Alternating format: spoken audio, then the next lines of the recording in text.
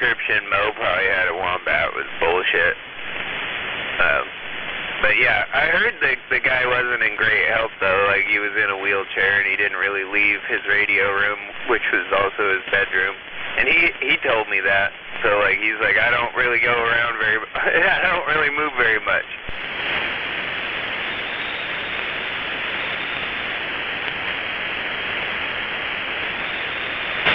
And he was a lot older than he sounded.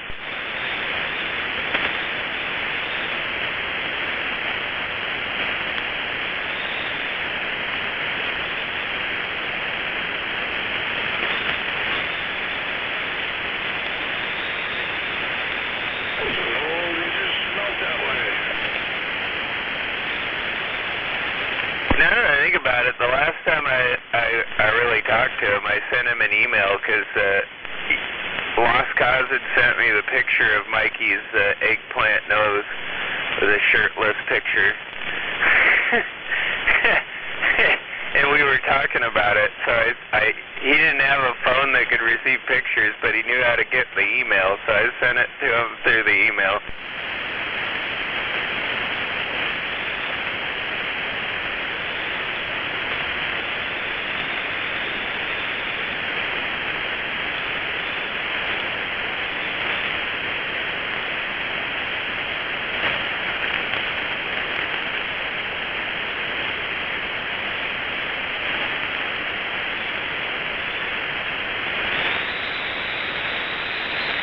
That was as hilarious as it was disturbing.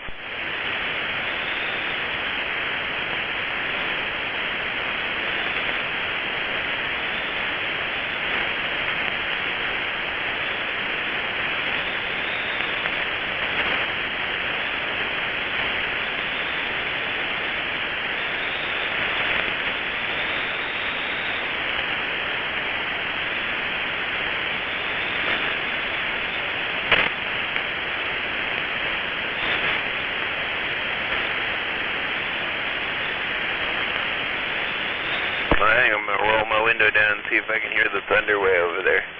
'Cause I hear a lot of lightning.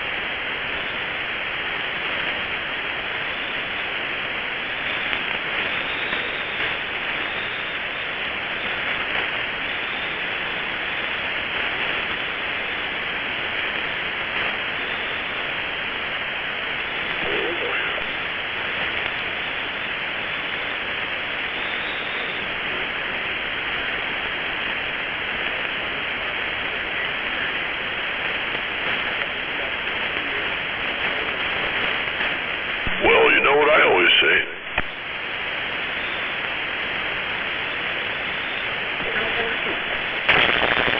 Oh, you guys.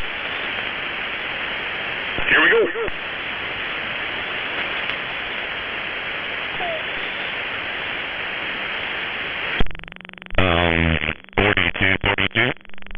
The Dream Team.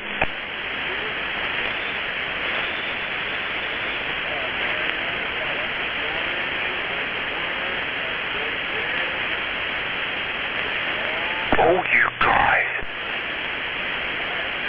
You just wish me.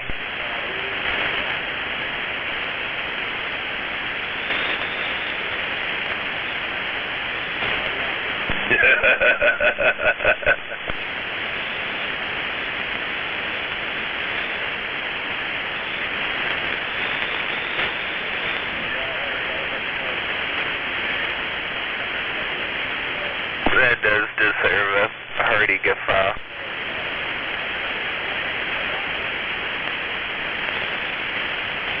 Hey, BGA. When I'm gone, man, what voice clips are you going to have from Lost Cause? Fuck, I don't know. I mean, whatever's been streamed over last few months, you know. Oh, I don't have nothing good? I don't do that kind of stuff. You know, like, unless it's like somebody that does that stuff to me, you know. Oh, Lord! I don't hear you playing recordings of me out there, so I don't know why I'd play recordings of you.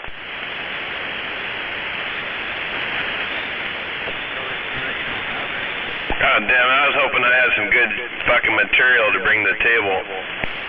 Oh, I'm sure I do. I mean, if you really want me to look through some of the stuff I have of the CB radio on this channel, I'm pretty sure I do. But some of them, I mean, especially when certain individuals start talking about doing like thousands of pounds of cocaine, that's some pretty good material. I don't know, man.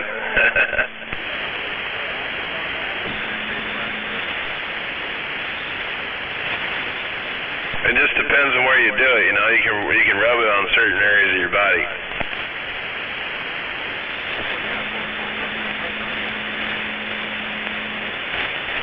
Well, that's when you start rubbing it on hers.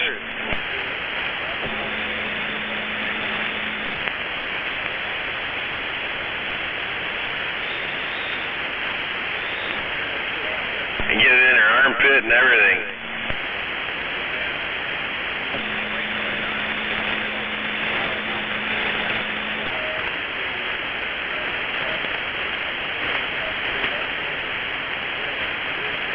Little cocaine whipped cream solution, rub it in her armpit.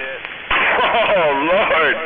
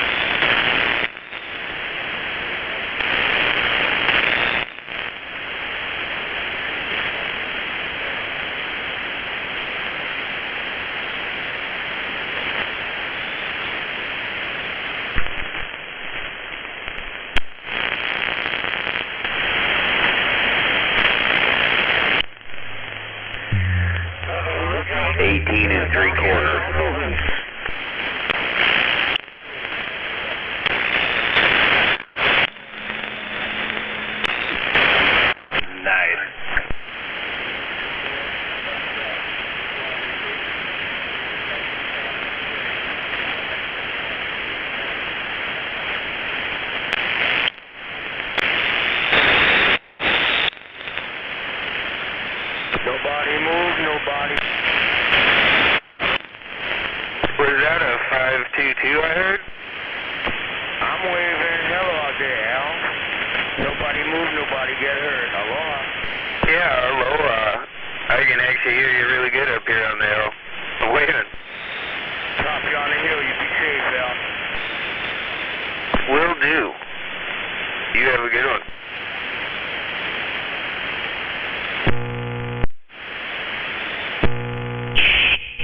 One, 2, and 3.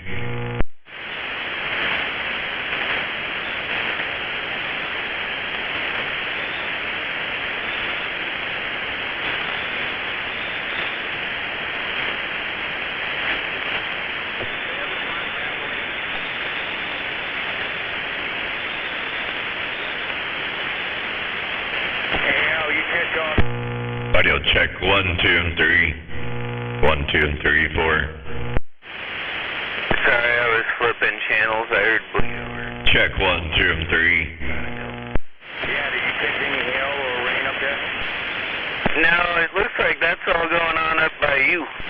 Yeah. You know, MacGyver, if we could figure out the rest.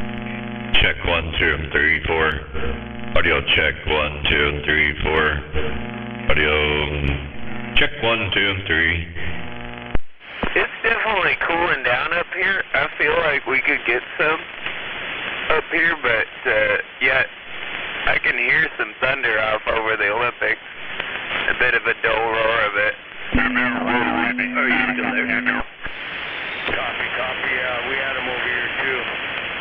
Yeah, I got a strike alert on the app from like that. Check. 1, 2, 3. Check 1, 2, 3, 4. 1, 2. Audio check 1, 2. MacGyver has left the building.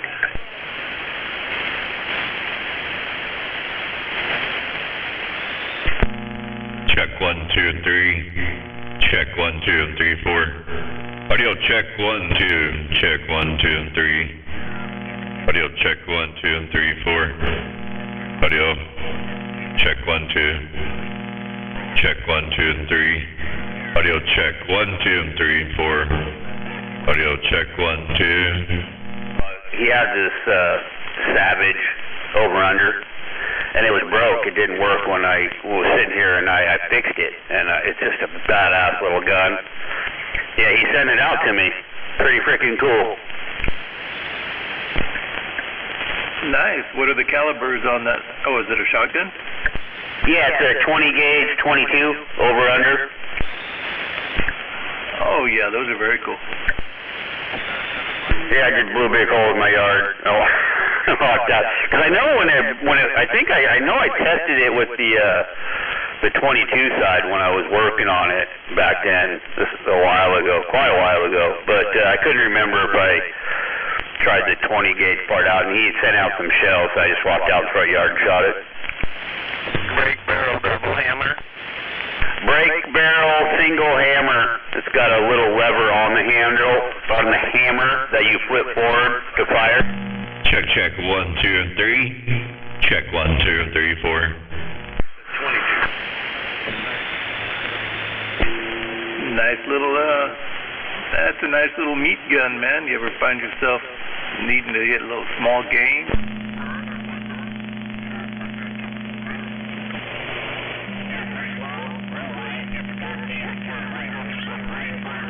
Check 1, 2, and 3.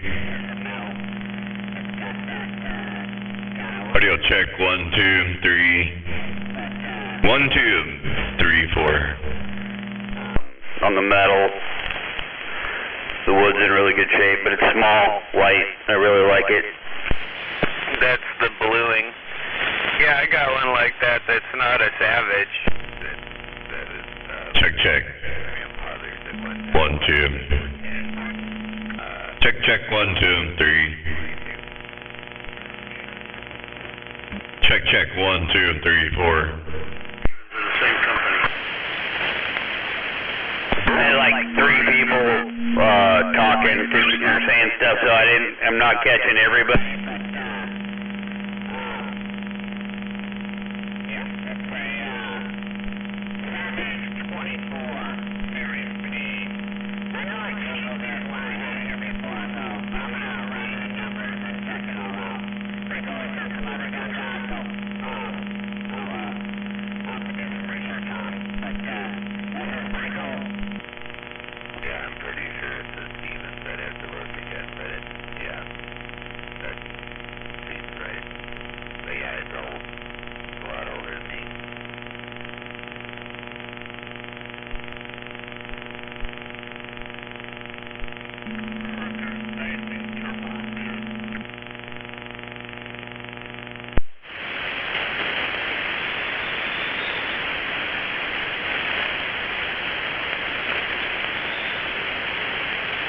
Yeah, after all, MacGyver is only 16 years old. I don't know. Did you have to take a hunter safety class, MacGyver? I didn't have to, but I did when I was...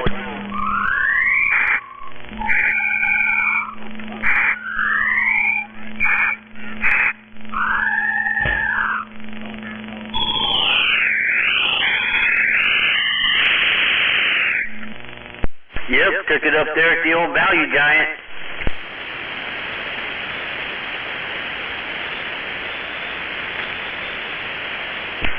I took a hunter safety. Smooth. 1, 2, and 3. I forget forget the name of the park right over below the bridge.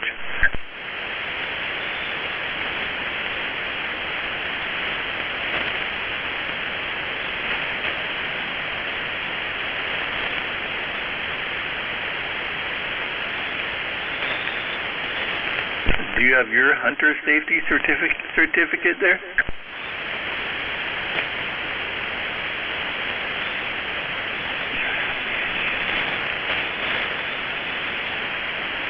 What? Why not?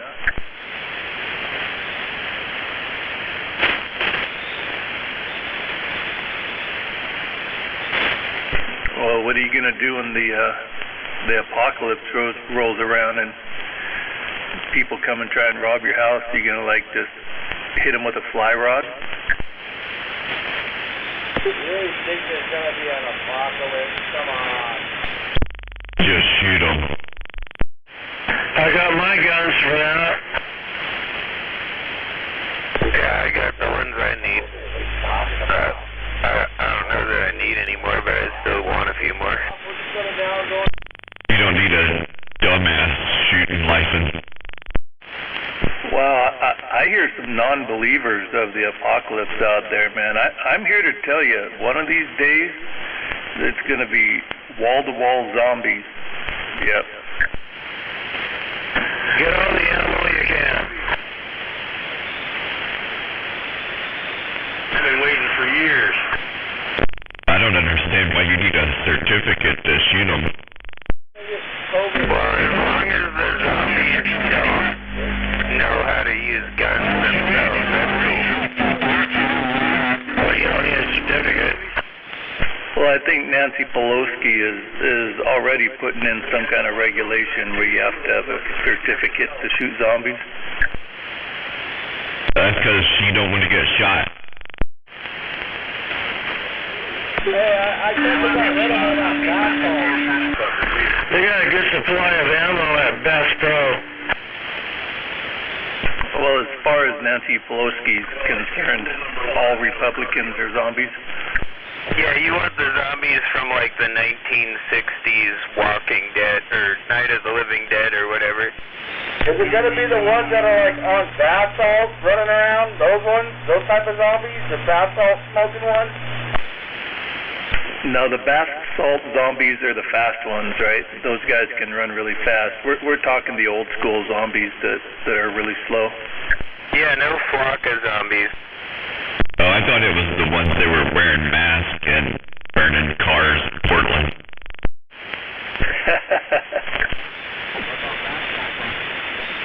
Just go downtown Olympia. We already got them down there. Yeah, you got the bath salt and the Flocka zombies down there and the heroin zombies.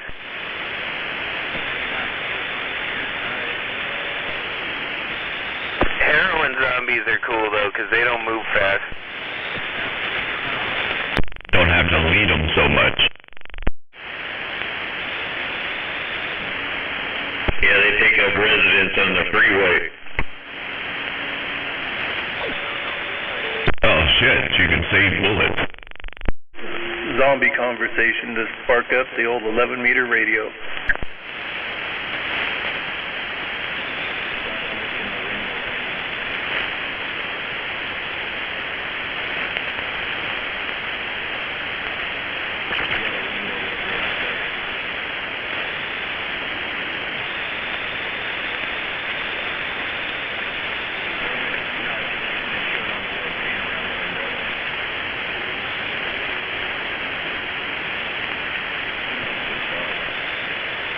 That's not a salmon, dude. That's a symbol of, well, yeah, that's gay pride stuff there.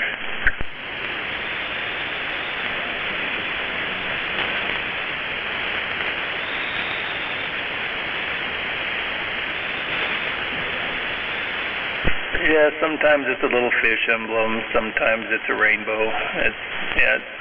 It's whatever they want.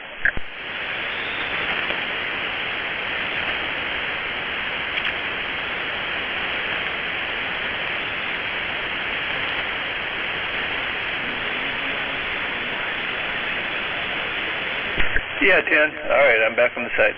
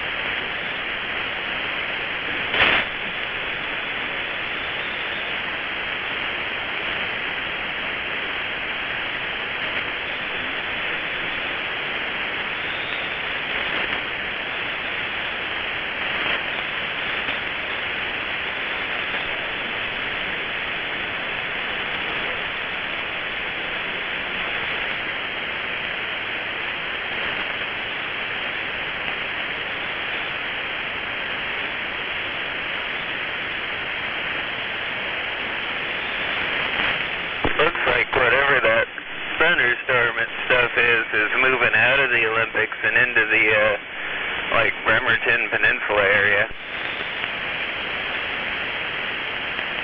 Yeah, I think it's gonna close by Cutter's place.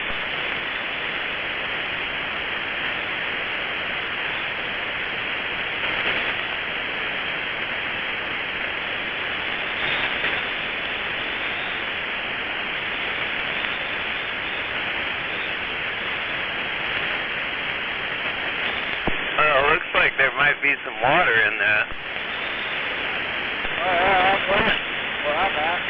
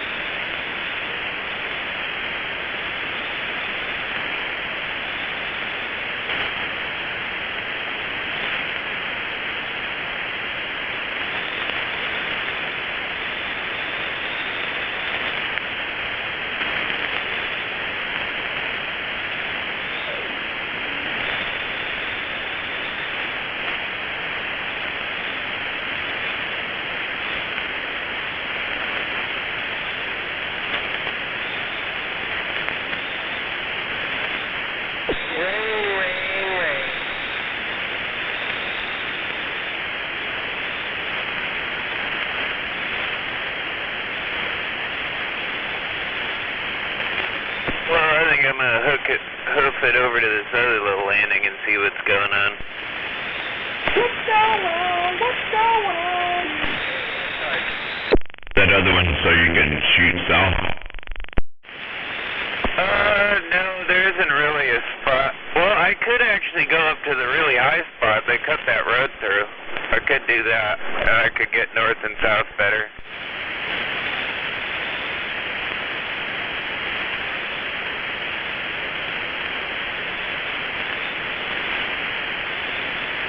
The only problem with that spot is the view isn't as good because the trees grew up around up there.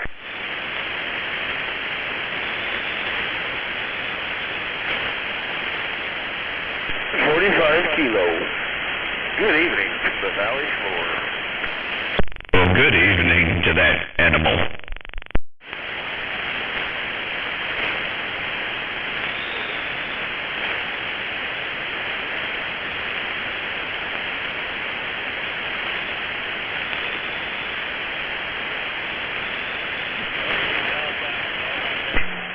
You know, I was thinking maybe the fish thing isn't a gay thing. Maybe the fish emblem's the symbol of life. I don't know. Does anybody out there know?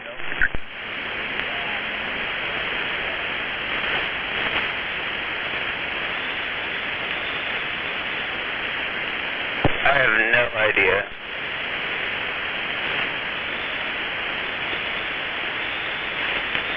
I know the fish that don't have legs is the Jesus thing, and then the fish that has legs is the Darwin thing.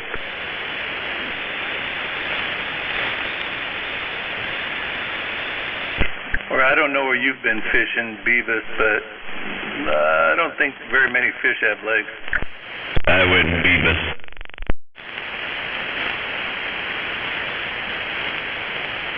That wasn't Beavis? No, negative. I went behind a hill. Let me come back up here real quick.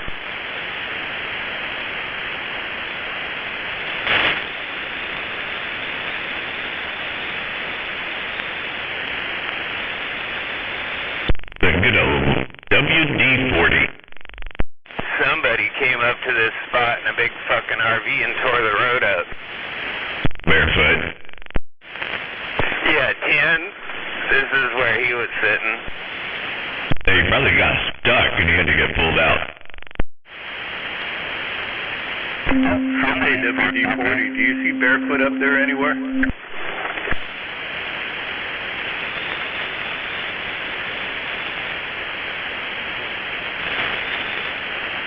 Well, I'm going to use the upper one then.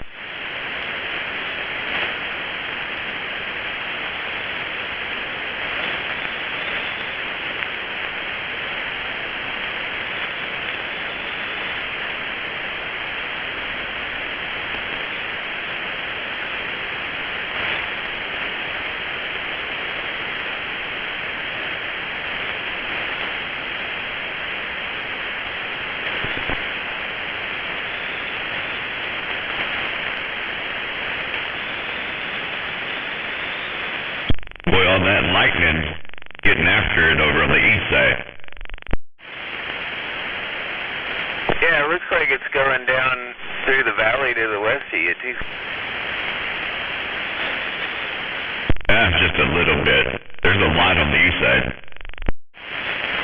I got an alert a little while ago, like the southeast corner of the mountain. There's like 6 or 7 strikes. That's funny, I just got a lightning alert on my phone from where I'm at.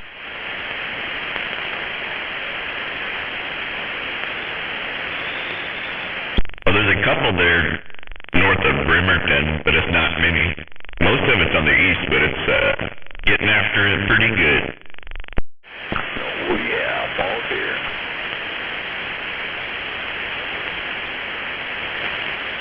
I wish.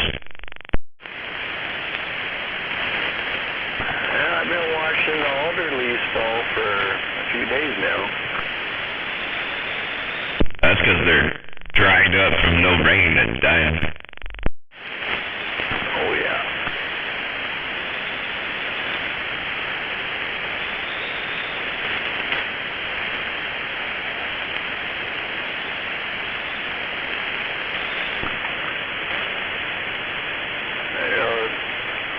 Takes warm air and cold air to bring those lightning clouds out, clashing together.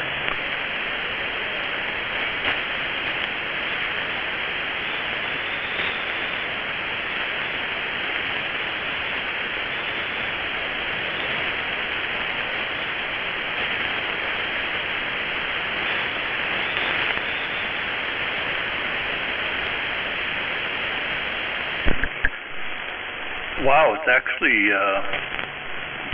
actually raining over here. We got rain over here in Kitsap County. Yep, that's kind of why I was thinking that. See if you go look and see if you got some. It looks like there's a little there, mostly north of you, but a little bit right there around you.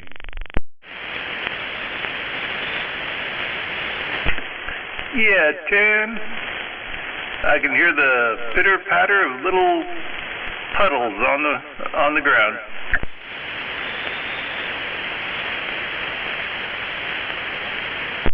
Do you hear that stuff on your roof there in the radio shack? I can hear it if it's coming down hard, but no, it's not coming down hard enough to hear that. Northbound there, on the move, Hammer Lane, 129. I'll get my fish jug ready for him, see if I can't tag him. In the Hammered Lane. Yeah, doggy! But I'm too smart.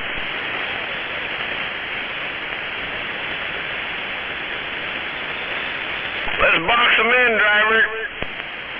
Put some treble hooks on it. Yeah, it looks like Glacier Peak's getting hammered with them right now, the lightning.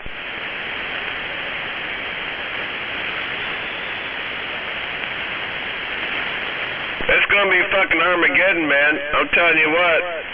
Yeah, it ain't looking good. Is that Centralia storm? Right up here in the Olympics. Yeah, that's North Cascades, man. There's like all hell's breaking loose up there by Glacier Peak, Mount Baker area. And it's pretty much all the way down to like Mount Rainier. What's it doing? Oh, lightning. Oh, copy that. I guess I don't want to go outside and hold on to my antenna. Well, especially don't do that when it's keyed up, man. I'm telling you what, I'll leave this little white line right across your hand. I guess so. I bet if that cat box was up there on his spot, he'd be getting wet. Yeah, it's showing it in like if you zoom out, it's like up by Mount Baker, Glacier Peak area, it's showing 200 plus strikes. North of that, another 100 plus strikes. South of that, another 100 plus strikes. Oh, Cubby, I don't too much care about them parts, man. They could burn all the way down to fucking Seattle. It'd probably cleanse this country some, as far as I'm concerned. But, yeah, the Olympics, man, now that's someplace special. I don't want to see that shit burned down. Yeah, there's only a few strikes out there, actually. I was looking at that map. There's been a couple of them, but, I mean, they're few and far between compared to what's going on in the Cascades right now. Well, that's a good thing, then. I'm back standing by. Here I was fretting.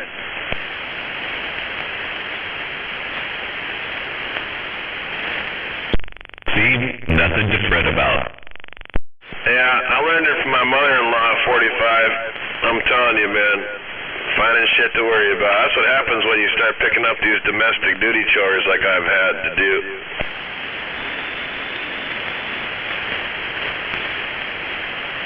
Spend my day folding panties and fucking wiping asses. I mean, Christ. Been there, done that. Single father of 5. Yeah. I got no complaints, man. God damn it, I'm a blessed individual. This summer's been great. I got so many photographs I've taken of my kids playing together outside in my yard. Yeah, it's going to be probably their last summer out here playing in this yard, so I'm very fortunate to have gotten the opportunity to spend this summer with them. Remember to save those photos and back them out. Absolutely, neighbor. Absolutely. Priceless stuff.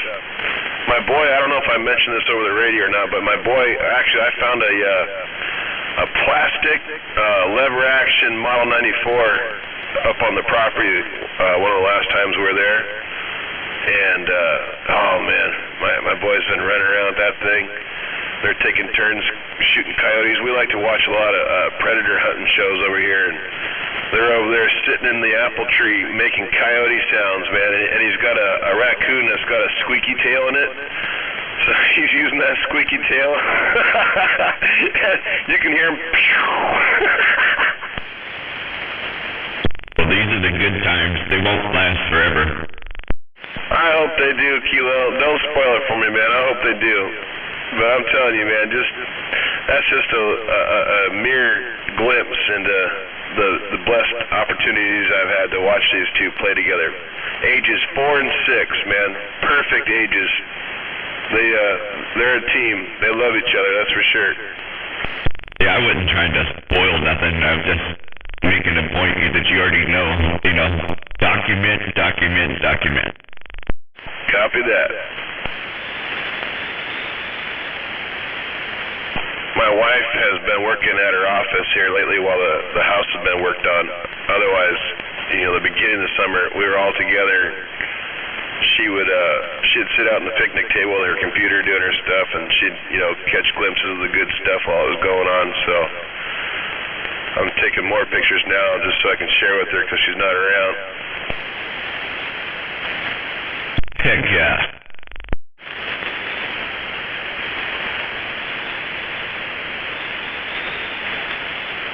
Plus, you can use that as, leverage when they get out of hand later in life. Oh, yeah. How about pictures of them taking a piss next to each other? That's some good leverage. Yeah, especially if you don't like the girlfriend they're hanging around. Oh, hell, I won't have to worry about that on either side, I don't think, because they're going to keep each other pretty honest, man. Yep. I think that the girlfriends will have to worry about little brother, and the girlfriends will have to worry about older sister, and the boyfriends will have to worry about little brother. You're taking who to the prom? Oh, let me go leak this picture. Because they're both pretty rowdy individuals, man. Oh, shame on it. It's borderline acceptable behavior for today's standards. Yeah, they're pretty for real kids, man. Well, they are yours. Absolutely.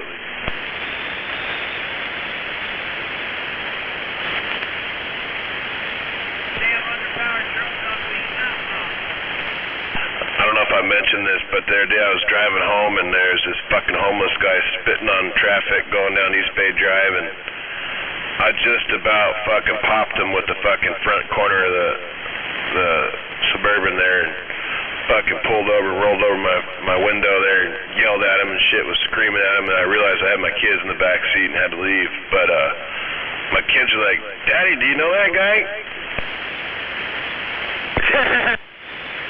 You say I know the type.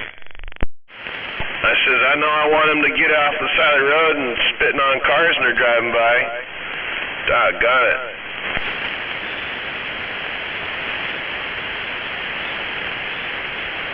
He's a road flare candidate for sure. I don't know what the deal is, man, because I haven't seen his motorhome move for fucking months. I guess he's just got permanent residence over there. They even fucking got a little trash can in front of his crib for him now. He don't use it, but he's got one there. 5 points.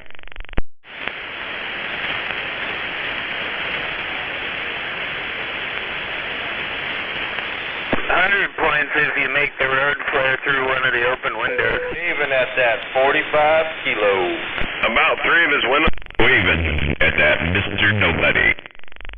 through the motorhome already. I'm serious, man. I mean, this guy's one of those dudes. Oh, I bet you he's pissed enough people to have them doing that shit. Oh, and it's a rowdy bunch out here. I'm pretty lightweight compared to some of my buddies that live out here. And the local sheriff that has a residence out here off 81st Ave, I mean, he's friends with most of us. And yeah, it kind of gives us advice for, you know, staying on the right side of the law, if you will.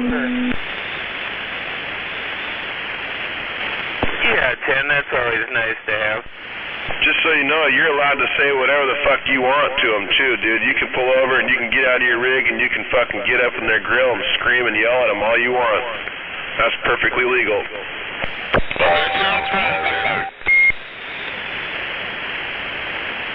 Yeah, and on the flip side of that, it's perfectly illegal to give them money.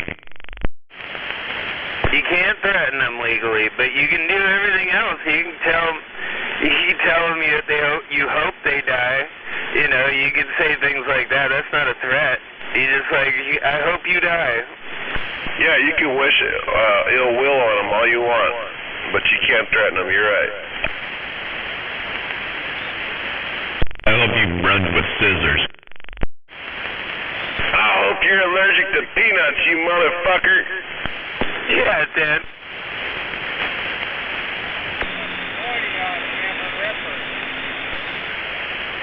There's a lot of negativity out there.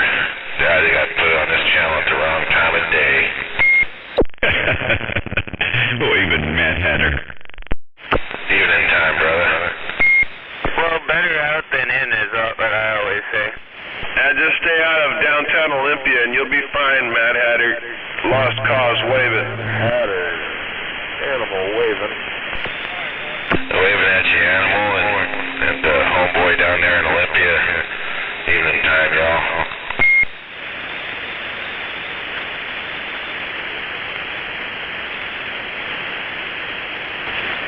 Yeah, you're fine. You caught it at the right time. We're just poking a little fun. Roger. I didn't know what I was getting into. I turned it on down here, and it's like, whoa. Talking politics is what it is. Shame on us. Developing the best out of everybody. Hell, I can't believe Clevis spends $360 a month on cigarettes. I can't believe he makes that much money, man. God damn, he's rich. Those people on those street corners make a lot of money, Lost Cause.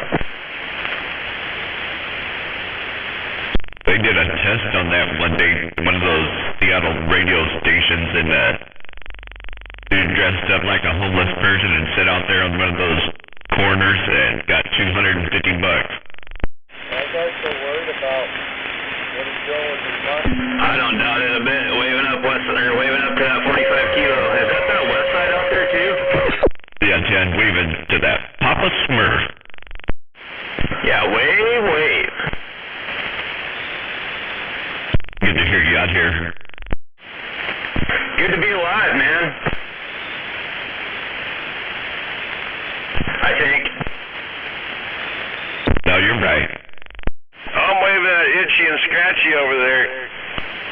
And I'm waving at that child over there at the dock of the bay in the dirty part of the South Sound. That goddamn fucking company rig you drive around is a biohazard fucking station now. I hope they vacuum all that skin you've been leaving behind. Ours. Dang. My buddy's got that property over there just north of Lake Pend Oreille, and anyway, his neighbors, he texted me a little while ago that says his neighbors got the evacuation notice. The head of the fire is less than a half mile away. Level 3, yeah, man. I've been watching them over there. I haven't looked at it this afternoon. There might be something new going on, but they had gotten a hold of the one that I was talking about.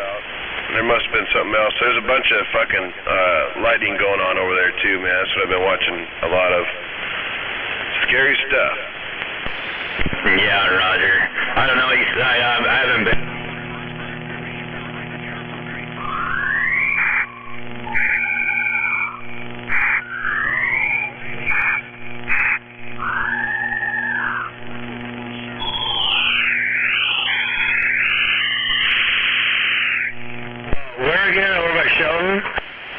Yeah, up from the Olympics, and evidently there's quite a bit more going on north in the Cascades. That was for Mr. Nobody. I didn't know about that. I thought all the lightning was on the other side of the mountain. Yeah, there's a lot of it over there. Is that Lucky Dog? Hey, Lucky Dog, Lost Cause waving at you. Oh, Lost Cause. How you doing, friend? I've done better, but I ain't gonna complain, man. Good hearing you in my receive, that's for sure. Hope you're doing well and swell. I'm doing well, and hearing you in my receive makes me feel better. There you go, see? And sometimes you come out here and get what you need. Right on, friend. So there's some lightning going on in our area, huh? Sort of? Yeah, I was watching it. It started up on the north part of the peninsula, the Olympic Peninsula, and was working its way down. That's about as close as the local stuff we have. And then there's quite a bit up north on the Cascades going on right now. And then there's quite a bit going on over on the east side of the state, too. Yeah, right on. But, you know, the good thing is, Jay Ensley says all this is just global warming, not anything normal. It's just global warming. Yeah, good old fearless leader Jay Ensley. He's got the answer to it all. Good old Jay. Carbon dioxide. No matter what. What's funny is if you look in our history, man, back in the 50s, the early 50s, mid-50s, this weather cycle was going on back then. It might be a few degrees higher while it's going through this cycle this time around. But that's also typical, too, if you look back in the history of our weather. So, yeah, those jokers, man, those politicians, they'll try to sell you your own mother's underwear if they can, man. They'll try selling ice to an Eskimo twice. You're not supposed to study history. Here's army with these forest fires, and most of them were started by arsonists anyways, and he tried to blame it on He's trying to sell some of that bathwater, Cos. Maybe you call up Ensley and see if he wants to buy some of that bathwater. I'll tell you what, man. I wouldn't sell that bath water no matter how much you offered me, because if I had enough to sell, Papa Smurf, I wouldn't be out here keying up, man. I'd be drunk off that shit. I know you're low, and I apologize. I hope she shaved her legs in it, too, because every once in a while when you get a little swimmer in there, man, boy, that's a little treat. We were the starving pygmies down there in New Guinea. Amen. Put it in the microwave for about 35 seconds and warm it up so it's lukewarm, just like it come out of the bathtub, and it's a whole nother experience. You don't want to drink it cold. How'd that treat you, Smurf? I don't know, you'll puke. I think these other people up here are mushrooming. They're up here in like a Buick, and like a brand new one. And they got a table out, and they keep walking out into the brush, and then bending over and grabbing stuff. Maybe they're shooting air rifles. No, it looks like they're going through like stuff they've picked. I don't know. Looks like mushrooms. I'd assume. A buddy of mine was up here with me a while back, and he found some truffles down in there. So there might be some good Truman in there. Maybe they're counting how many hypodermic needles they can fucking pick up in their campsite. Dude, you know what's really actually kind of cool? They're gone. Like, there were needles up at this spot, and I just walked around when I got up here, and there isn't any here either. But they seem to be disappearing, so either someone's cleaning them up, or that's what's going on. Some fucker's tires picked it up, is more likely.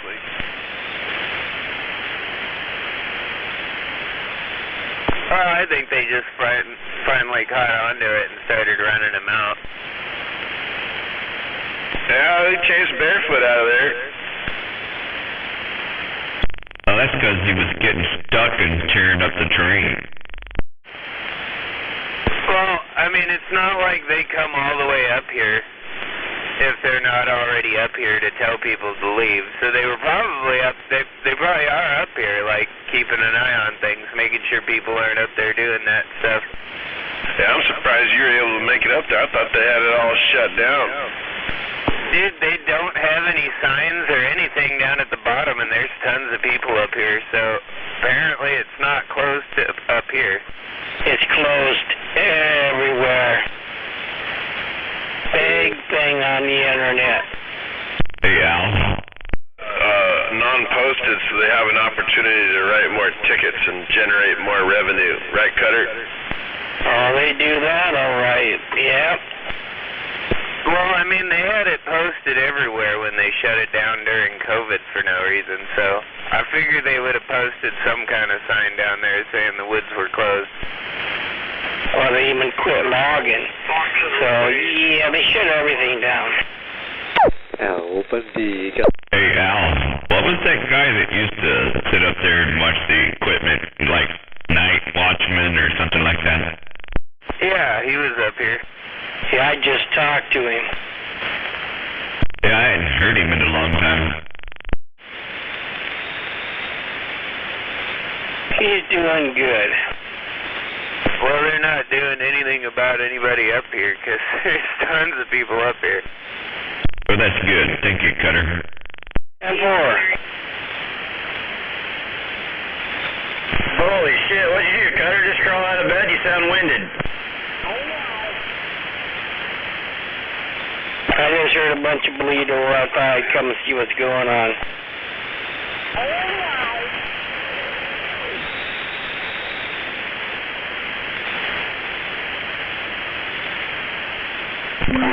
That information to give out.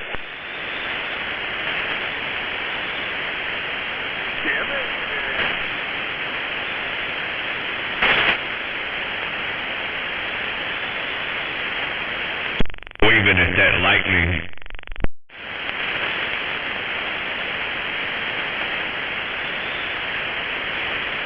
Did you just wave at the lightning static? Uh-huh.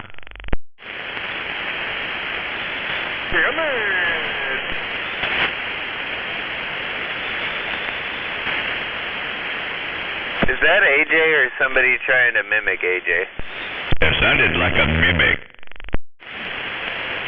Yeah, it didn't sound like his voice, but it sounded like the way he says that.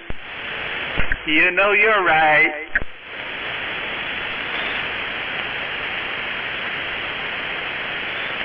And he didn't say nothing about Levi's, so...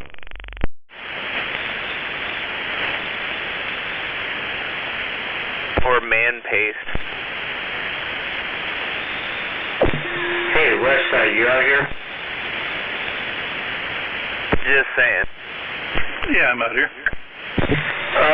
Tomorrow I'm thinking heading that way and kill two birds with one stone. Are you gonna be a long day? Yeah, I believe so. I really don't have any plans made. Waving, Zody. Waving back. Yeah, are you still got that 148? Yes, I do. Okay, so since I'm going to be in the area and whatnot, so if it's all right with you, 522 can give me your number so we can coordinate. Yeah, 10-4, that's all right with me. I can send it to you, but I'm going to charge you. Oh, F you. Waving. Waving. Just throw it out over the air. He'll be fine.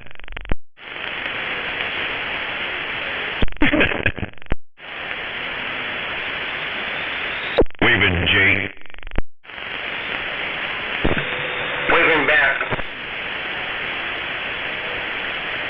Check your messenger, asshole. Waving, Smurf. Waving out. Oh, there it is. I heard the beep. Yeah, so did we.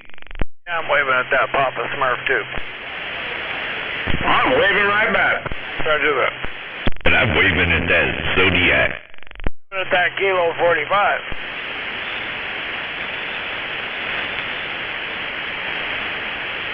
Zodiac, what the hell did you do all day? You're out there causing trouble, weren't you? Actually, I've been working on the willow tree all day. Tree. No wonder we got lightning. Did you start weeping? I got 1/3 of it down. I got 2 more thirds of it to go. That tree is relentless. Oh, so you did start weeping. I did start working on the tree, yes. The weeping willow, so you started weeping. It's a curly willow, actually. But, yeah. Yeah, it's a big corkscrew willow. They got just way too big for where it was. Some bitch has got to be 60 feet tall, I swear to God.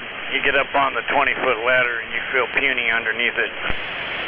Wow, that's pretty badass. And I like the name, too.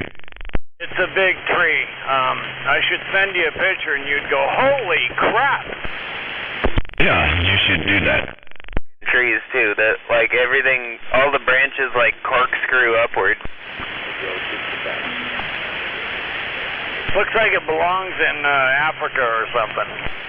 Yeah, I told Zodiac, my dad and I cut one down in our backyard down to like a stump that was like 4 feet high, and we had a 20-foot tree like 2 years later.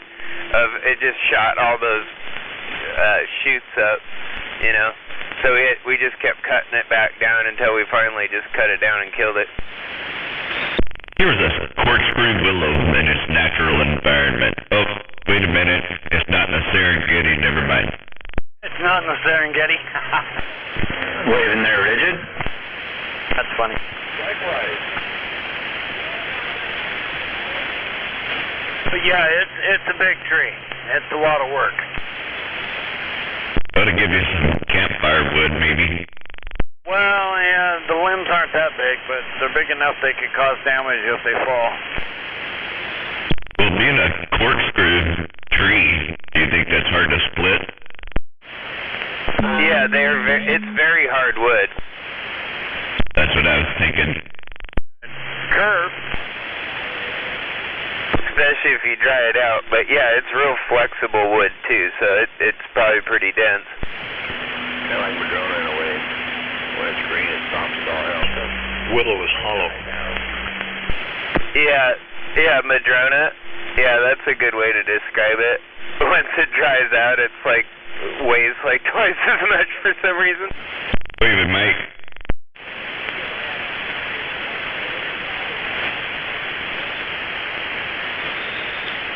I got 3 of them in my yard. Who's up there in the mountain? I know I heard Mike. Hey, Yeah, good evening.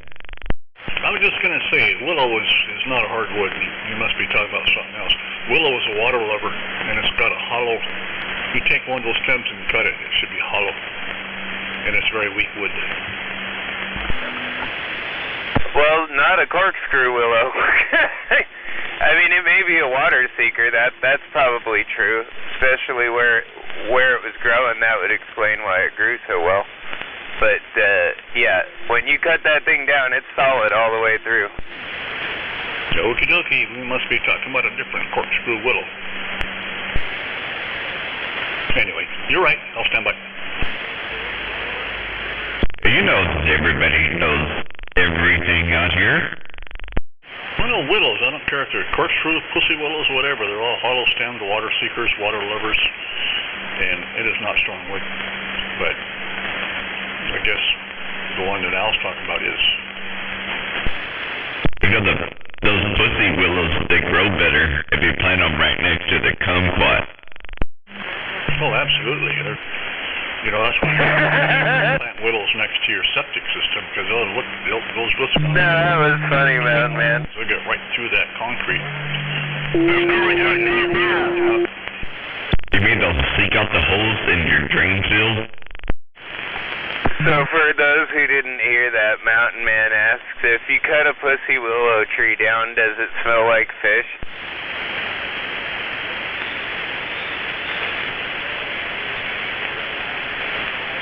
I'm not touching that. I think you're supposed to laugh. I don't know, I thought it was pretty funny. No, I was thinking about fish on, and I'm not touching that. Oh, wow.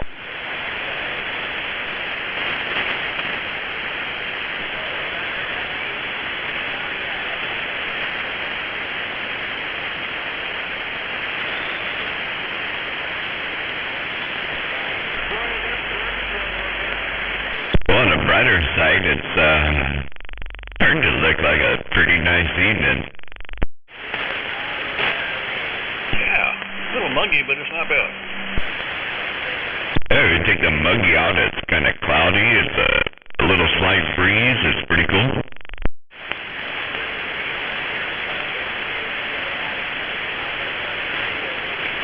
Better than 93. Yeah.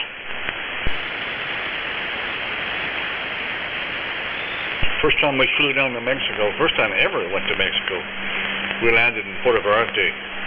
Pilot says, "Welcome to Puerto Vallarta, where the temperature is a balmy 96 degrees and 80% humidity." And then just said, he said 83, right? I said, no. He said 93. We got off the plane, it's like, oh, fuck.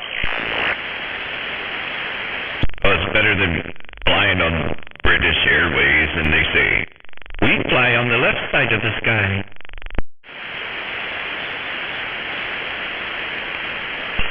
Oh, those guys, they do everything backwards.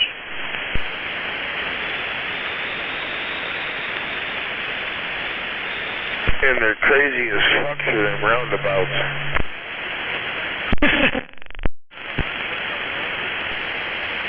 You must be getting closer, Animal. It isn't. But he's saying it's hollow in the middle, and yeah.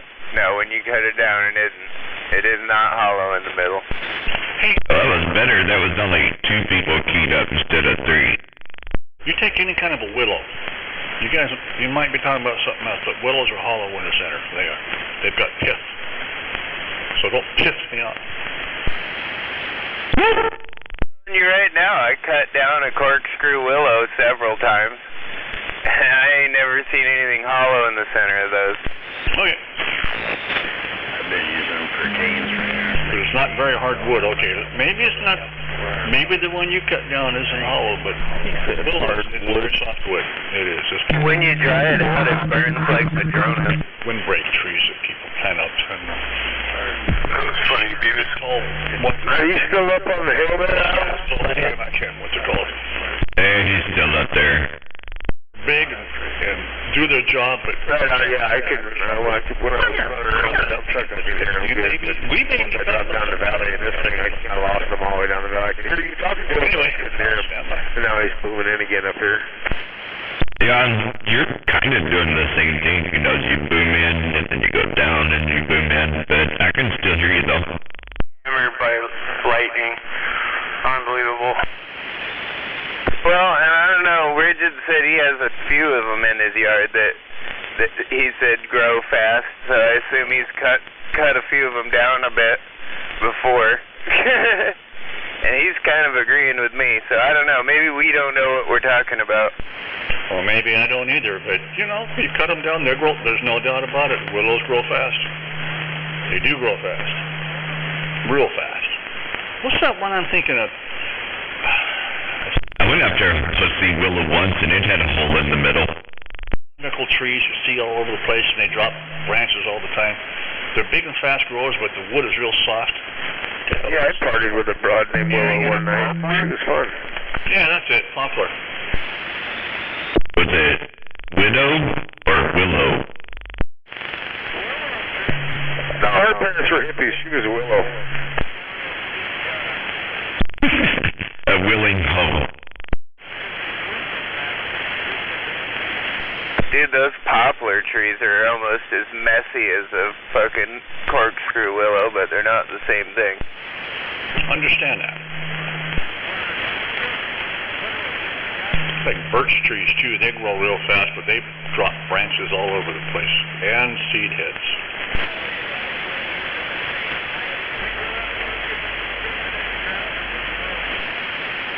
I know I've got a Chinese willow here.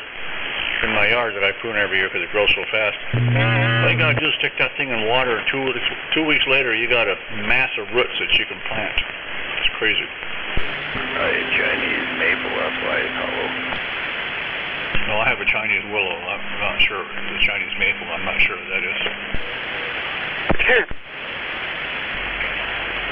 It's like a Japanese maple, but cheaper. And you can't do a spring kit. You can drop your pecker in a hole and it'll grow too. Don't at me, but I'm not quite sure. What did you say, Matt?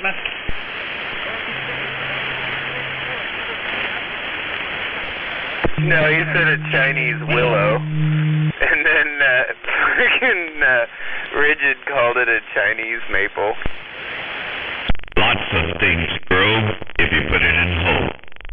Different. It's pretty nice. It's a beautiful plant. Gorgeous. Is it just me or does he sound muffly? Yes. Yes. You know, alder is considered a weed, that's for sure. You want to find water, look for alders. Where's Cutter at? He's got 5 of both of them. Yeah, where's Cutter? He'll set us straight. He's got at least 5 of these willow trees. He's probably got some poplars. Douchebag in there. No, boy, I'm standby. He was just out there a few minutes ago. I'm standby. You guys go ahead, have fun. I love you, Cleveland! I bet Cutter does have a Chinese maple over there somewhere. If you got one that's 12 feet tall, he's got one that's 20. Yeah, the Mortarmouth wannabe. Clevis is interesting. Which one's one? Who's the Mortarmouth wannabe? Was like a kiss. That's from the Indians. Clevis, don't tell me you spent $360 a month on cigarettes. All right, you guys get ready. It's going to get good tonight. Hey, Cutter, I think they just called you a one-upper. Go, Mikey, go. Where am I going?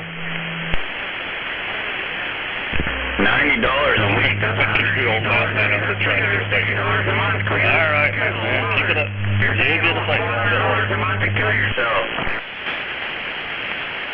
You guys are bored. Getting bored. We're talking about stuff that makes sense. You're getting bored.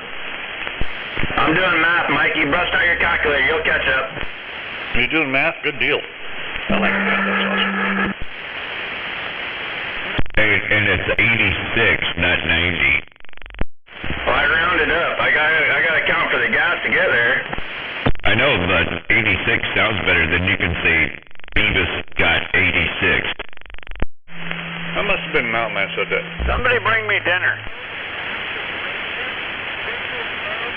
What is that? You want 99-cent cheeseburgers from McDonald's? I think that guy's been smoking just a wee bit too much marijuana. I just can't see spending $360 a month on cigarettes. Can you math? Almost $400. Let's just say $400 a month. That's ridiculous. You know, my dad, when he was alive, he quit, but he was smoking 4 packs of cigarettes a day when they were a quarter a pack. Well, they're being racist to you, Beavis. They're talking about your menthol cigarette use. Hey, Papa Smurf. It's awesome, my God. Especially when you come on here, it's going to get even better. Welcome. Hey, Papa Smurf. Now try to imagine it when you can't count. Why do you need a brand new one? You got a nice truck. So it don't whine. I know you're right, 45 kilo. If I had Beavis's money, I'd probably burn mine. Uh-huh.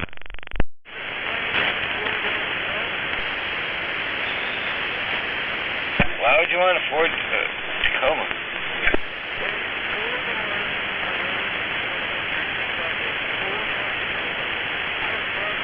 Yeah, pay attention. Spend $400. You're going to get a 4-door Toyota. You might as well get the Tundra. Pay close attention.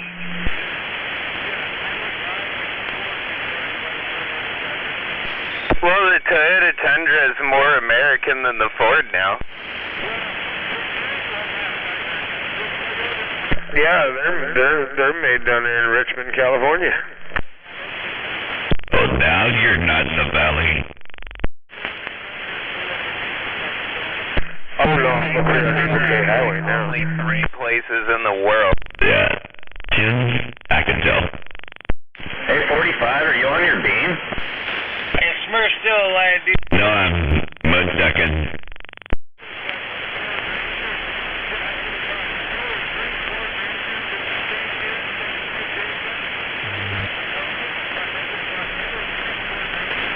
Are you headed home now, Animal? I don't know. Are you finished work?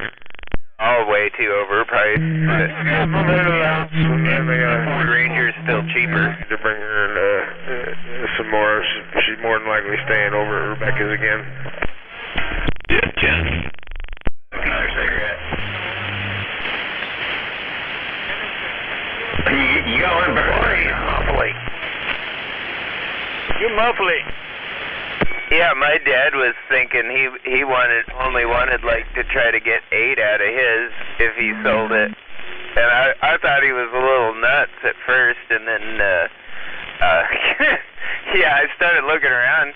8 seems reasonable considering what most people are asking for those damn things.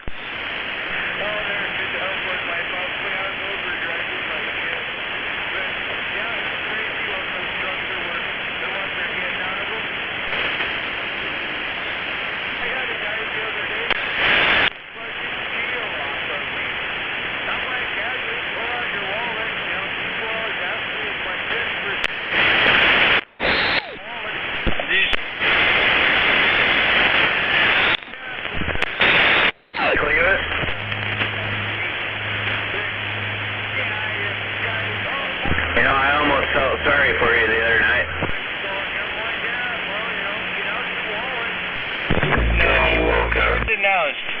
I'm denouncing you as Mountain Man. You can't do a spring kit. Liar.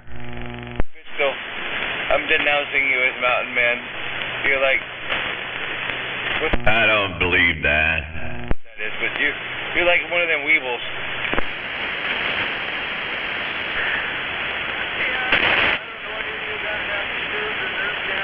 Cleveland.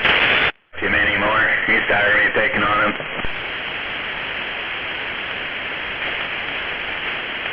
I can't hear him. No, you're not. I'm gonna. When I'm sober, though. Probably next day off, watch the video again, do it when I'm sober. Just scared of taking the trigger kit out, that one fucking thing that flies up and What now, Jake? Can you hear now? Yeah, sort of, when you're not keyed up, but I have no interest. I can point it away and hear you and not him. Just talking about a year ago.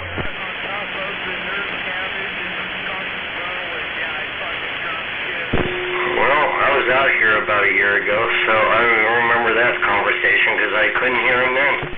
Oh, he's just crying about how he doesn't have any money and he's trying to buy this Park Model RV, but he smokes $400 a month in cigarettes, $300 a month in beer, and yeah, so that's just the same sob story. Holy shit! Wow. Yeah, are you starting over again? $100 a month just to kill himself, you believe that? I don't know how he does it, man. Well, he just bought a $30,000 RV, Beavis. Why are you trying to buy another Park Model? I don't know. I thought I already bought one. I don't know why I'm looking for another one.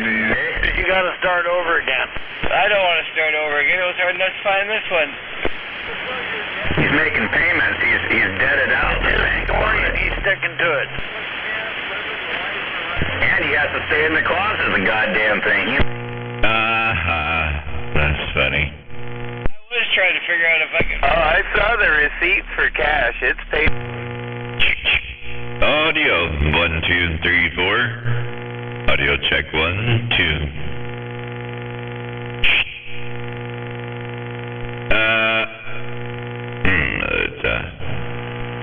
Audio check 1, 2, 3. Audio check 1, 2, 3, 4. Fuck you, Smurf. You don't even know what you're talking about. Go ahead, Beavis. I'll stand by. I just said fuck you. Can you hear him now?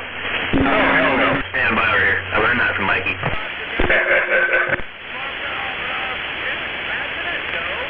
Hey, the best recordings on YouTube come when everybody stands by. There he is. Straight up there, 45. I hear you on that one.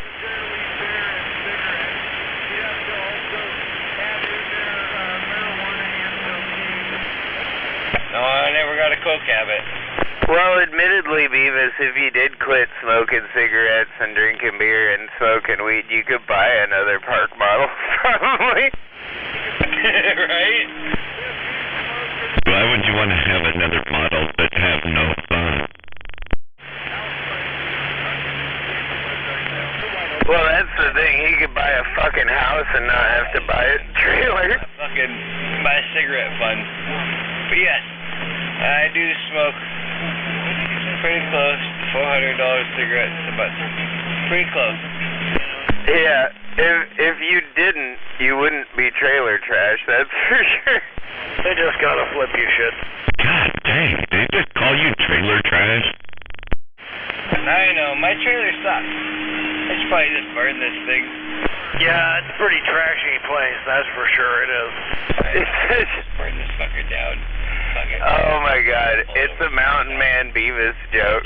Mountain Man lives in an RV in the same damn park, and he's like, I don't talk to you, you're trailer trash, because Beavis has a trailer.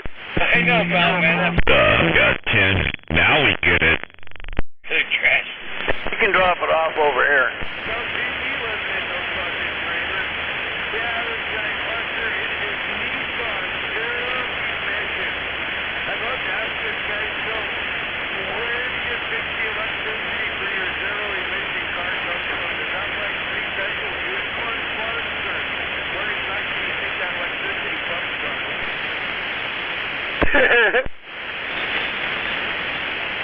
Don't burst his bubble. He's feeling good about doing something for the environment. Are you gonna chase him down? Hello?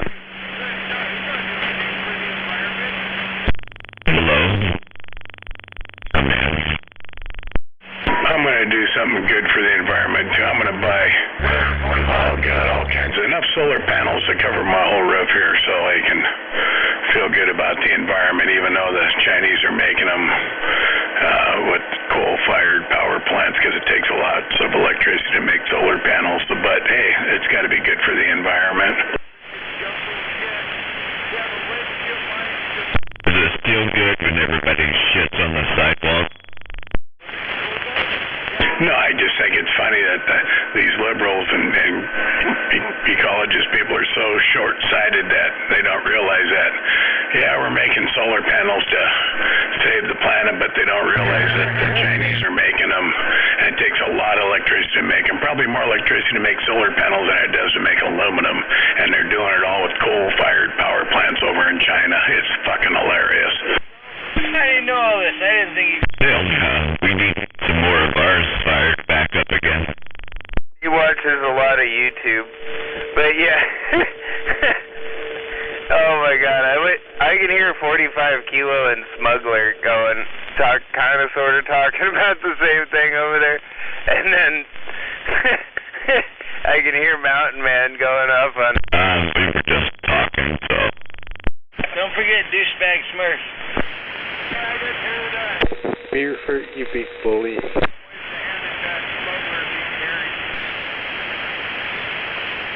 And Mountain Man's waving at that Smuggler. I could hear somebody down there in the dirt, but yeah, we're waving back there, Mountain Man.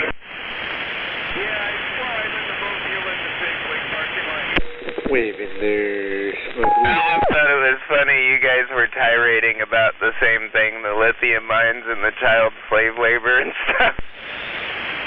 We're talking about all the solar panels that are made in China, and everybody thinks they're saving the environment, and it takes a lot of electricity to make them, probably more electricity to make solar panels than it does aluminum, and the Chinese are doing it all with coal-fired power plants. It's fucking hilarious. Or they're damming up, like, the Mekong River and taking all the water away from, like, Vietnam and Cambodia and shit. Bring it! Good luck. Yeah, good luck there.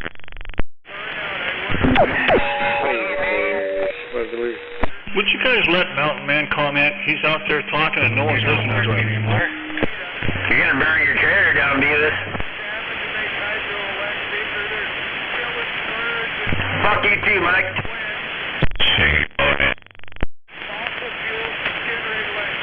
Damn your popular tonight, Mikey. Right back at you. Waving there, smuggler. I'm out of quarters. I'm done. Well, I'll wave at you there, radio tracker. Hello? Waving back to you there, 45 kilo. I didn't even know Tracker was out there. Waving up a hand up there at that rocking chair base station. Waving back to you there, smuggler. He's still battling. Oh, yeah. Oh, heavens. I know. Oh, it's so good to hear all these big strapping radio operators getting along.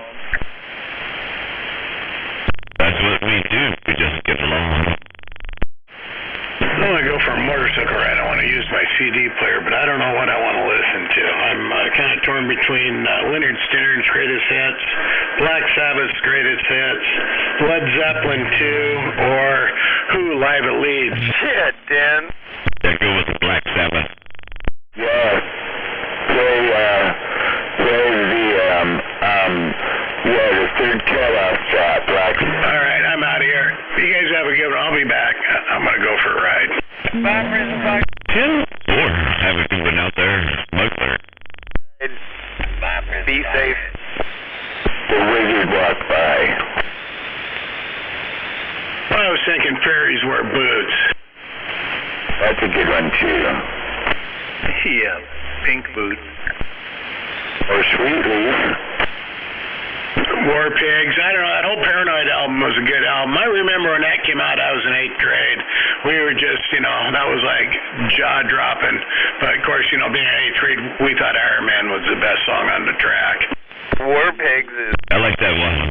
Smoke on the water.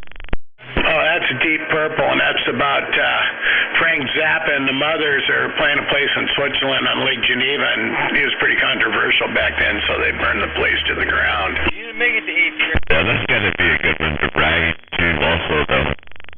3rd grade. What do you mean 8th grade? Watch out where the Huskies go. Don't you eat that yellow snow.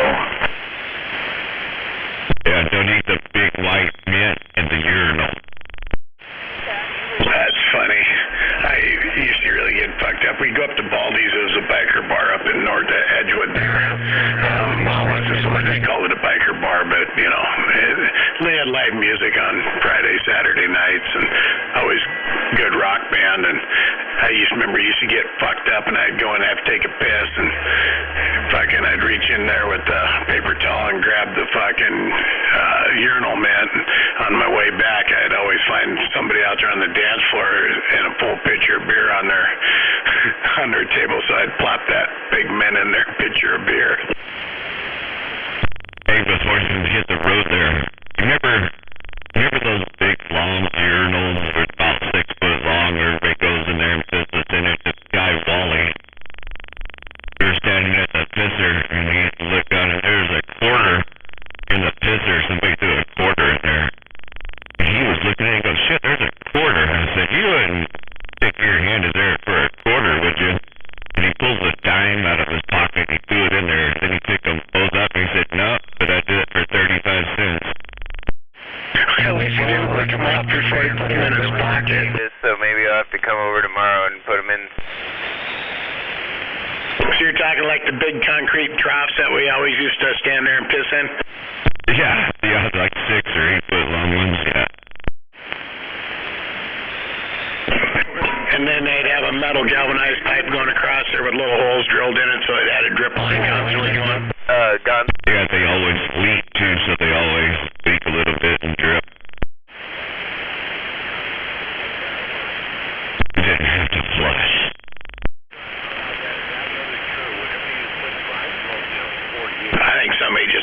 wishing well maybe or something. Yeah, it was like that. It was like a wishing well. But, anyway, I was just, that's a true story. I didn't make that up. Wally really did that. So. Oh, I believe it. And my urinal cake in the pictures of beer, I didn't make that up either. They come back and they sit down and look at that. Of course, you know, they replaced it for free, the bar would, but they never did figure out who was doing it. Classic.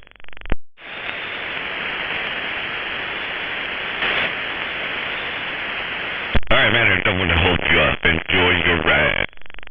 Oh, I'm enjoying the stories just as much. I'm sure they'll be here when you get back. Oh, yeah. All right. I'm going to take off. We'll catch you guys in a bit. Check, check. 45, I hear 45 kilo and they're real weak. I'm on the ground plane.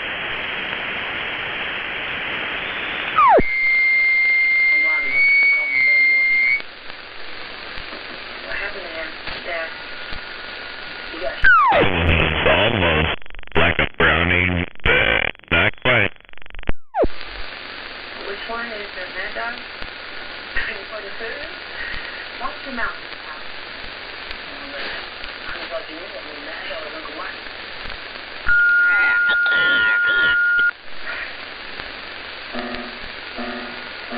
Like a dead key with very little to no audio.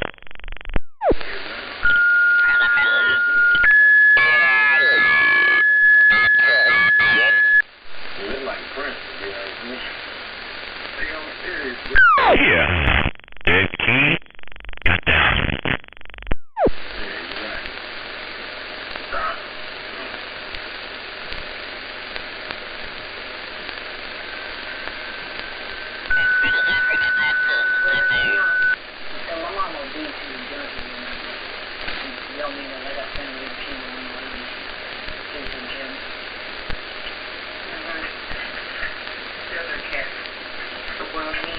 Amen.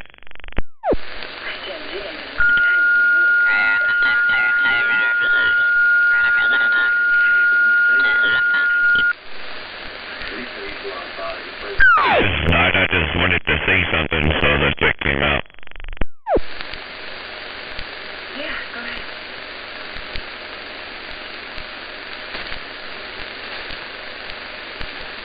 What was it? Pizza pizza?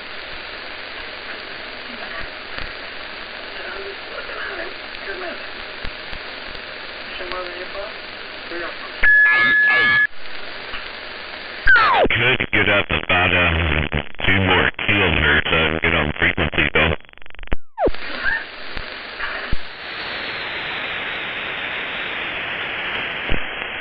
Oh, great job on the carrier. Are you done now? You know, if you're gonna do something, you should at least do it good.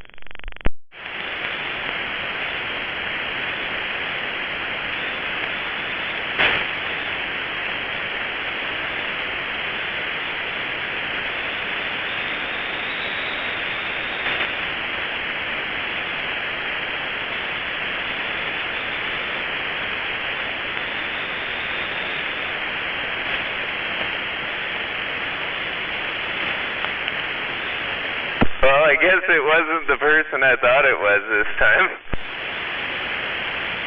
No, it wasn't. It was different, but it was the same off frequency though. No, they weren't hitting me as good at home as they were up here. But, like, I called somebody and I was like, hey, dude, did you leave that thing locked down or something? And he's like, no, I'm outside. I might have, and then it unkeyed, so I was like, oh, okay. So it's not you. Well, nobody hits you at home like they hit you up there. Oh, well, actually nobody does, because he's like my closest neighbor down there where I live. That guy hits me, like, all the way over every time he keys up, power or no power. But, like, he's literally less than a mile from me. be up in ages.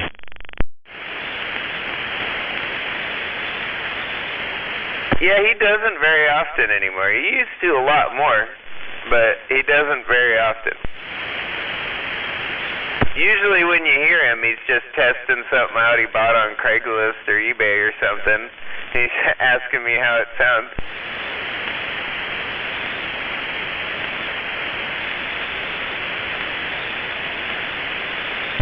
Yeah, then over here on this side we have Mr. Nobody, and I hear him really good about 7.5, 8.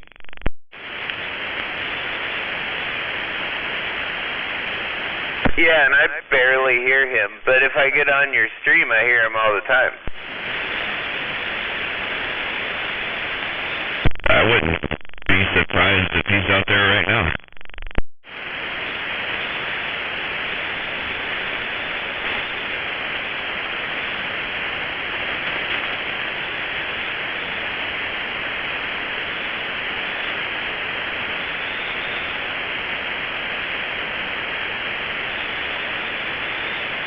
Well, I think that was his cue.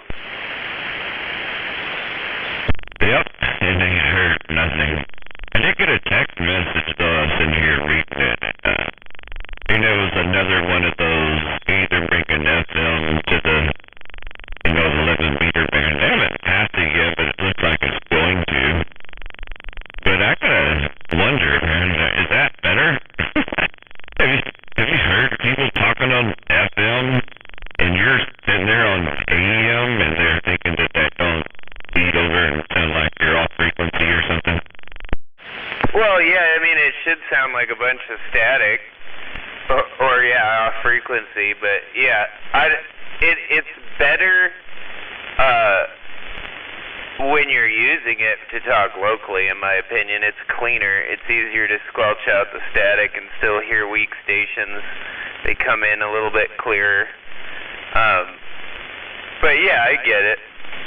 You know, I mean, most people are going to be running AM still, so they're going to be like, how the hell or they're going to flip it to FM and not remember that they're on FM, and then they're going to be like trying to figure out how to get back. Well, I was already trying to figure out what I was going to do, and I figured it out and made my choice already, so I'm staying on AM. So anybody FM, I hope I'm bleeding on them as bad as they're going to bleed on me. Well, I talked about, like, we could just, like, if the locals want to talk FM, let's just agree to do, like, an FM channel, you know? And Inspector and I talked about that a while ago when we were talking about how we never use FM. And we kind of, like, decided to do I don't know if he remembers, but I remember we were going to do basically channel 17, one band up. So I think it's 27615. 7. Okay, but anyway, but one channel you're still going to bleed. So what are you going to have, like an FM check-in on Saturday night at 7 and a lower sideband check-in, and at 6:30 a 23 channel check-in? Yeah.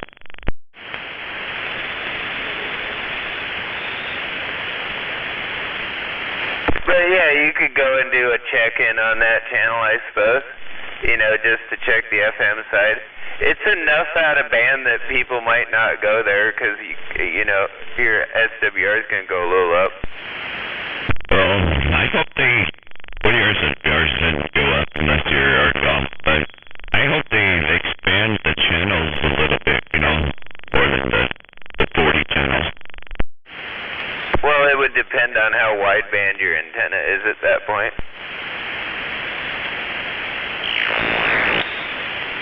FCC hasn't said anything about expanding channels. They're just going to throw FM in the mix. They said that they're considering it. They have not passed it yet. Yeah, that's true. Most of Europe uses it, and the rest of the world uses it on that. They're all on FM instead of AM. But you can use both FM and AM in a lot of areas over there too. So, you know, I mean, it does kind of make sense for them to just switch it over. There's no reason why not to at this point. Smurf's still a lying douchebag. But nobody really cares here. We've already talked on FM, sideband, upper, lower, AM, you know, nobody really cares. Isn't the range on FM a lot shorter than like... Yeah. My thoughts on the FM. I heard it. They're thinking about it because big companies like Motorola are pushing it. Nobody requested it from the TV radio communities. That's all those big corporations. It's a little bit better for local, but, you know, there's nothing wrong with AM either. Yeah, but you're still never gonna be sideband for distance. So the FM is still both sides of that channel. It's not one side or the other. So you're not gonna be sideband for distance. Well, if you tried to talk sideband on this channel, you know, which I don't care to, but it's gonna bleed over like talking FM on it, you know. So that's why we have the sideband channels. Depends on how clean you are and you crank it up so that you just bleed, you know. Yeah, if you're clean enough too, and you're actually not on frequency, you know, you're a few kilohertz off like you're supposed to be on the sideband. Nobody does that anymore. Everybody gets right dead on the frequency and goes, hey, you're off frequency a little bit, you know. Yeah, because they're probably using a CB radio that doesn't have a clarifier or anything to find them. But yeah, it's transmitting a little off frequency for a reason.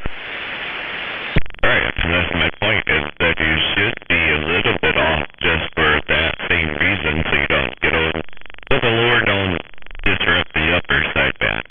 But nobody does that. They get right dead on frequency and they go, hey, you're off a little bit, you know, I gotta clarify you in, and then everybody gets back on the same freak.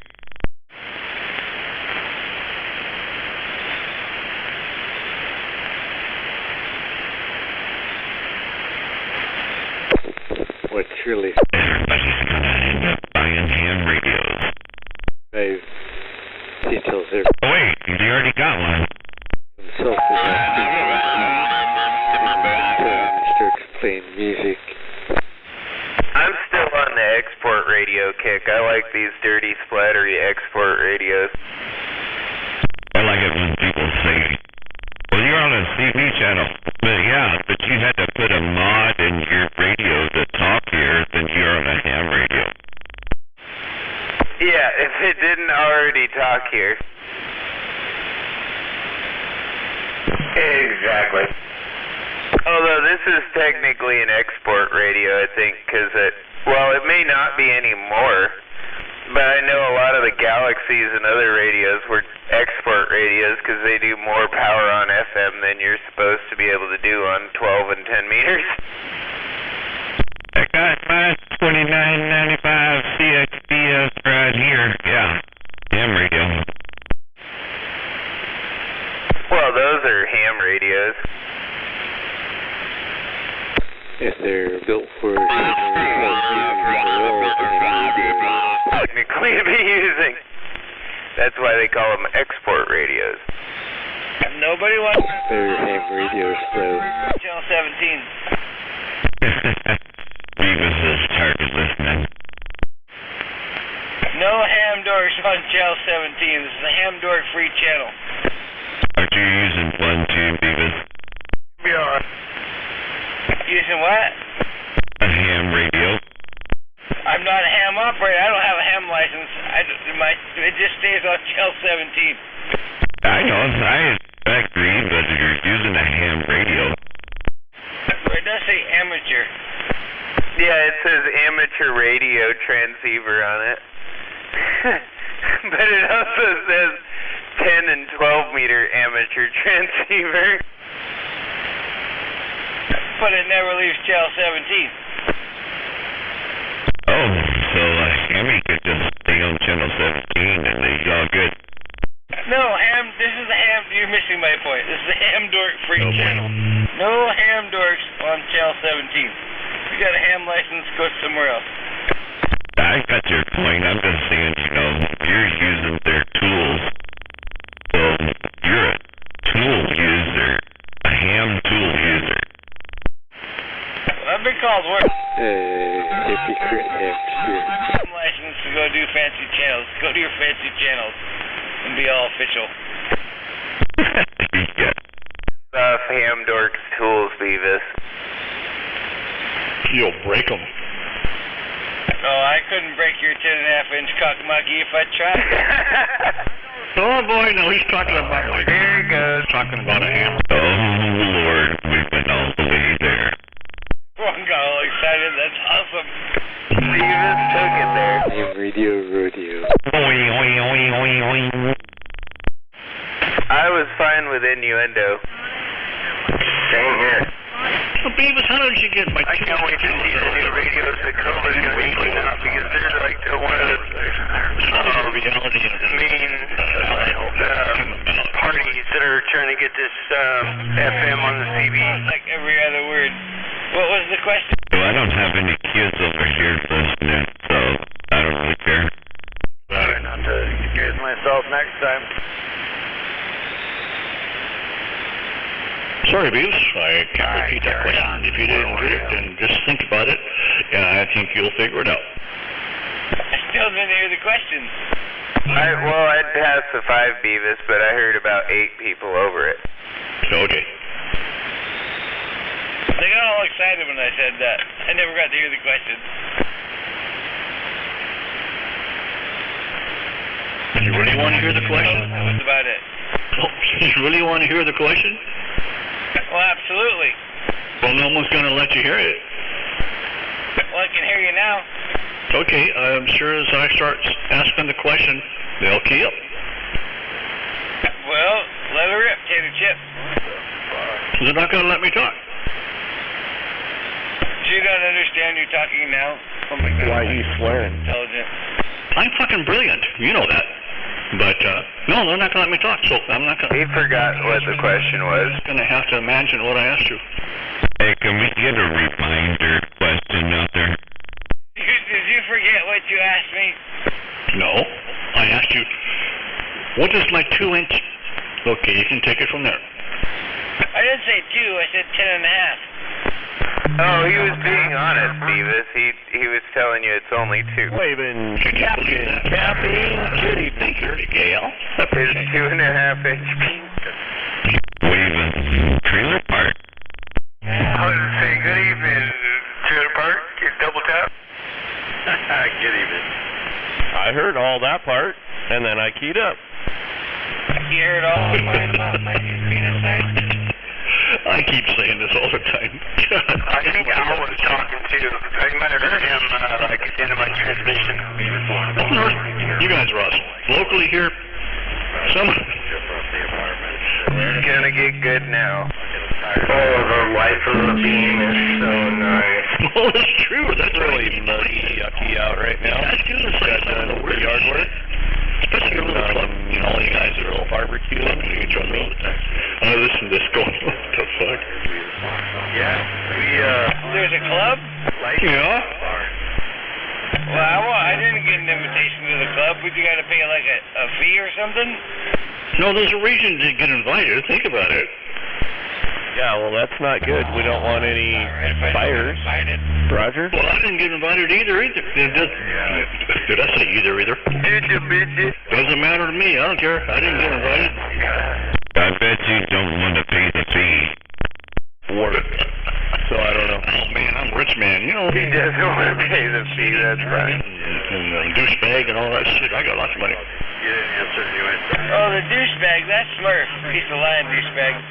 He is not a douchebag. I like Smurf. He doesn't like me because it costs us. Yeah, no, it's just sitting on the shelf, paint mixing shelf there where I was working. I forgot to put it back in my pocket. Most of the people on this radio don't like me because Lost Cars doesn't like me. and you're not supposed to. I'm waving a hand at that trailer park. I heard you in there in between Kia. It's true. 0.6 on those. So I was calling you. Who's that one guy? Bader, yeah. He was. This happened quite a while ago. He went over to see. Oh, so I was just going to look at my cord and see what it said. He sat down and had a beer with him and said, please, don't tell the guys I came over here. Wow, Mikey's out tonight. He must be powered up. Please don't tell them I come over here. Yeah. I was thinking you might get kicked out of the club. One of those. That's some funny shit. That was probably 4 or 5 years ago. I just remember that. Dave and I were talking about that one time, and it still sticks in my mind. Please don't tell the guys I came over here. I bought the shit that I'm taking to Sheldon so I can run 220. I thought you went to his house to get shot.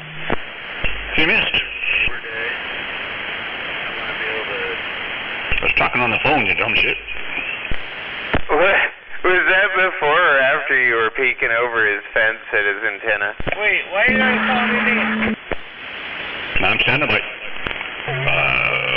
Big Al, the new king of the radio, is lying, so I'm a standby. I didn't call you no names, fucker. More, please, Al. Tell me some more lies. Did you say the rodeo's on? It's not a rodeo. Rodeo is everybody screaming and yelling at each other and calling each other names and dead keys and... No, it's just Mikey the Mole Show. This is just a comment. You guys are hitting me good from Olympia tonight. Al, sounding good. Yeah, he went up on the hill. Tell you what, I'll just make some... cheaters. Taking a hand around the bend if anybody can hear me, and I'm on this hunk of junk and I'm back out. Yeah, good evening there. Dino Mike with the hunk of junk up there on this hill. Blame it on me. Cool temper. Hey, yeah, good night, man. We're kicking back, chilling, doing what I do best. Hamburg. I hear on the sandbagging and standing by, no doubt. Good to hear you, Dino. Love you. And there's more people out there. Usually about truckers or something like that, or me. Usually about me. I want to talk too. I love it. Go ahead there, Mountain Retard. Just key up. Key up and you can talk. It doesn't matter. Everybody's a mud duck somewhere and I'm back out.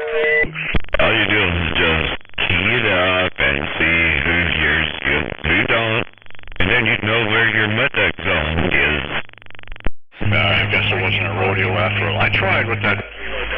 Yeah, you just key it up and you get down. Right there. Worry about the haters. When somebody says 10-9, you go, there's my mud duck zone right there. Wait, I'm the douchebag here. Don't you forget it. Not like tonight. You're booming in here tonight, taking most everybody out. Hey, Mike, you know why I don't like you? Because they're talking about reasons why they don't like you. You know why I don't like you? I can't think of a single goddamn reason. It's that. Wait, changes. It's fucking meth with food coupons.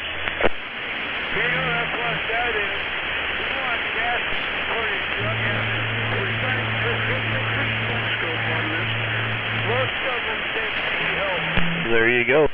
Should be really lighting it up. Boy, he's being honest. What? On this channel? No way.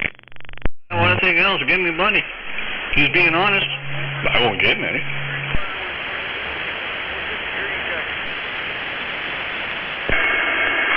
If everybody was honest on this channel, wouldn't Beavis have $100 extra right now? Yeah, 145 still. She used to be my neighbor. Yeah. I think it's the one that Bearfoot called his girlfriend. That one gal used to be my neighbor. 145 said. I was just thinking out loud, but it made sense to me. Hi, Beavis. Trailer Park waving. Hey, good evening, Trailer Park. Don't trust that lying douchebag Smurf. Hey, Trailer Park, you got $100 you can give to Beavis so he'll shut up? Well, it's not. I don't want his $100. I want the douchebag's $100 that said he was going to give it to me and then didn't. Okay, I'm sorry. Yeah, and for a handshake. If Beavis needs $100, he can go down to the fiscal park and earn it. Hey, can you even handshake right now? I don't know. I don't know what the new laws are. But you have to social distance or something. You go, boy. Disinfect your hands afterwards, and then I think it's okay. Looks like you're dead. 101. Did you try that little 2-pill? Man, I'm so jealous of that guy, the way he's living high on the hog in that homeless camp. Die any day. That's funny, high on the hog in the homeless camp, right? I'm waving back to that ringer. Good evening, sir.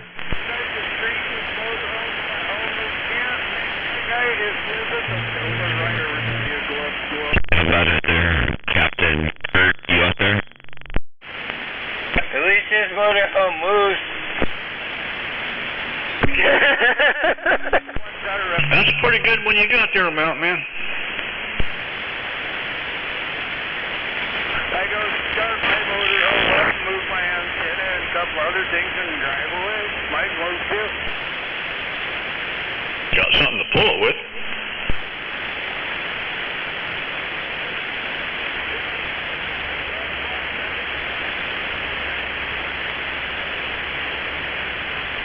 Well, I seen that motorhome you got, the place where you live, and that's a pretty classy joint you got there. Pretty classy situation you got going on there. Maybe the other guys should share notes and maybe compare notes.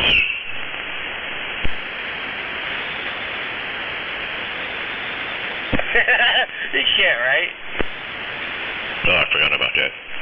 Neither one of them. You forgot the part that he went to the Mason County school system. Yeah. I love it when he picks on me. I have to scratch my head and say, what the fuck did he just say? I'll say, oh yeah, you're right, Motorman. Motorman. Motorman. What did I just say? Mountain Man. Oh, Christ. Are you drunk? Is this like the 6-day bender now? Am I the what? Last time I talked to you, you were on a 4-day bender. That was like 2 days ago. So you're like on a 6-day bender? Oh, you're talking about me having alcohol. No, I don't do benders like you do. I just every night.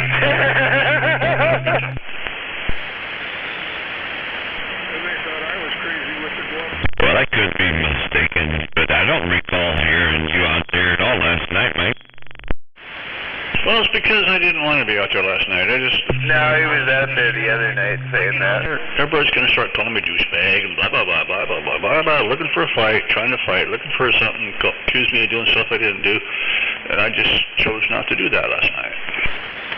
Yeah, Ken, I was just backing up the math, like you said, but if you weren't on here last night, then the clock starts over, right? So, day one. Yeah, the night before I was on for a few minutes, I remember. So maybe it restarted that time. I don't know. I lose track of time.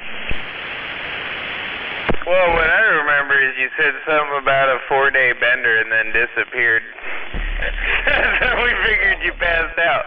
It's because you have a drinking problem, Maggie. Is that what I said, Al? Did I say that, Al? A 4-day bender? I didn't say anything about a 4-day bender. Beavis, open another beer. Tell us about a drinking problem. And that was about 2 days ago, so that's why Beavis was asking if it was a 6-dayer. But it just so we're keeping track of the map. Yeah, but if there's an empty day in there, then the clock starts over. Good night to Sandbag. All right. Calls down here. Let's go, buddy. Get this channel rolling. Everybody's looking for a fight. Come on. Welcome. Boom, boom, boom, boom. Kaz is there. Get him, Kaz. Show us how to do a rodeo. Kaz heard it too. You were on a 4-day bender. Wow. That's a four-finger banger. Kind of going from ritzy to low budget. A four-finger banger? You go, girl. You heard that right. Well, it's not a four-finger bag of 5, but you can hear whatever you want to hear. That's okay, 4 fingers, if that's what it takes, so be it. Yeah, you guys are weird. I don't know, it sounded like four-finger banger. You'd like that, wouldn't you? 3 in the pink and 1 in the state. It's called the Shocker. The Shaka. No, that's the showstopper. You feel pretty good, Al? It's 5. Big Al, that feel pretty good, those 4 fingers. No, man. That sounds like he's curious. I'm waving to that double tap. How's he go? I'm waiting to hear the response. Just, Well, it's because Lost Cause queued up and... What are you waiting for a response to, Beavis? Mikey's question. What about my question? You asked how 4 fingers felt good. I just wanted to hear his response. Well, that's what Lost Cause jumped in there and said, whoa, that sounds pretty good. Why, are you thinking of trying it, Beavis? No. I couldn't imagine that being comfortable. I just wanted to hear your response. So, what's the answer there, Al? I mean, Big Al? Well, I honestly wouldn't know. Right.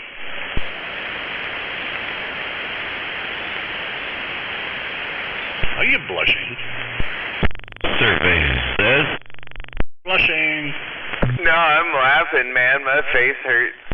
Yeah, you're blushing. I know you are.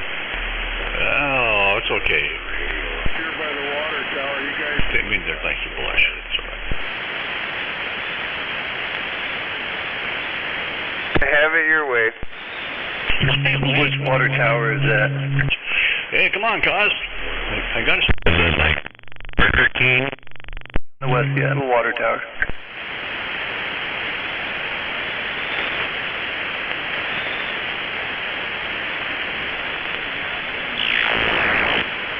Oh, man, Mama must have called. We hear you in the inlet.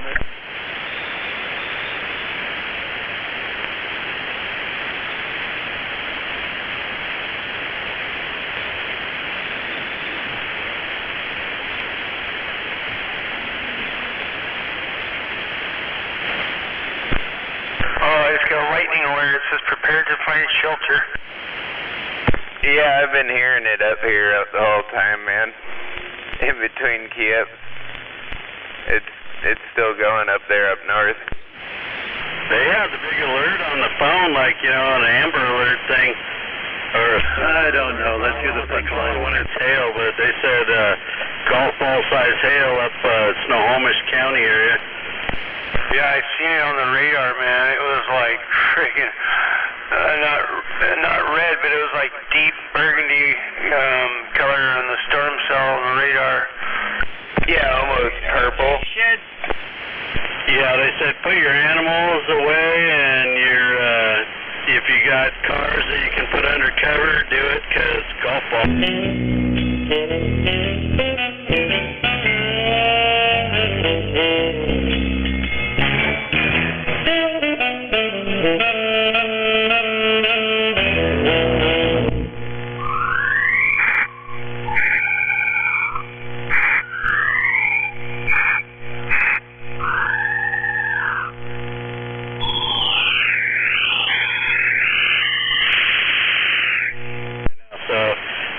the tide is up, so I'm thinking my microphone's about 8 feet above the water right now, so pretty good.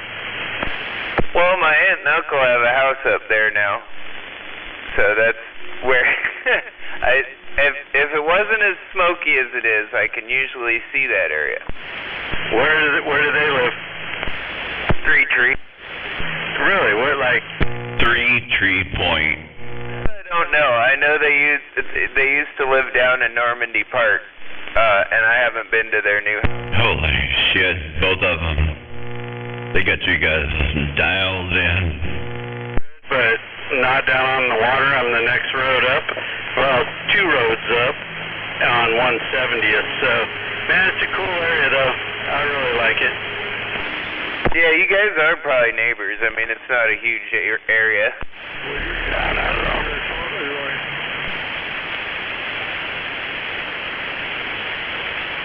I'd have to text my mom or something, or ask her when I get home where exactly they live. But yeah, I haven't been to that one yet. The one, I think they used to live off of like Edgeview or something like that over there. Yeah, Edgecliff. Waving to the Mr. Nobody. Yeah, they used to live in one of those big houses. But they 45 kilo. Goddamn. She.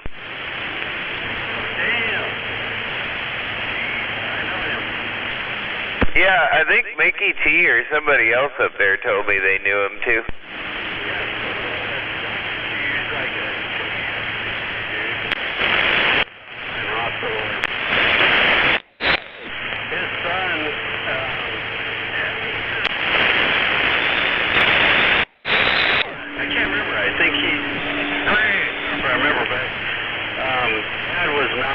Doctor. He's like a, doctor of science, computer science or something like that. Correct. Yeah, that's my Uncle Louie, and you're talking about Peter, and he lives in San Diego now, or a little bit north of there. I worked on all their cars, and yeah, that's awesome, man. They got a cool house. They were down about, I don't know, 3-4 houses from my old boss. Right on. Yeah, that's my aunt and uncle. So you probably worked on a couple of my cousin's cars then, huh? Oh yeah, for sure. He had a BMW, if I remember right. That was quite a long time ago. I haven't seen him for several years. Yeah, he has that one still, from what I understand, and he has a newer Z4. And I can't remember what his wife drives. He's got 2 Beamers. Holy crap. Pretty badass one. I have not talked to him. I've talked to his dad since. And that's why I was saying I couldn't. That was way back when. Like medical doctor? No. His sister, however, my other cousin, is a nurse practitioner, so almost a doctor. He was a computer science major too, and as far as I know, he's an IT guy still. Runs an IT department down there somewhere. Oh yeah, right on. Yep. His dad, those guys are just, they're freaking smart as hell. His dad is a good guy, man. He's really cool. I have not talked to him for a long time. It's been probably 4 or 5 years, I think. One of the most laid-back rich people you'll ever meet. If he's over at Three Tree here, then he's down on the water for sure, down the road. Yeah, they moved down. They bought another place right on the water, so they have waterfront again still too. And it was a much smaller place, and they remodeled it and put a ton of money into it. But they spend a lot of time there. But they've also been spending a lot of time at their other house in California now too. They bought a house down closer to my cousin. Oh, right on. Yeah, very cool. I mean, I've been here all my life, man, in this area. We used to have a house on the north side of Three Trees, so we could see, you'd see up north and everything, and now we look south. I like it way better. It's cool. But, yeah, damn it. It's getting it's so political everywhere now, and these neighborhoods are just starting to, get fucked up, so whatever. I don't know. I got another year or two in this place, I'm thinking, but it's going to be time pretty soon. Yeah. Audio check 1, 2, 3. And she goes up there now and gets lost. Yeah, I know. There's so many cars and people and all that. It's nuts. I graduated from Highline High School. So did my mom and all my cousins and my aunt. Oh, really? That's good. That sure is getting boring out there. I think it was the same school when my mom graduated in the 60s, but... Yeah, I graduated in 83 from Highline.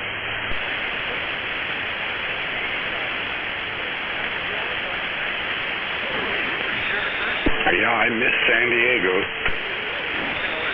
Dude, I have not been down to my cousin's place in a long time. I went down there shortly after they moved down there one time, so I know where it's at.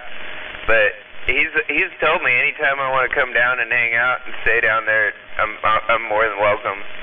And I fucking would really like to get down there. I mean, I hate California. I would never live there, but there are some places in it I would like to visit again. Yeah, I was there for work for a while, Chula Vista, El Cajon, Point. Yeah. Damn it. I was there for a while, then, did all that bullshit. I mean, especially if, like, he's just, kind of like in between the base there and, fucking San Diego, kind of nestled in there, and it's a nice area. It's not as bad as being like down in San Diego.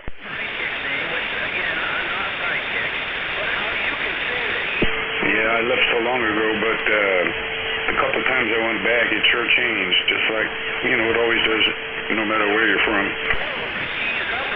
Well, I think they're staying there because they like the weather, and, he's got a good job there. And I think his wife's a teacher, but she's from Kauai, Hawaii. So, it's like the weather's like identical down there that it is in Hawaii. Yeah, I just piped in. Didn't mean to break up your QSO with your other partner. That sounds a bit way out there to me. No, you're good. And I'm waving at that straighter. All right, we be waving back. Yeah, I was sandbagging, and you stoked up some of the memories. Yeah, I just thought it was funny that there's more than one person up there on the radio that knows my aunt and uncle, or at least that side of the family. I mean, it's kind of a small world, but that's not really... It's just me, her, is this boring? Forever, there's going to be a few people that know him. Oh, yeah, much smaller towns up here, and then with the schools where I'm from, it's so big on the East Coast. And I'm pretty sure it must be just me. The 50th year reunion this year, and no thanks, I'm not going.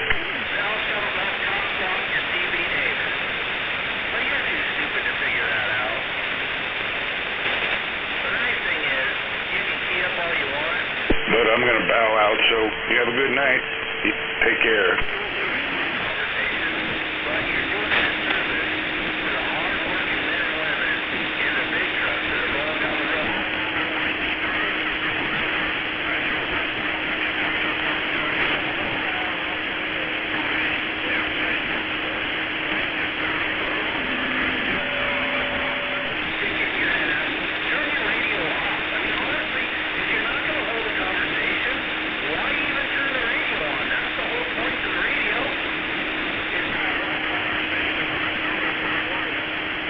You can turn the radio on if you want to.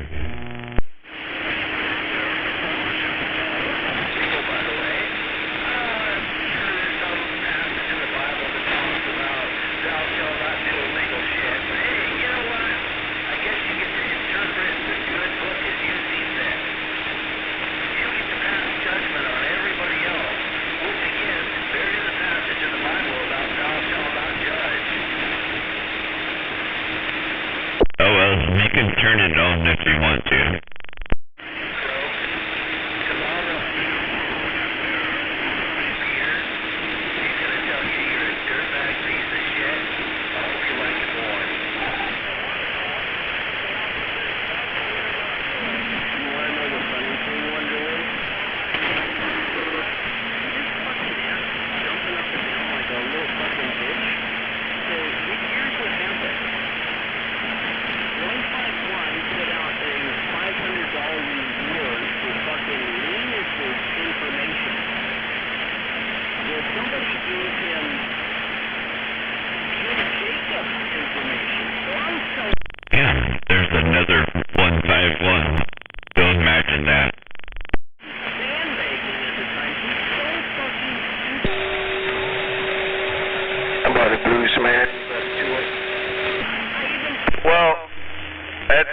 reason why I like WD-40 and Skip, because I've heard other Big Al's out there before, and I haven't heard another WD-40 yet. Oh, it's not Skip, it's just those guys down south there. Oh, I know, but everybody runs numbers, and there's a finite amount of numbers.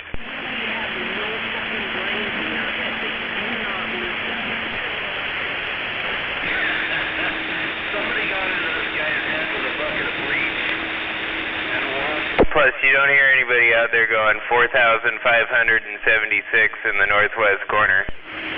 Yeah, actually I do. I hear Hammerhead going 4311.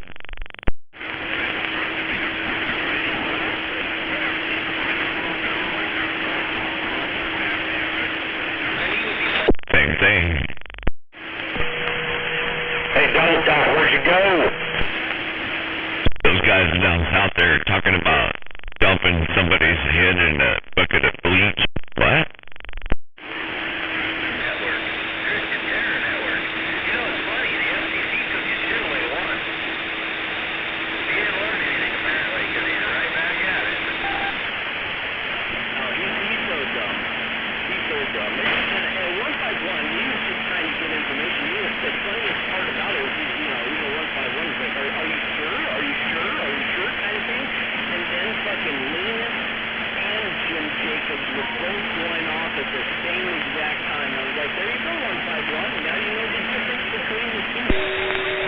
Hey, did Lost Cause move, or did he just give up radio?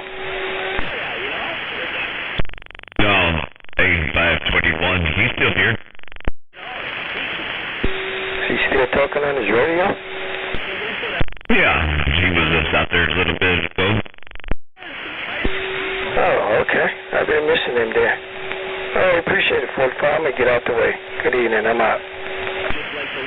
Yeah, good evening to you.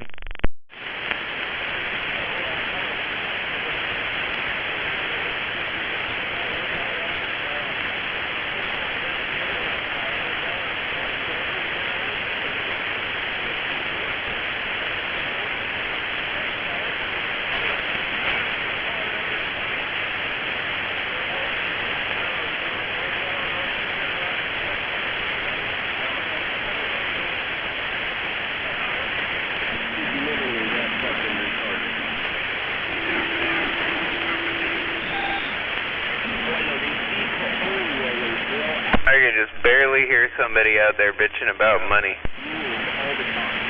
Yeah, then he called him fucking retarded, and then somebody said, go for fucking retarded. All I heard was like hard-earned money, and then blah blah blah blah blah blah blah blah blah something. Well, they're bitching about somebody called 151, but you know it's not our 151 up here, but that's down there. Where's that at? I don't know, but I'm guessing it's Longview, Portland, right there, because a couple of the handles that they were saying were guys down south there. Oh, gotcha. Yeah, I got a bit of a hill in the way to the south, but yeah, I do hear like motor mouth about that level, and if I go on the other side of the mountains here, I can definitely hear them better, so maybe that is them. Get a quick wave in at that 45. Don't know if you heard me earlier. I did not, but I definitely heard you there loud and proud, waving Gunzo.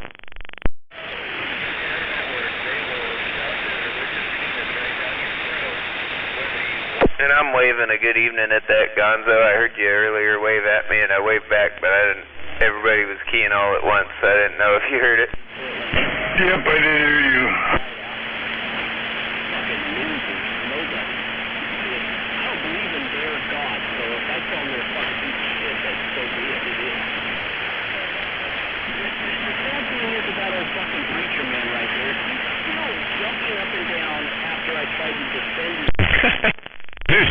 Who's Preacher Man? Preacher Man? Oh, I've heard of that motherfucker. God, he's down there somewhere.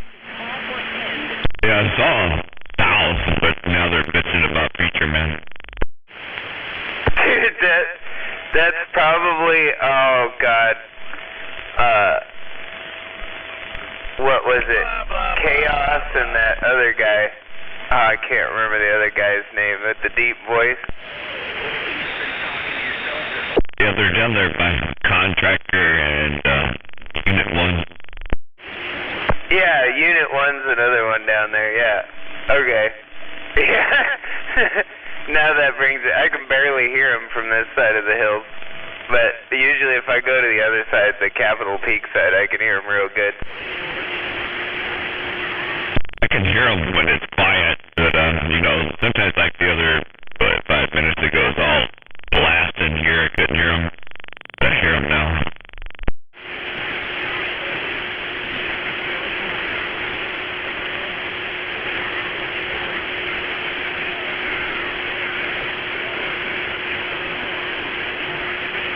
He's talking about something about coming on over here.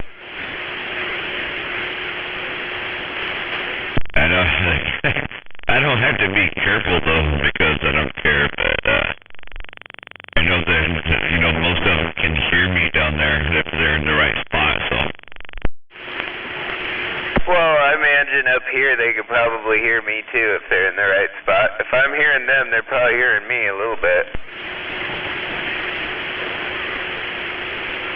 Well, usually when we do this, like what we're doing right now, Contractor will turn his beam up here and go, wait a minute, that 45 kilo, it's about 9 or 10 S units,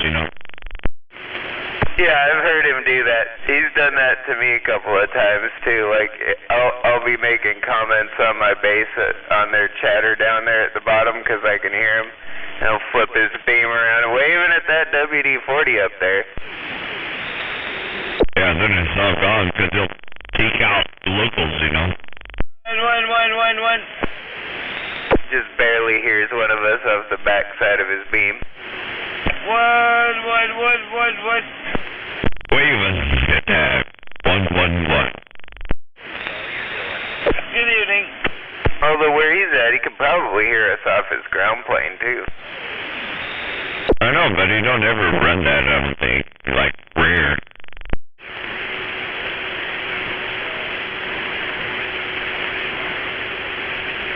He usually points his beam to Portland and gets after it, Well, I'm going to go up to the top of this other hill real quick, the big high spot, see if I can hear what's going on down there a little better. Check.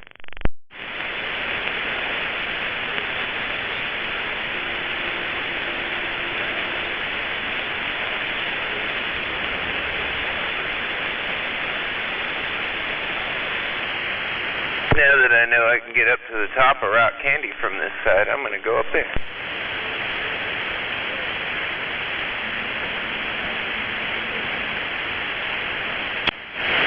Have you taken that left where we used to sit?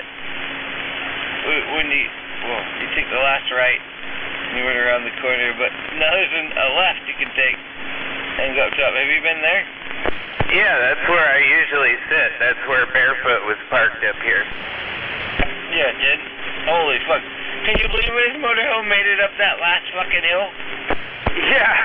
Yeah, I will admit, when I saw that picture, I was like, I bet you that was fun fucking driving down that last corner with that. Just going up. My car, I was like, holy crap, I put it in first. Dude, it's not like that thing has a Jake brake or something going downhill, man. Even in low gear, that's got to be a butt clincher. You lose your brakes, man, you're fucked. I can't believe we took his motorhome up that motherfucker.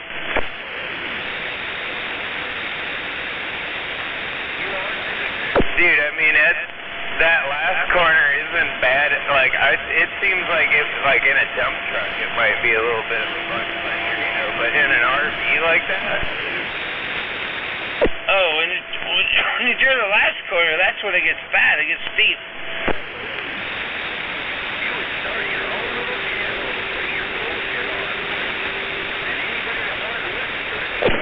Well, you gotta consider he did drive a truck down that fucker, and Yeah, it didn't fare well.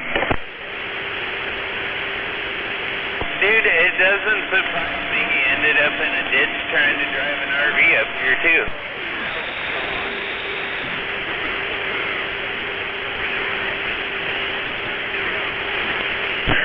Can't fix stupid. That's what I keep saying.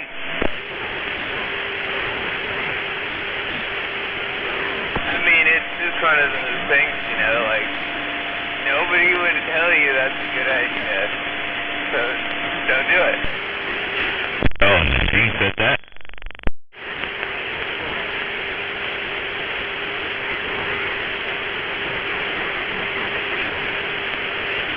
You know, nobody. No. I got you loud and clear. One would tell you that that was a good idea. So why would you do it? Up about 4,000 vertical is the Acadia Mountains of Washington.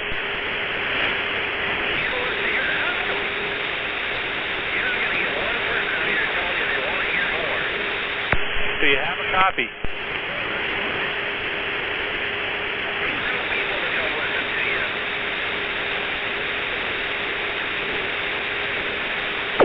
There's one of those camper vans, like those Volkswagens up here on one of the landings.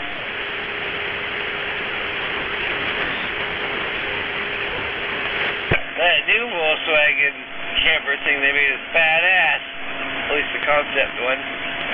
Oh, dude, this is an old, like, 80s Vanagon Westphalia pop-up camper dealie.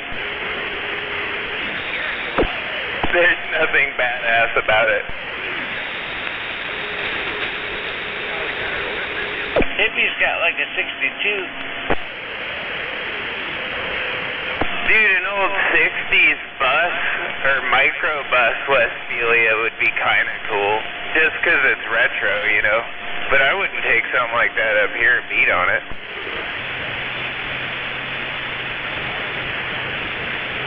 Yeah, but Barefoot would. But I don't... Are you a Nazi, Beavis? Why would you want a Volkswagen? Because Sky got one.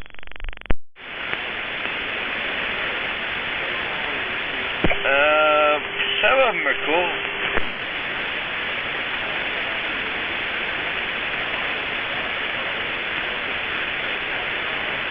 I'm just saying that new bus they're about to put out, the Volkswagen bus, it's going to be badass. I will. I do like that touring or whatever with like 500 horsepower diesel V10.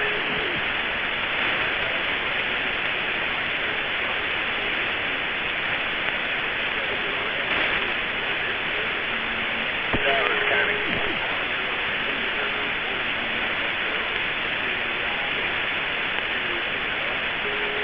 Their name, but that was kind of cool.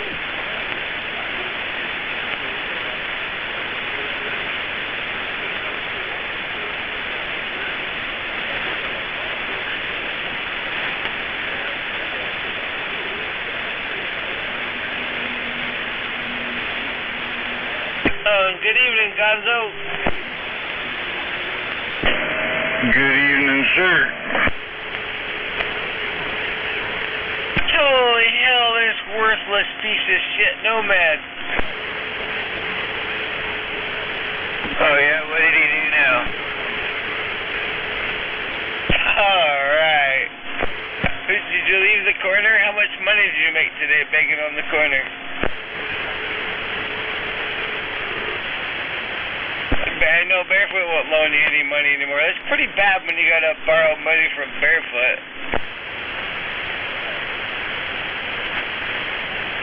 That's not bad. That's sad. Yeah, I think you got the enunciation correct. I can't believe you're borrowing money from Barefoot. You're a worthless fucker. I can't believe Barefoot had money to lend him. Did you have to come back in town to get your shot, your crazy shot from your doctor? Is that why you came back and now you're back going to Oregon? Well, he should have money. You know, that piece of shit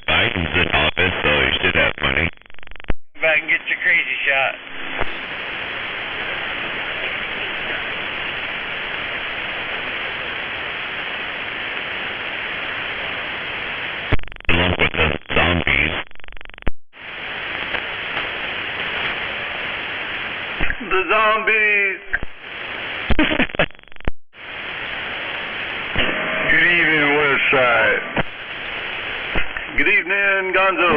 Do another corner? Is that what you're doing?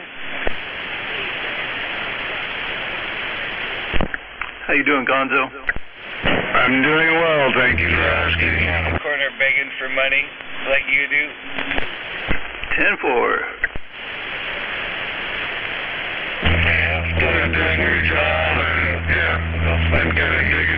Give me money for my birthday. Someone give me some money. Hey, Beavis, why you stomping on Gonzo?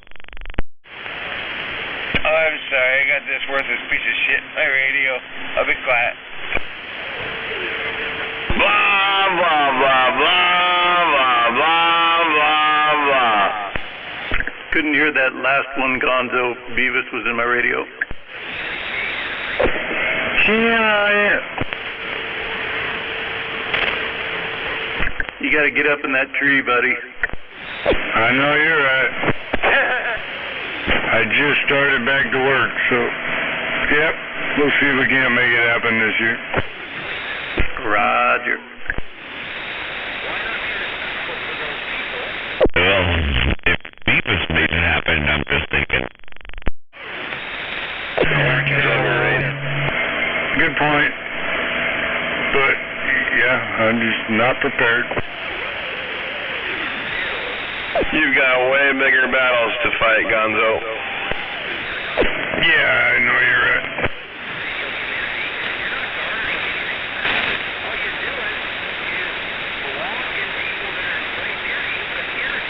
But I am digging this new job. You got a new job? Yeah. Could we ask? Yeah, Seattle Shellfish facility maintenance. Cool. Same company my wife works for. They're really good to their employees. Just on fourth, and when you go to like the doctor, or the dentist, or the optometrist, you shouldn't have to pay nothing. Everybody's got the 50% insurance, right? You guys gotta stop talking about work. Nomad doesn't understand anything about that. No, I don't care if Nomad. I can't even hear the fucker, so don't matter to me. I don't know, Nomad. Oh, he's a worthless piece of shit hippie that lives off the state because he's crazy. And he gets shot every month. Lives off of whatever, the SSI or whatever. And he borrows money from Barefoot and sits on the corner and borrows money. He's a worthless piece of shit. Isn't that Beavis's buddy? I thought they were buddies. I think he might have had a falling out. Spares money and mooch, and mooch. Yeah, I thought they were friends too. No. Well, we were for a tiny bit. But he's a piece of shit. When he started talking about my kids' penises and such. Once he started talking about my kids' private parts, we were done. Done deal. Right. I know. You talk about my kids and their private parts, we're done. Yeah, I don't even think you have to talk about the private parts. You just talk about my kids, we're done. He's a fucking piece of work. He just lives off the fucking state and then begs for money on the corner. I mean, what kind of guy asks Barefoot? Barefoot, can you loan me some money, please? I'm broke. And Barefoot was like, no, Barefoot's a nice guy. He loaned him the money. I was just thinking you had to dig it back up to get some money back. Break. I love his vocabulary. He loves me. I suppose you can't hear him out there. Can I get a quick break? Yeah. Hey, I hear somebody out there with a break. Hey, I'll stay on bike. This fool's getting old. He only says one thing. He's worthless. Hey, Kilo, can I jump in there real quick? You can try. I don't know that Beavis will let you, but you can try. All right. Hey, Trailer Park. Go to Trailer Park. You got a copy out there? It's easier if you say, like, hey, go up 2 or something like that.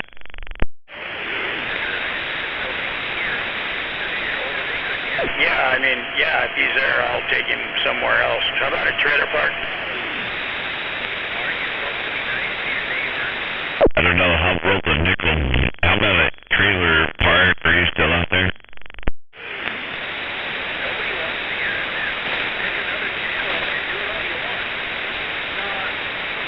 I don't think he's there. Get in there. What do you mean if I'll let him? I can't even hear him. Appreciate it. Have a good afternoon. 151. I'm back out. Yeah, no doubt. I do. It was. I was just thinking, you know, if Beavis keying up, it's hard to hear you, so might go off channel just a little bit. But it's okay. I didn't hear Trailer Park anyway, so. Yeah, you're saying I'm Yeah, don't blame it on me. Is that big strapper Beavis's fault? Because I couldn't hear you, you know, if he's keyed up. Oh, okay. Whatever. All right, man. Well, afternoon time. I'll go ahead and stand by. Hey, no pee, no straight, man. Hey, I'll go out there if you want to, but I don't know what you're asking Trailer Park, so I probably can't help. I just had a question about some paint for him. Oh, yeah. Paint questions? Definitely need to go to Trailer Park. Yeah, no doubt. Well, I'll catch him out here a little later. Yeah, he'll be back. Right on. Okay, man. I'll take you. Stand by.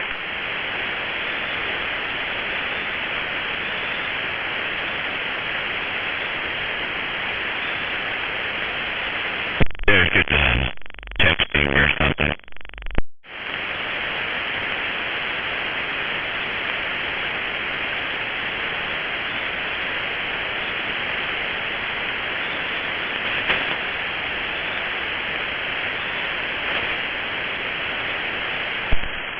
Made it to the shack. Yes, you definitely did. What's going on, man? I think I know the answer, but I don't know if you're on the interwebs and you come across me. I'm looking for 2 external speakers for this 142, man. I like the look of that. I doubt you have any other than the 2 that are beside your 2000 there, but yeah, if you come across any, man, I looked on eBay, I didn't find much. Some parted out one for like $150, but yeah. Anyways, keep it in mind, man. Appreciate it. Yeah, I'll keep my eyes peeled, man. Are they the same on a Cobra 2000? I know my Cobra 139 is the same shape and all that shit. They got a little different grills to them and all that, but yeah, I sold 2 speakers with that other 2000 that I sold on eBay here, you know, last year.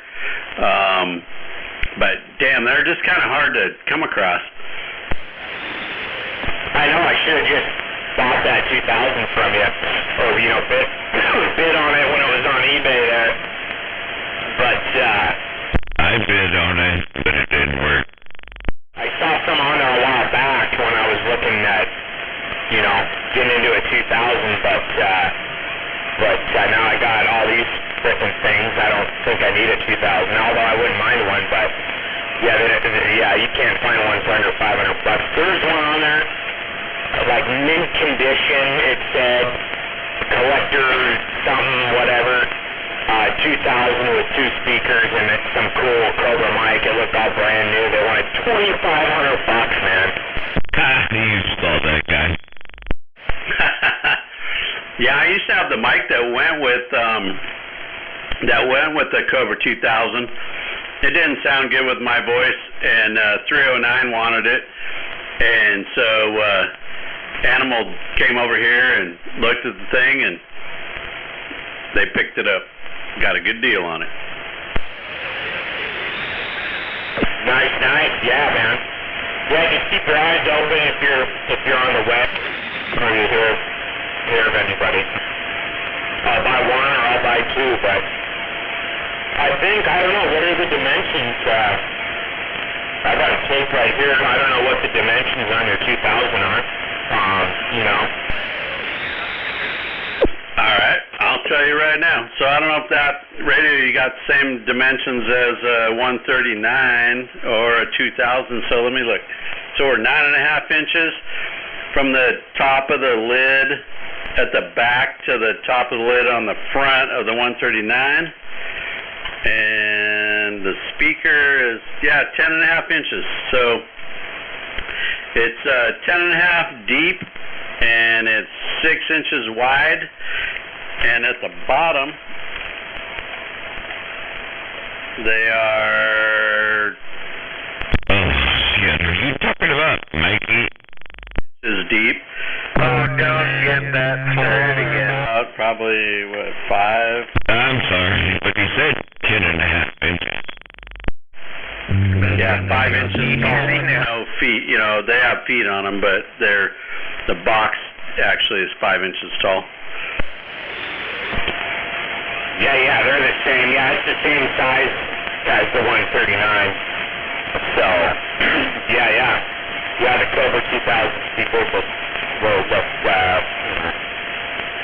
good enough, correct. I don't know what the difference between the speakers is, between the radio. Probably going to watch, I don't know. One thing I can think of, they look identical as far as the shape, but the grill for the speaker in the 139 is just a whole bunch of circles, and the Cobra 2000 is just horizontal slats, And one's silver and one's black. I knew a girl like that one. My 139 is black. The shape was the same, but the grill was different. Oh, Westside, I don't know what you're saying. The Cobra 2000 silver on the front, the 139 is black, so I got it.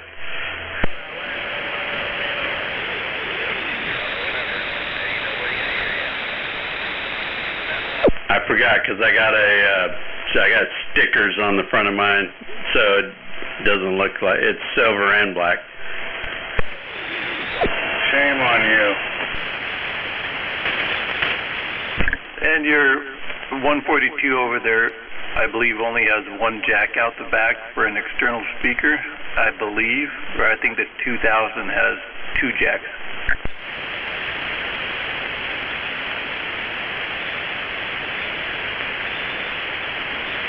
Yeah, I think the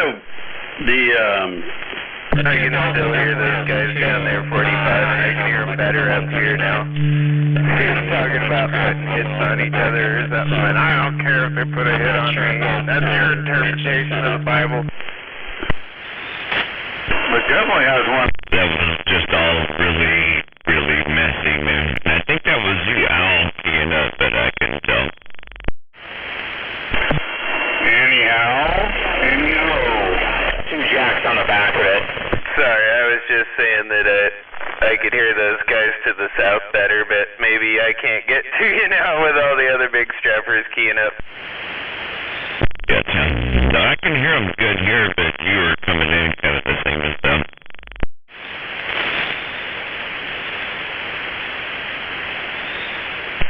Do I need to pump it up? Yes. Not up here. Damn it. I don't want to turn anything else on. Oh, no, you're good. I just like it when you pump it up, that's all. Yeah, right on. That kind of sounded a little strange. Wait a minute there, Hammerhead. It only sounded strange to you there, Hammerhead, but I'm waving to you. Alrighty, I'm waving.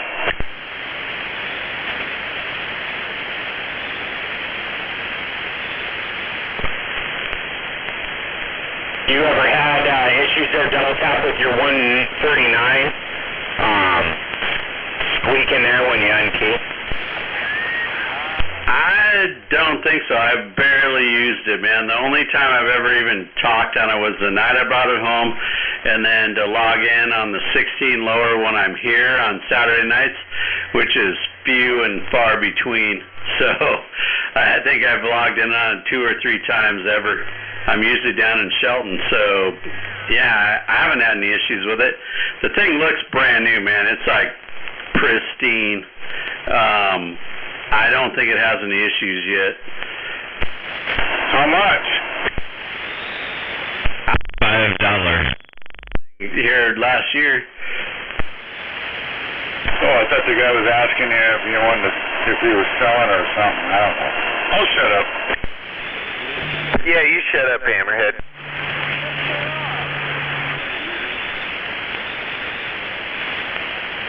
I do have a Pinto SSB for sale. I know, Hammerhead, you got a better deal at the Ham Fest when I made it last year or year before last on your 139 than I did. I think I got mine on eBay for about $80. You got that thing for like 20, I think, right? Yeah, $20. I was surprised. I was like, okay. I'm like, okay. Yeah, that was a good deal, man. And it sounds good too when you log in. It's like dialed. Hey, was that the same time when we were waiting on Captain Caffeine to come out of the chest booth? I think so. I've only been twice. I'm pretty sure that was. It was like 2 years ago. Yeah, Captain Caffeine was taking his Sam test, and we were out there waiting on him. Yep, that was the year. Yeah, Ken. Don't be talking about ham tests or ham fest, man. You'll get Beavis out here again. The hammy just came out.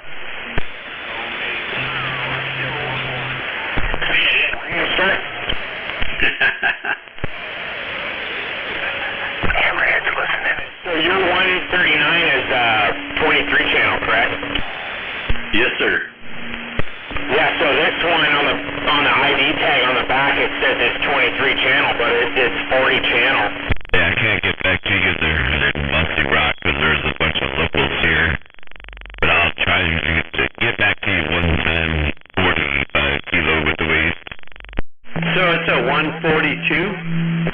Well, no, it's the 139. I'm talking on the 142 right now, but the 139 is indicator shows 40 channels. It has 40 channels, and on the back, the ID tag there says 23 channel, sideband radio, but so I don't know if somebody's messed with it or what, I don't know. Maybe it's some hermaphrodite here, I don't know. No, I think all 139s were 23 channels. Someone's just put the newer, like a 142 dial on it or whatever, and upgraded the thing, and then changed the guts out or whatever. Right, okay. 142 had a digital display.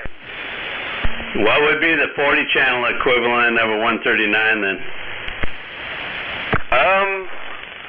I don't know. 142. There was an XLR and a GTL, so I don't know if those are different.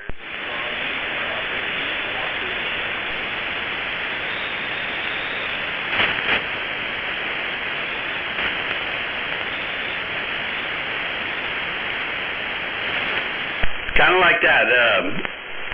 I had a couple of those Midland 13A95s, and somebody had converted one into a 40 channel, and it had the dial looked it all looked stock and everything, but it was all 40 channel, and inside it had crystals in there and shit, and it was all messed with, but it worked good.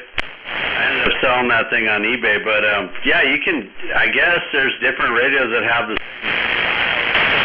39, but it's 40 channels, so I'm just, they obviously, back in the day, man, they with them to upgrade them and see what they could do.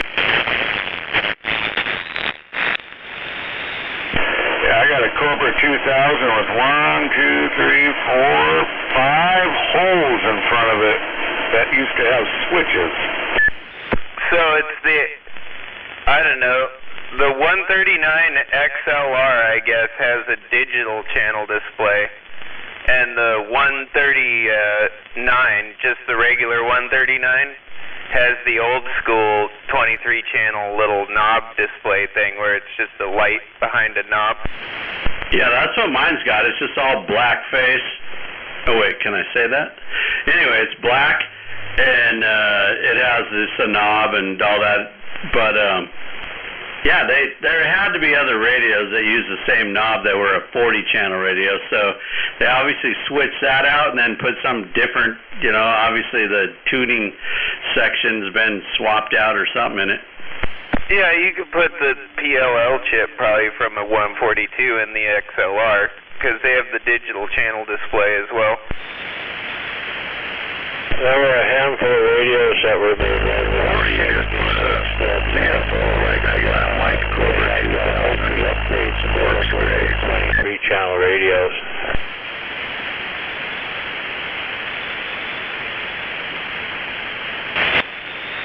And actually, all the 139 XLR AM base stations I'm seeing on fucking eBay here or AM SSB are all 40 channel. The XLRs are. The regular 139s aren't though.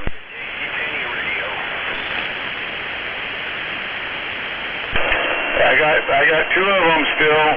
One's for sale. The old Pintos, but they're only 23. You can have the crystals put in. We can do whatever you want with it. Hey, Hammerhead, how come Al and his mobile up on the mountain and double taps over there, and we're all sitting here talking, but you're the only guy with all that fan noise? Oh, I got the AC still going. Yeah, well, everybody's got stuff going, you know, but we turn it down so you don't hear it.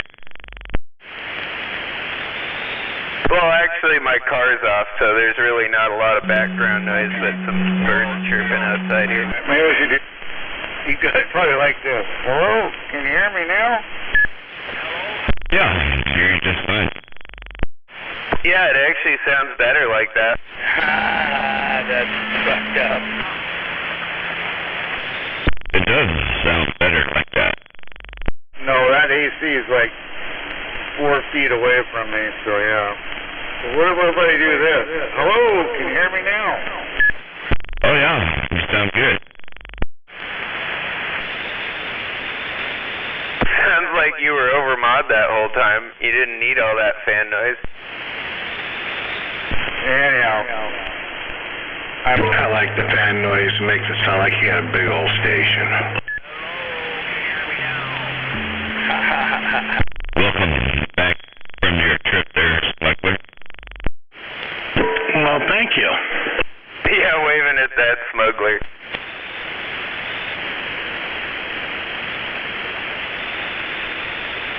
Yeah, waving right back at you there. I was trying to get the cat out of the way.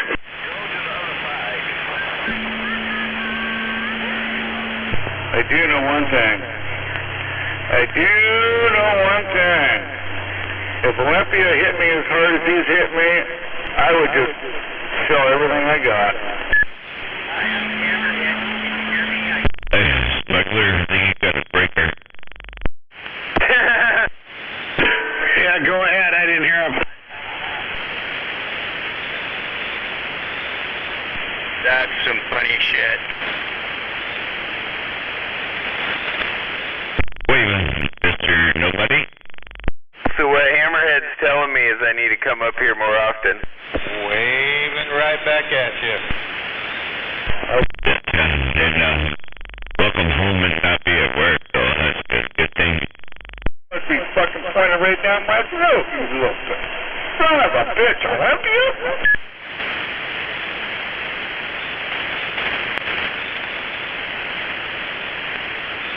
Where the homeless come to live.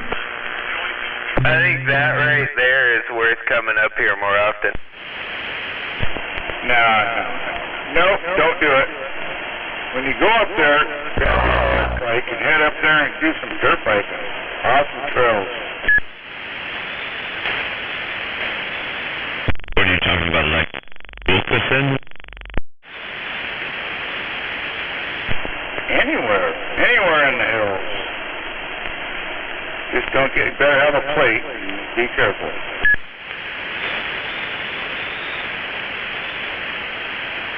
Yeah, it's all good. I probably misunderstood. I thought you meant that you went dirt bike riding and were up on some hills, so I just wondered where you went. Careful dirt bike riding isn't really in my vocabulary either. No, we go up to, what is that? Shit. Drawing a blank here. Keep thinking Kennedy Creek. It ain't Kennedy. Fuck. Anyways, a couple RV parks there. Out there, up on the White River there. Waving, 45. Yeah, Tim, I'm waving there. Captain Rod.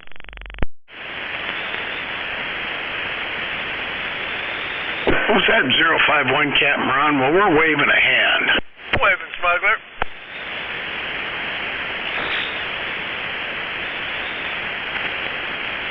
Evans Creek.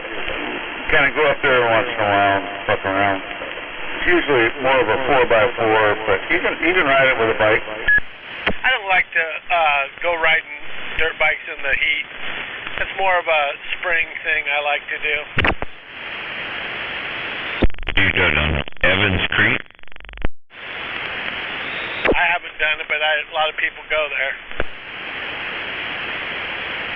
I've seen it pretty busy. I went up there one time to just go shooting, like, across the street from the parking lot. You can go down the hill and go in there and shoot, you know, so I used to go there and shoot, but everybody would be parking up there and taking their stuff down the trails.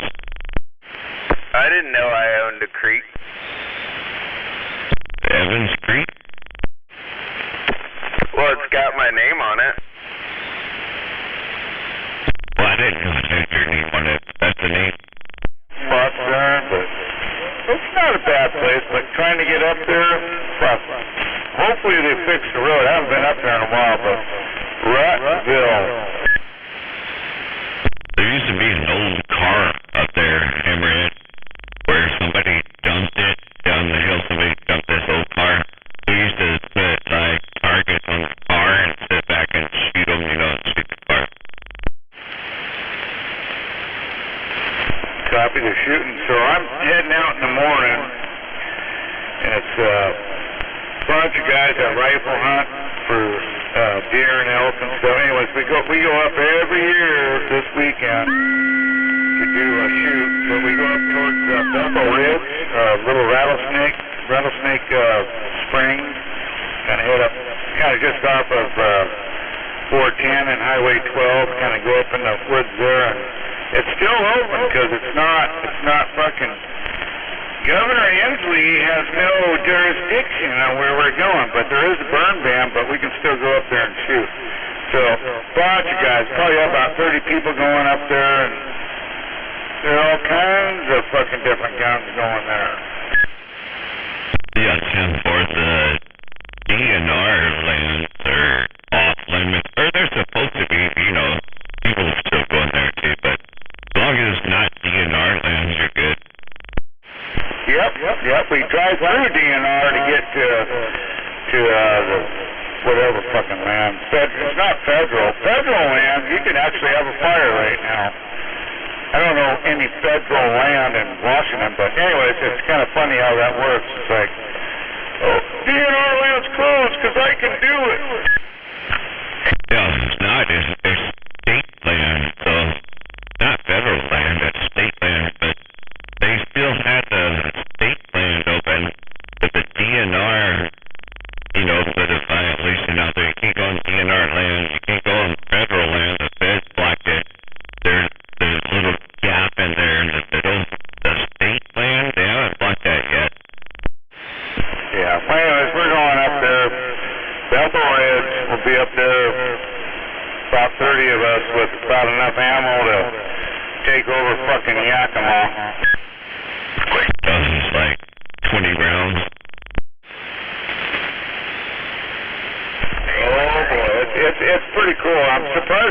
I was thinking we weren't going to go, but we're going. I'm leaving tomorrow morning. Here we go. You know, you don't have to stock up on stuff. You just gotta know where stuff is. So get about 20 rounds, and you know a good store that's close to your house there. And you just go over to that store, you know, with that shit is offended, take their bullets. That's a democratic way of thinking. Oh yeah, well it's like we're up there shooting and say there is a burn ban and there's this and that. I don't think they're going to come up there and bother us. Quick break. And you'd be like, please come here and bother me. Hey, quickie break. How about a trailer park? 10, here's a breaker. Stand by. Thank you. How about a trailer park? 151 calling. One more time. Trailer park. You got it on out there? Hey, you want me to send him a message? Hey, how come they don't sound like you? 151, I'm asking that too, but hey, do you want me to send you a message to ask him to come out? I hear somebody way out in the distance calling me, man. Whoever that is, I can't hear you. Yeah, maybe Kilo, if you could, just ask him if he could jump on the radio real quick. I just got a quick question for him. That was Grey Ghost.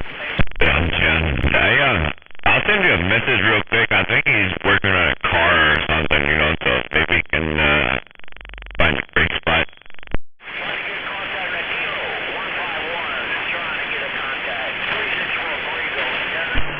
Fucking Grey Ghost, he's got a mouth.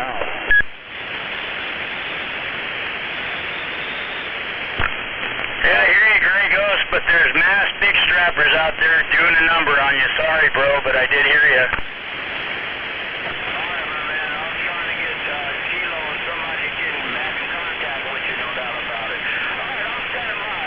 It's already happening. You know, that's really, really weird, because I could just about hear you there, Grey Ghost. You know, remember I told you I couldn't hear the ghost station at your house? But I kind of heard you right there. There's pretty cool conditions. You're not in a mobile, right?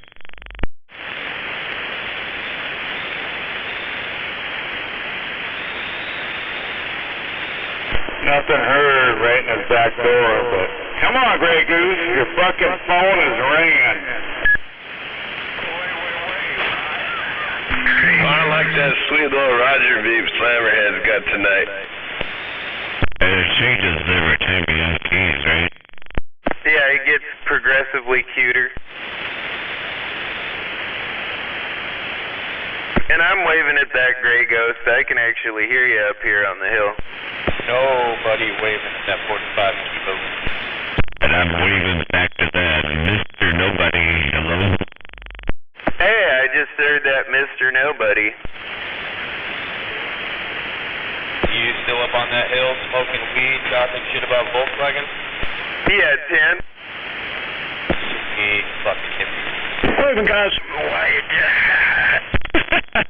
Talking shit about Volkswagens and sitting on the hill smoking weed. What? Especially if they came from Hawaii. Them fuckers were terrorists at the trap.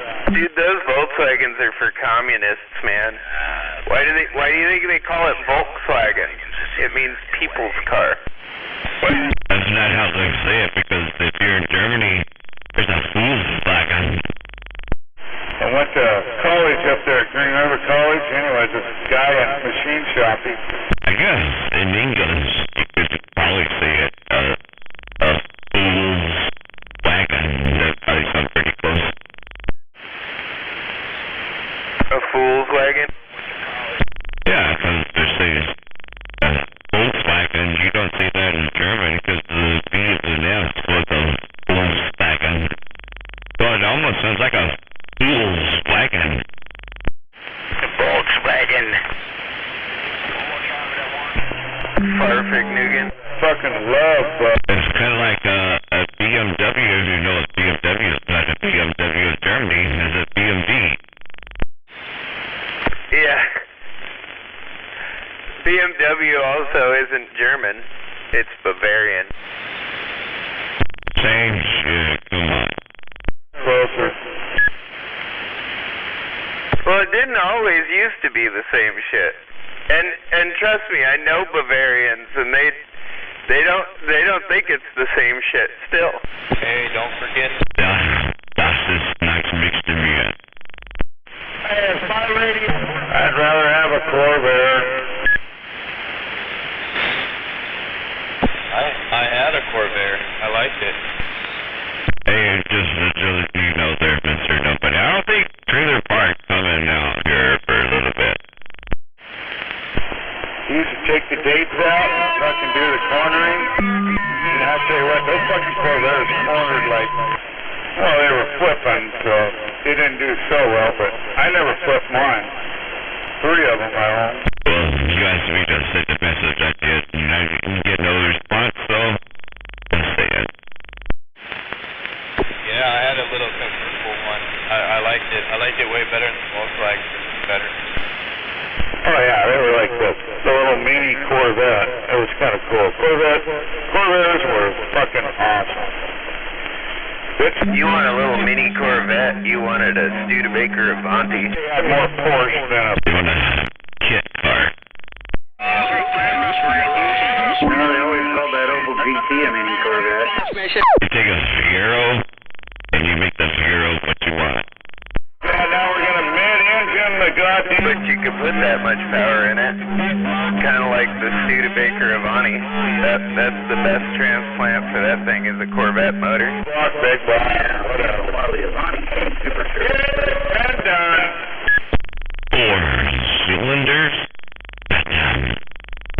Avanti, that ran a 289 V8 in it, and then you get it turboed. And they had a Studebaker Hawk that was 289 turbo also. Dude, those Hawks are pretty dope too. I like the Studebakers. Question for you. Studebakers look cool, man. I always liked them. Well, that'd be, he's working at a... And they were pretty quick. I mean, for a small-time car company, they were pretty quick. Sending the talk to you there, but he's probably... And I mean, they were small-time at that time because they were kind of going under by then, but...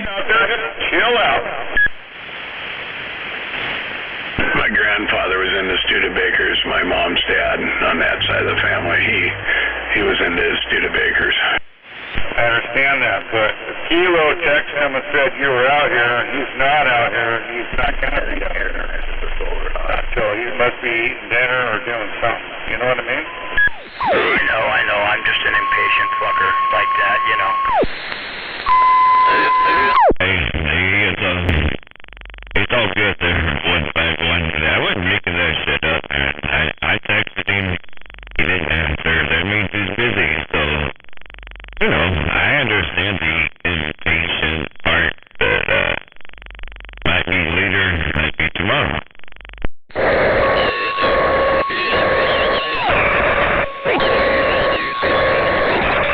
That's part of my problem also. I gotta get... Are we getting it all figured out? It's all good, man. I did what I said I was gonna do, so... Then we have to wait for him. And somebody's trying to key on you. Froggy? Hey, Froggy, do you know that a trampoline used to be called a jumpaline? They called it a jumpaline like before 1960 until your mama got on there. That's a good one. It's a new one for sure.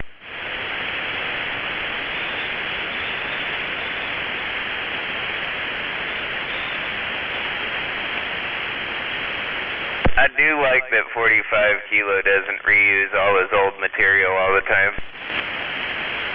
I don't like old material. Use it once and throw it away.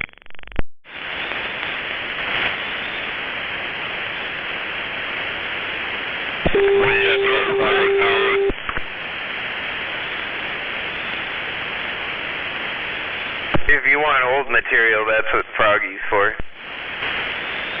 That's what YouTube's for. I mean, you can find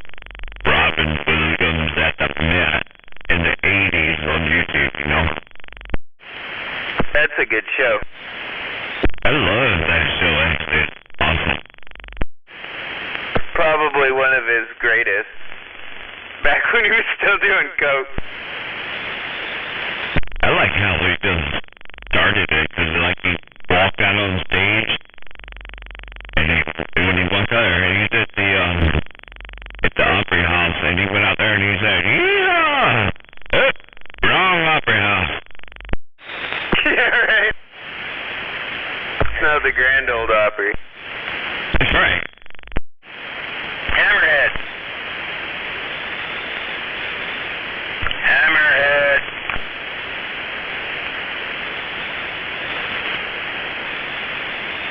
For Christ's sakes.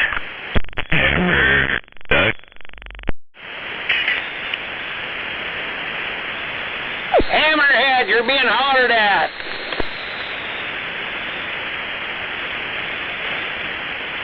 Get out the refrigerator and come back to the radio. Oh, well, fuck it. I'm out of here. It's too hot in this motorhome. I'll catch you guys later. Thanks, Kilo. If you do hear Trailer Park, let him know I was looking for him. Gotcha. I'll roll it. Right on, man. Thank you. All right, we'll catch you guys out here in a little bit. I'm going to go get some cool air. I think I'm going to get on my Harley Davidson and go for a blast. Catch you all a little later. Nobody waving. Yeah, poor man. You gotta be going on that Harley, and I'm waving to that Mr. Nobody.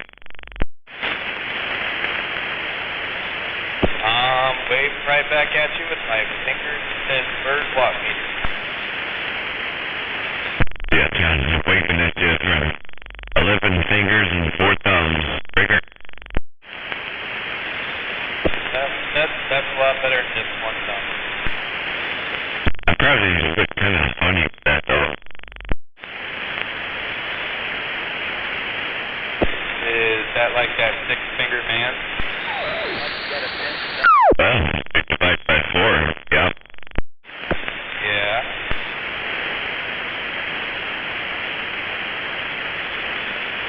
Well, how you doing out there, man? It's, pretty cool to stay here. You mods usually out there, because you usually just sit over there on the channel and say, "Come on, key that radio down." Well, I can't hear nobody over here. But you can hear me and I can hear you, you know? Well, yeah, but then I reply and everybody's talking at the same fucking time. Yeah. Thought you were going to break into the Barney song. So, you can only hear me. You can't hear nobody else out there? Is that what you're saying? Yeah, when you got Mikey over there fucking crying and WD-40, I can't hear those guys at all. I can only hear them on the gate, so it's like, 5-second delay, so by the time I key up, they're already talking. You shouldn't use the gate that, you just use the radio.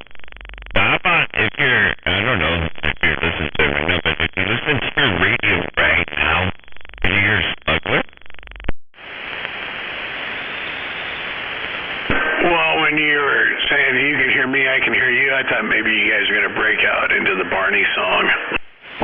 No. Really hard in the valley, I guess.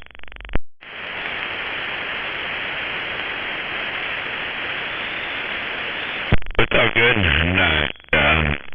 I'm not taking her. I'm just doing a little test. See how your ears work, but you didn't hear Smuggler? Yeah. No, it seems like I can get out way farther than I can hear, so I'm going to set that tower up so it's taller. I'm just thinking that you get out really good, so, and you shouldn't listen to the gate and then get out, because then you got a 5 to 7 second delay, so you shouldn't do that either, so, yeah, maybe a little bit of height, that might be your ticket. That's kind of what I'm hoping for, just a little bit more height. I think I'm at 15 feet to the base now, so I'll raise it up to about 30. That's 10. So, if you want some help, I'll help you if you want it, but, you just have to ask. Yeah, no, definitely. You got my number, didn't you? I did.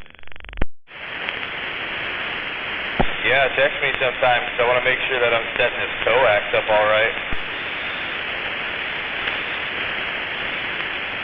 Yeah, like we'll check the thing when you're going through that. We'll check everything out, right? Yeah, 10-4. Yeah, just text me and we can hook up.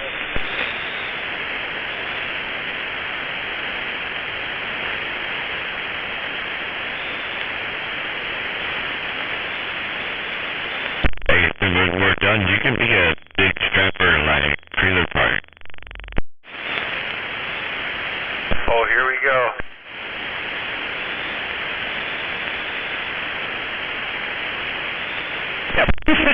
What?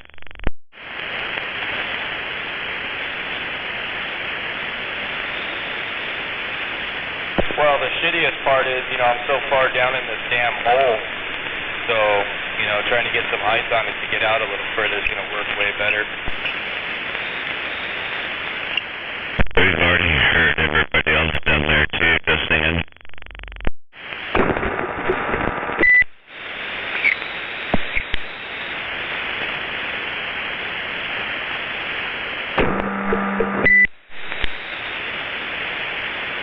Yeah, I think Range Runner's got like almost 100 feet on me. I think he's like 180 feet or so, but yeah, it's not much, 100 feet, 180, whatever. Yeah, I go out every night and piss on my ground rod. I'm hoping that works after a while. Hey, did you ever Google that? It's called grounding, where you get barefoot out into your yard, so I don't know if you ever Googled that or not. It's called grounding, and actually it's supposed to help your joints and your bones and stuff, Yeah, my girlfriend's into that weird hippie shit. She probably does it. Hey, so we were talking about that one day, and G-Man said, well, what if I just piss on my feet while I'm out there? Does it ground better?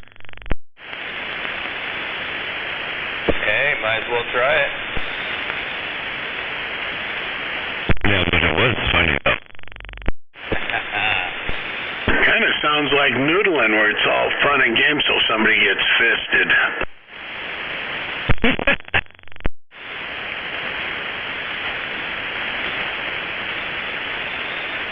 Hey, Mr. Nobody, because you probably don't know that, but Smuggler is talking about that. That's G-Man's brother, so just letting you know.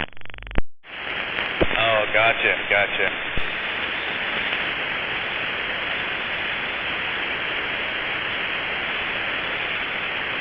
That's why we'd like to talk a little smack, because it's all in the family.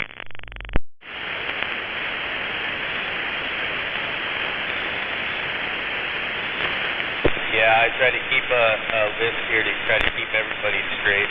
That doesn't work out well. Yeah, not usually. Hey, Smuggler, did you hear you out there this morning, like, after you went to work? Did you hear him? No, I don't have a radio on my truck. I didn't know.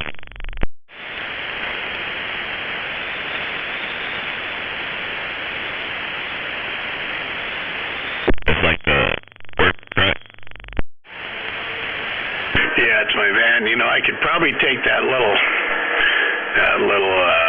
HPC 94 and put a licking stick on there, but it doesn't even work that great in my pickup truck. It's just, I don't have an external speaker on it and shit, though. I'm probably going to end up doing that unit in 66 I got and run that little Palomar 200 and then a fire stick or something. Yeah, I know. So, after you left and you went to work this morning, I heard he was coming out. I thought he was at home. And then he said he was out of Ashford. It's like, what the?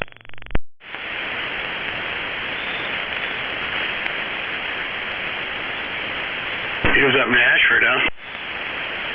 Yeah, he was talking to Rubber Snake and Gunner and Bridget. He's talking to people, He's kind of loud. And then he said it's in Ashford. And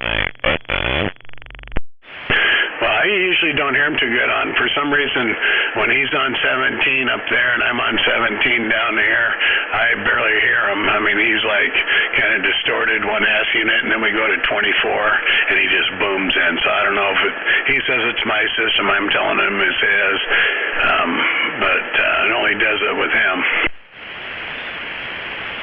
I don't know. It seems like the conditions are different all the time, you know, exactly what you're saying, but all of a sudden this morning it seems like I didn't know if he was home or not.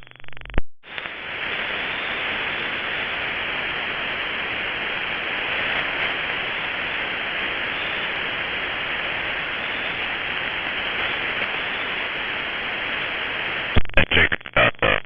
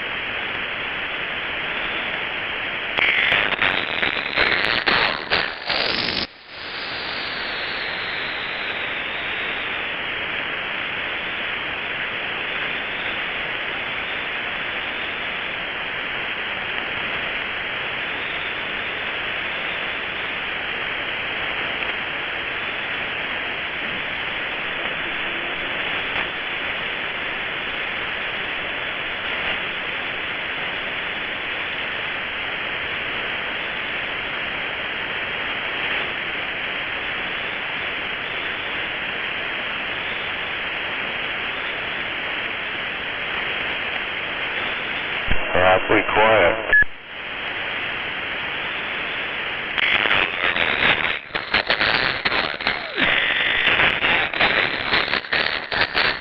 It's always that almost.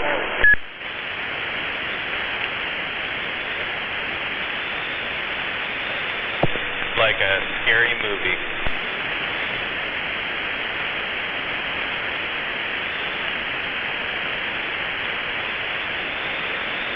I was expecting a little skip out there about this time, but I guess it ain't gonna happen. The old solar flare took a burnout.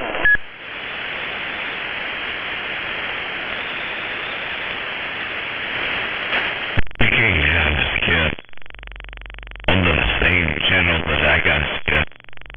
My toes crossed, but never know.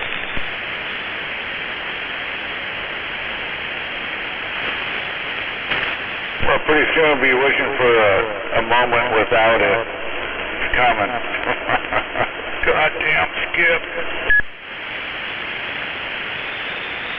You can't have Skip on the same channel that I got Skip. Oh, I know. You got that beam about, what, 1 square mile of the beam? I guess it works good. You're good though. There's always 39 other choices.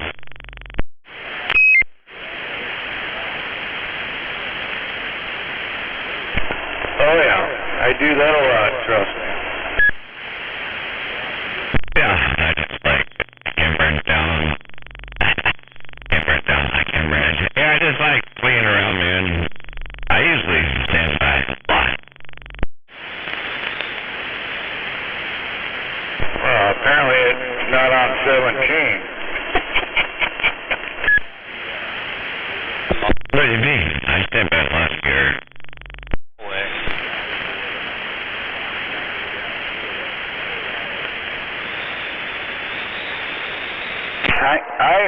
Break.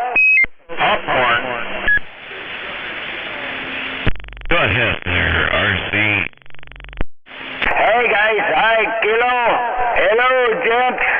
RC waving around the band. Hello, break. Hello, everybody.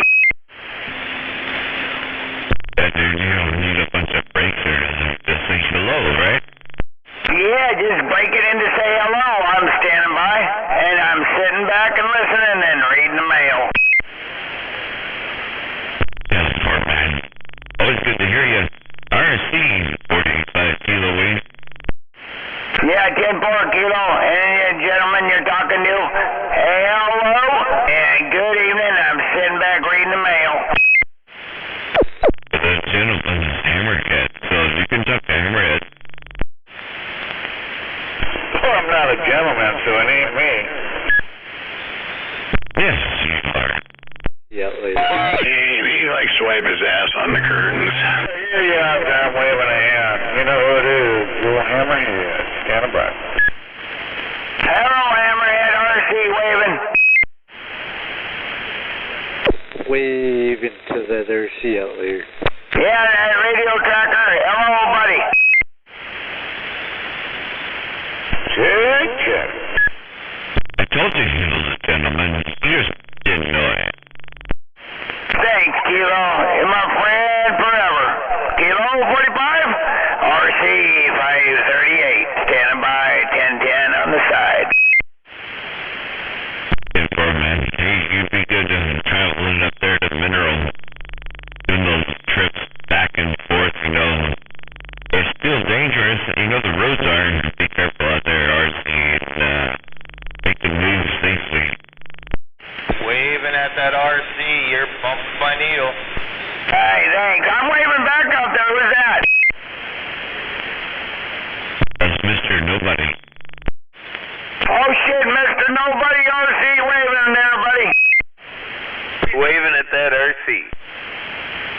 Hey, I'm waving back. Mr. Nobody and 45 Kilo. Waving there, Mickey T. Hey, RC, maybe I should have said Willy Wonka. I don't know, but I don't recall him that, just you. Yeah, I call him Willy Wonka, but it's Mr. Nobody.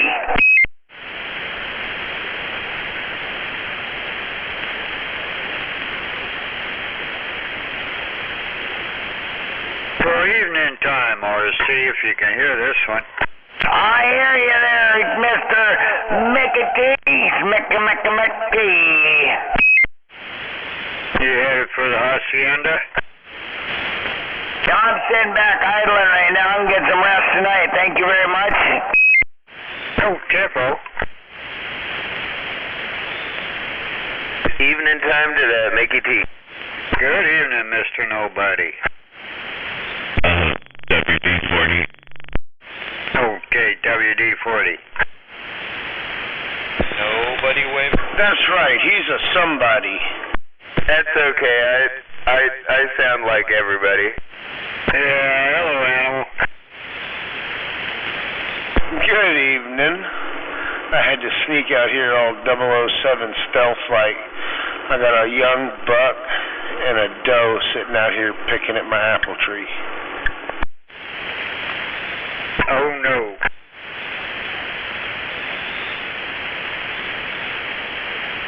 Oh yes. He looks like he'll probably be steaks and jerky and Bambi nuggets next year. Oh, you already got your stomach in line, right? Oh, my freezer has enough room, but he's too young, so I'm gonna let him enjoy some apples so he comes back next year when he's big and ready to barbecue. Oh, damn, Vo. Goat's kind of stringy, you know. Oh, I said buck. That's a deer. Ah. I got me some venison steaks and some venison jerky and some backstrap and oh yeah.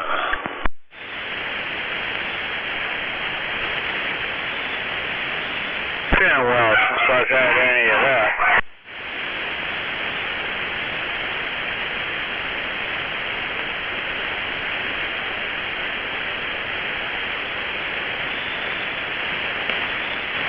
Anyway, I'm going to take a standby. Y'all have fun. Maybe I'll catch you in a bit. Okay, Mickey Mick. We'll catch you in a bit. Your hacienda, Rosie, up there is going to be invaded.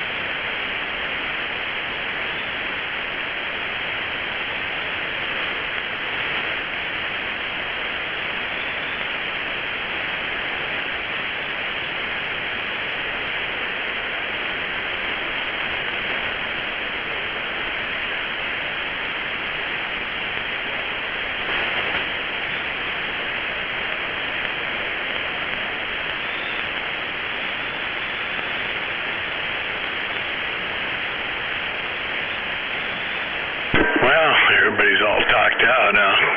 Here, I was just going to pour myself another one. Sitting here listening to the guys to the south and listening to you guys. Who's that making another one? Well, I'm not making one. I'm just drinking it straight. I'm pouring another one. Who is that? You don't know who Smuggler is? That's what I thought that said. I thought that was Smuggler. Smuggler RC waving. Bam, bam, bam. We're waving right back, RC. Good evening. Oh, yeah. prison pocket is what Beavis calls him, not pizza pocket. That too, prison pocket. He thought he was from the Flintstones. He thought, bam, bam. I prefer keister.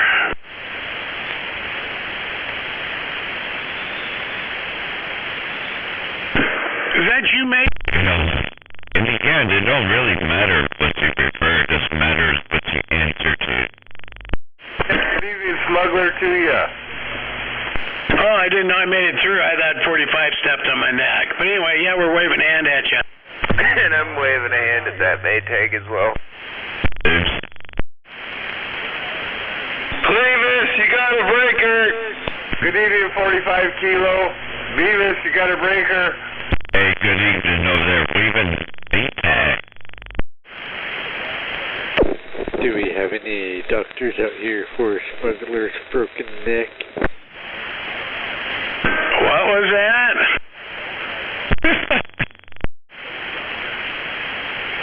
He asked the radio checker, said, is there any doctors out here for smuggler's broken neck?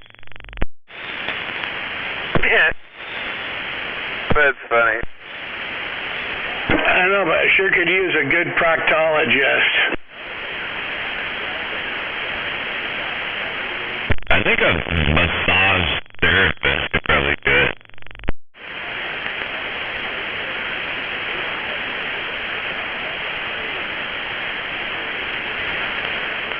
You know, one of those with a happy. Oh yeah, hot rock massage, yeah.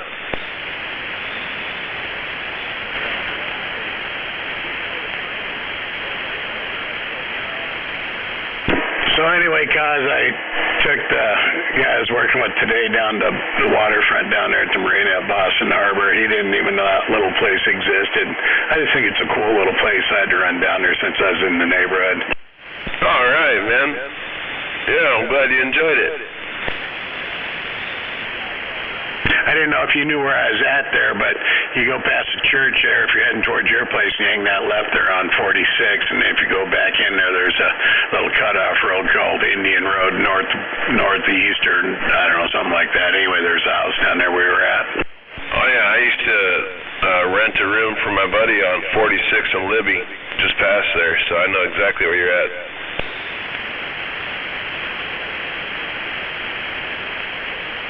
No, I was just messing with you earlier. I wasn't going to stop by, especially if I had somebody with me that you didn't know. So, anyway, I was just kind of goofing around. I already had 6 dudes here I didn't know, so it wouldn't have mattered. You don't want to go there unannounced. He cries like a baby. I know, that's exactly how I put it too, Maytag. I said, hey, Kaz, I think I might pull a Maytag on you. And that's when he told me he had 6 guys over there. Yeah, see, he cries like a baby.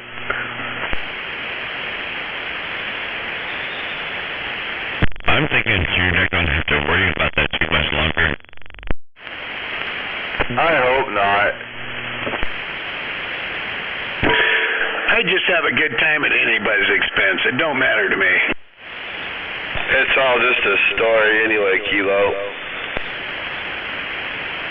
Yeah, Jen.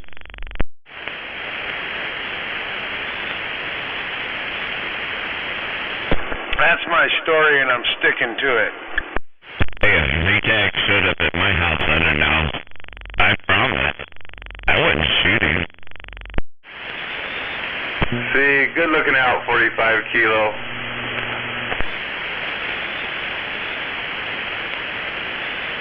I'd find out what he wanted, and then I'd ask him why the hell he can't let me know he's stopping by. Oh, what if I just told you, Al, that I didn't even know Lord, this is gonna get good now. you said you lived, and I thought I'd stop by.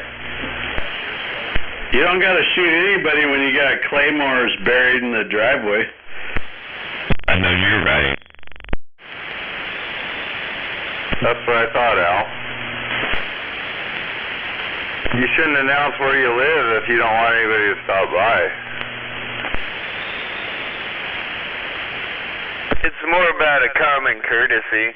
I mean, I understand not all people have it, but it's more common courtesy to say, hey, I'm in the area, you mind if I stop by? Well, again, what if you don't even know you're in that area and all of a sudden you're driving by?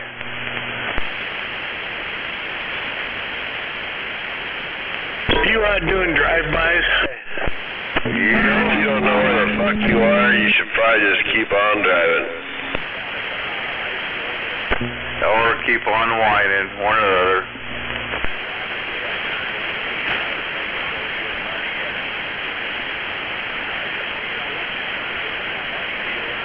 I just want to make this clear, VTAG. I just said that if you stood up here and announced, I wouldn't shoot you. I didn't say you wouldn't be without stars. 10-4. Good looking out again, 45. I think you guys should try to get along. I think we should get you together and you both give each other a hug, and then you guys can give each other a reach around all at the same time on the count of 3. 1, 2. I got the Crybaby City. See, now that's not making up, saying stuff like that. Yeah, I think we're a long way from a reach around still. Yeah, Smuggler. We got a long ways to go on this one, I think. Well, I do have to tell you, the smuggler has the videos to train for that.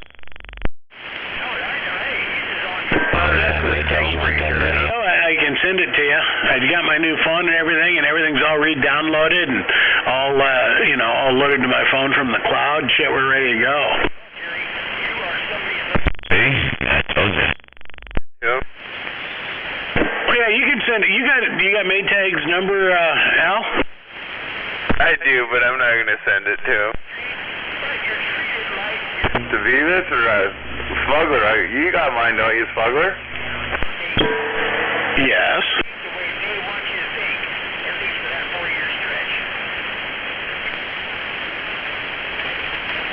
I'd send it to, but you might think it's a dating video or something.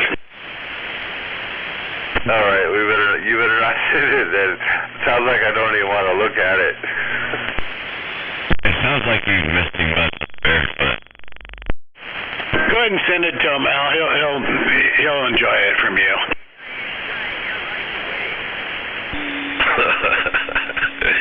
Oh, Lord. You're gonna miss this shit, Oz. I am, man. I hope there's dummies over there, too. Dude, you'll miss some of it, but you can always tune it in on the YouTube, so you'll still be able to hear some of it. Yeah, I can. That's for real. I was doing that when I was laying there in my tent this last time. It was great.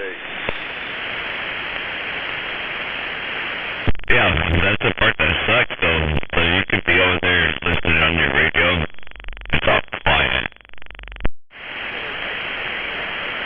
Well, Garbage Man just bought a house, so he'll get his base station up pretty soon, and hell, I'll have something up here pretty soon. We'll see if we can make the trip. Oh, wow. Is he going to do more than 4 watts this time? He still has the towers, but he wants to put them up over there. Are you going over that way, Kaz, on the east side? Yeah, yes I am. I'll be back. I gotta go, I'll be right back. He'll be a little farther north than Garbage Man is moving, but, at those altitudes, they'll probably be able to talk to each other. Well, I was going to say, if they run any kind of power at all, you'd think they'd be able to do a 40-mile trip. Oh, yeah, for sure. I mean, it's like talking to, us talking to each other right now, you know what I mean? And where Kaz is going, I think it's pretty much similar altitude to where I'm sitting right now, almost.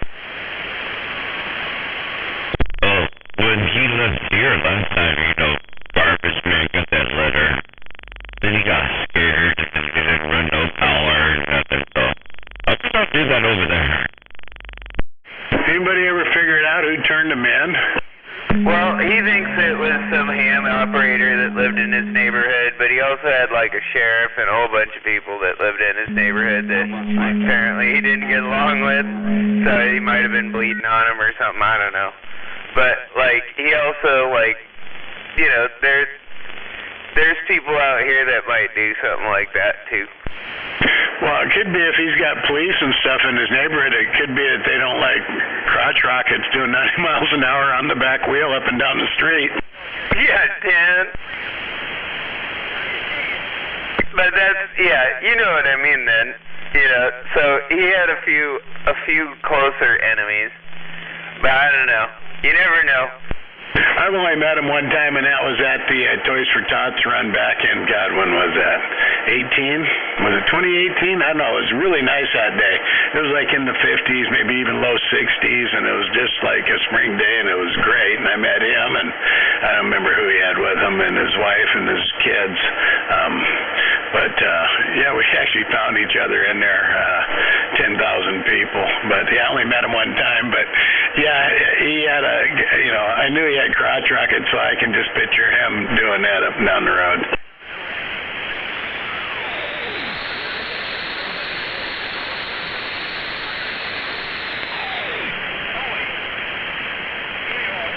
I will say Garbage Man is good people. He's one of my favorites over the years. I didn't know that.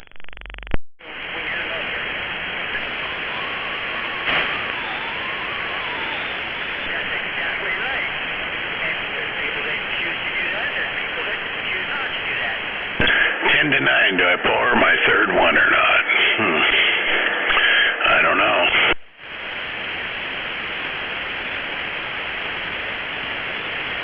Well, I don't know if it's healthy or not, but what if I said, like me? Well, we're drinking tequila tonight, so it'd be, and I'm straight shotting it, just sipping it. I got some good sipping tequila. Herradura Ultra. That's some good shit, too. It's a nice $80 bottle of tequila. No Don Julio? No Don Julio. This stuff actually, I think, is smoother than Julio, and I like Don Julio, but I actually like this stuff better. Yeah, it works for the company, brought me a bottle, and, I've tried Herradura before, but it's never been as smooth as this Ultra. This is some good shit here. It's right up there with Don Julio. Has it got that burnt barrel taste? No, this is actually a clear Neo, which is kind of surprising. The only time it has that burnt barrel taste is when they put it in the old bourbon barrels that they get from Jack Daniels, and they use those that's where you get your colored tequila.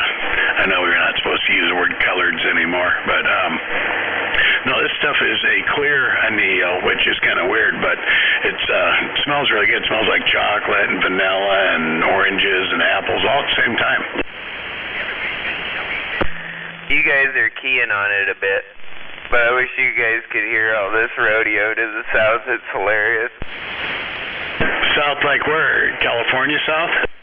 No, it's down like probably Longview, Kelso area. No, he's talking about Longview, guys. Was contractor down there and bus driver and those guys? No, I haven't heard contractor out there, but like ones out there and preacher man's out there.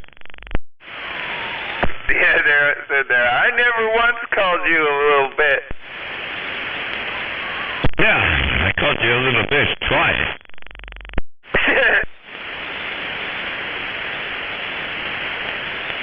Waving Allen, 45 kilo. Got a crazy horse. You got a copy? Waving to the Range Runner. Yeah, Waving Range Runner. Waving a big hand at that rump, Ranger. Yeah, sounds good out there tonight, man. I don't think Rump Ranger can hear me. I'm sitting up on one of the foothills. So I'm pretty sure you heard it. You're getting out really good up here, too. Somebody said I couldn't hear him. Yeah, I heard him. Yep. And we're here.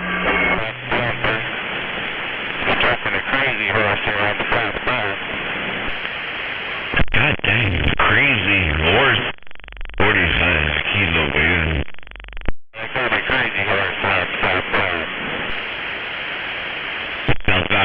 in the pusher lane or the slow lane? I suck a mean dick. I'm really crazy horse. They're all slow. Yeah, 10-4. Hey, crazy horse, 45 kilo waving to it. Push your bumper.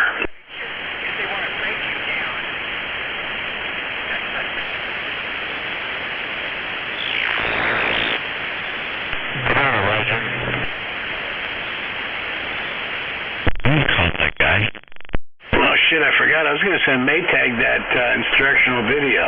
God damn it, I keep forgetting. I haven't gotten it yet, Smuggler. Alright, I'll send it to you. No, I said I forgot to send it to you. Oh, it's an educational video. Trying to get educated now. You know, that office manager gal, she never did make my sign up that says, sorry, no habla fucktardo.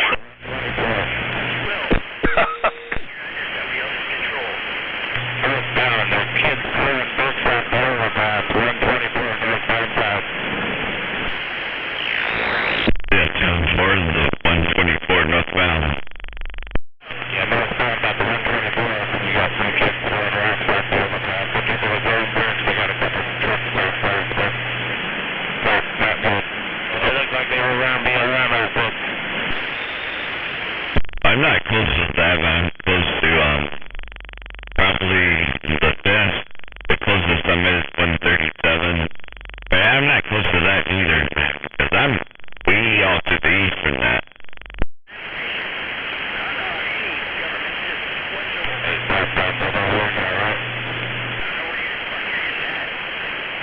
It don't matter. It's all about where you're at and what you're doing, so I can hear you and it sounds good there. So good job.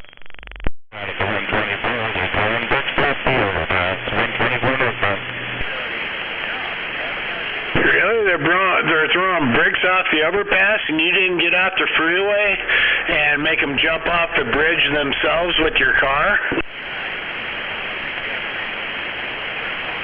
Yeah, so around 124. The next was 125, so it's going to be the Madigan exit. And from 125 to me is 30 miles. Yeah, but 124, isn't that the Yellow Ribbon Bridge? I don't know if 144 is. I thought it said 124. Yeah, I can't believe that there isn't any radicals out there driving that would actually not get off on the exit and do a Islamic drive-through on them. Northbound, be careful about the 127. They're throwing bricks off the overpass. Oh, copy. That's what I was saying. So you're at 124. Now you're at 127. And the bricks, they go away after that one. You can go the rest of the way through the Tacoma Dome and you can go up north. So you get to 5, you're not going to get no bricks. Right down there by the Tacoma Dome, bricks off the overpass. They're on crack, that's why.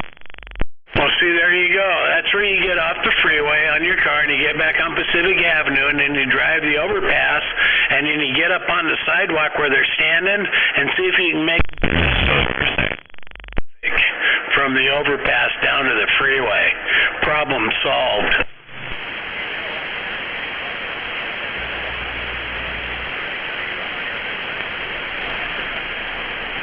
I don't think you can bring your truck back with blood stains on it there, Smuggler, just saying.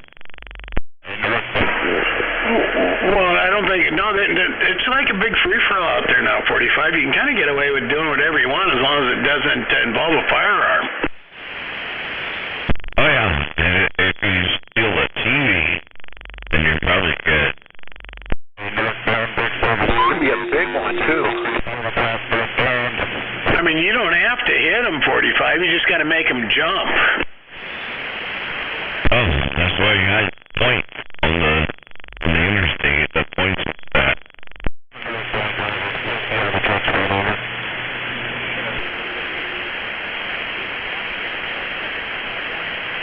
my shit ain't downloading on here because some of the stuff isn't coming through. Like I don't have it on video, so I had to go and my text messages to Al, and the Buick comes up and the 1911 pistol comes up, but not the instructional video. I don't know, Al. You might have to resend me that instructional video so I can send it down to Maytag. They still won't chase you. That's probably pretty good. I'm going to tell you one thing that I do, guys. You know this already. This video right here is on YouTube Live. Northbound side. Shut down northbound side. Keep throwing bricks out the other car. Just like that guy, the trucker. He shut down. It's on YouTube, man. Run 41, they got it shut down there northbound. 141, right by the chicken coop. They got her shut. What, they got northbound shut down?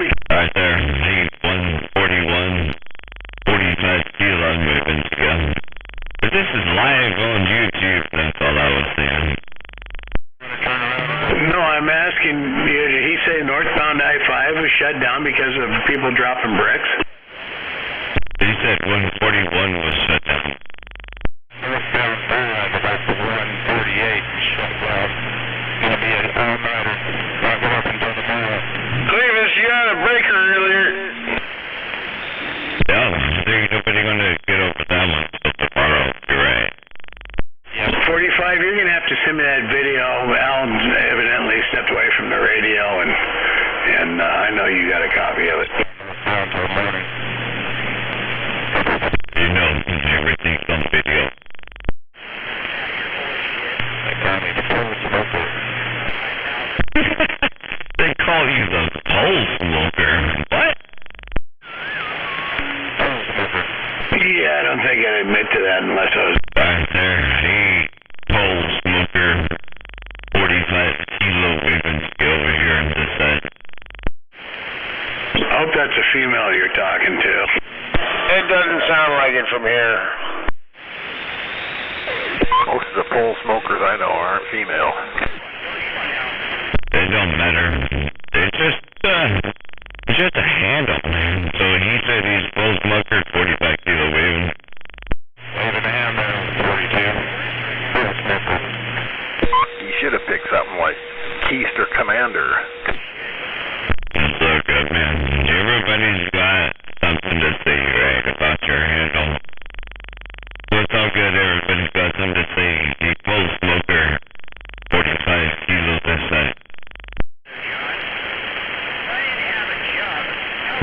Keister Commander, that's a pretty good one. I thought of it when you said Rump Ranger. That's not me either, man. That smuggler, he's over here. He's the one that said that. That's right, up there with Butt Pirate.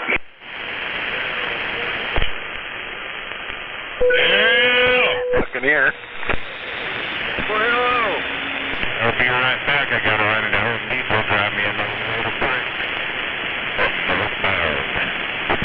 What you working on over there, 101? Alright, then. Check you when you get back. I'm kind of surprised.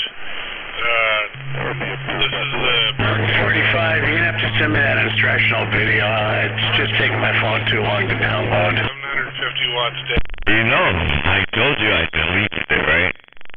And this is... Oh, you deleted it? Oh, shit. Man. Okay, Al, it's up to you. You're going to have to send it back to me.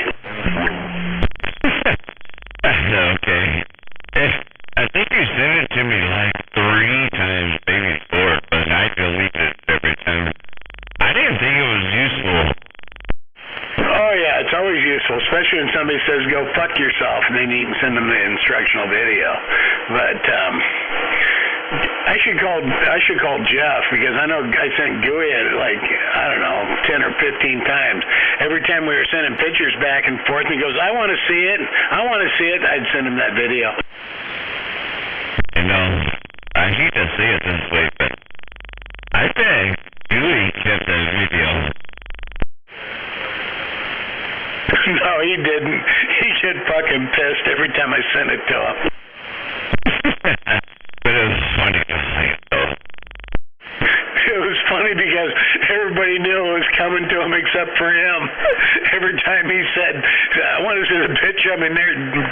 and Red and all them guys would be giggling because they knew what I was going to send them. Yeah, every time he's like, oh, it's a new one? And then he opens it up and went, shit.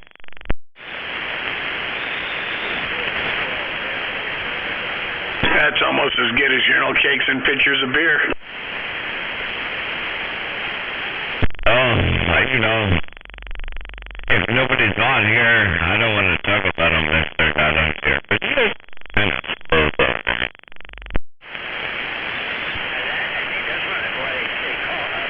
I don't really know if he's slow. He's not like, bicycle helmet, so he doesn't hit his head on sharp corners slow or anything, but, I don't know, he's kind of a good old boy. That's kind of what he reminds me of when I met him. He's always got a, firearm strapped to him and, baseball cap, shoes. Yeah, good old boy. But I'm telling you, he watched your video at least 3 times. Come on.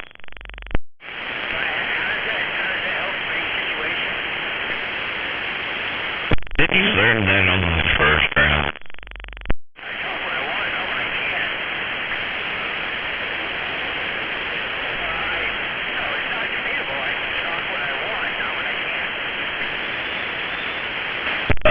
They got still there talking about 151. Oh no, I'm listening. I'm still going through different contacts. I was seeing if maybe I could pull it off of Barefoot's text messages.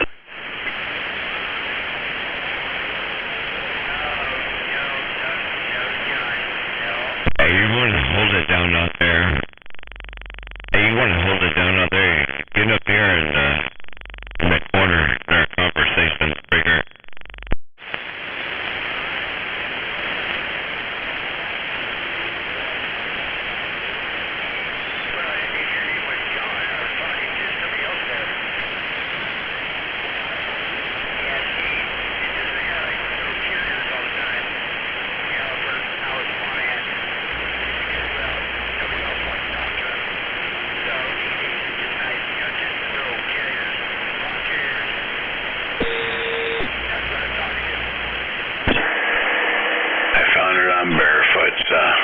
Text message.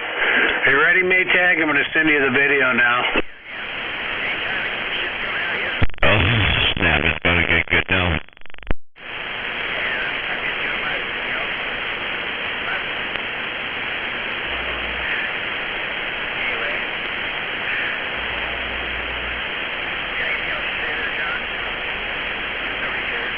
Okay, Darren, it's coming your way.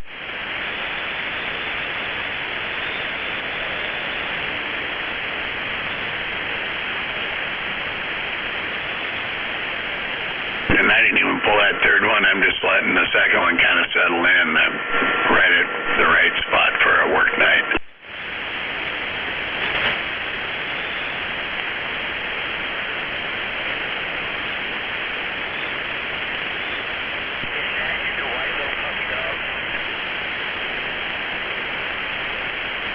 I hope his girlfriend don't open that phone up when the ding goes off that it's you got a message.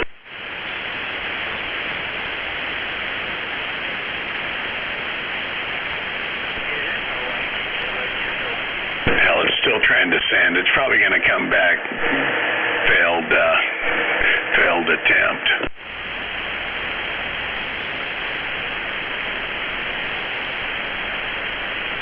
Sure the fuck did. Not delivered. I knew it was coming.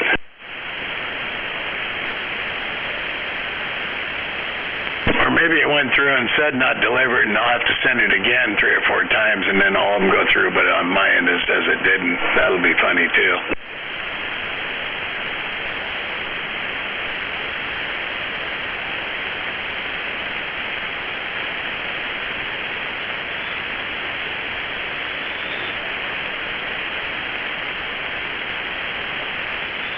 Just keep sending it multiple times, over and over and over again.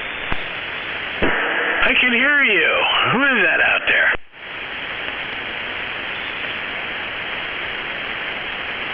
I guess you can't hear me. That was Mr. Nobody. And I'm sure he can hear you. You just don't key up very much. I think that's the first time I heard him. I heard him saying something about sending it over and over again. It's like, oh, he heard me. You sound like a retard. Well, I'm waving to get there, Mr. Nobody. Wave it back at you. Yeah, waving a hand there, nobody. You got Smuggler down here in McKenna.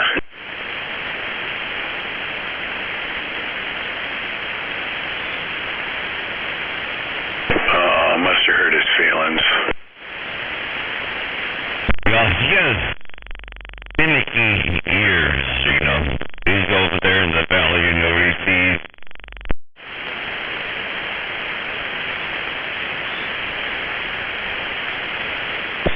No, you didn't hurt my feelings. It takes me 5 seconds to hear it through the gate.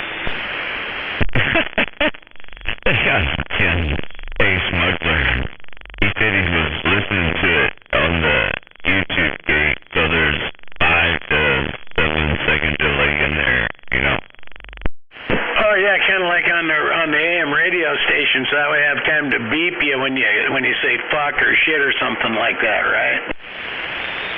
Yeah, so if it was a live transmit and they had 7 seconds to beep it, they probably didn't beep it. Yo, nobody. Double tap waving at you from the home base, man, up here in Three Tree. Smuggler, you too, 45. Hello. Yeah, waving back at you there. Chop, chop. And there's that animal. I was waiting for that Mr. Nobody to key out before I said anything, but I'm waiting to get a double tap. Oh, yeah. Beautiful night, other than a few lightning bolts. I haven't seen any here, but I know they're out there. Being close enough to us to worry about. Evening, animal. Good evening. Yeah, the sunset's pretty good up here. One lightning. Sure, now you come back after I found the video after 6 hours of looking. Well, so we had like 30 lightning strikes, but it was Bremerton, so that's not scary.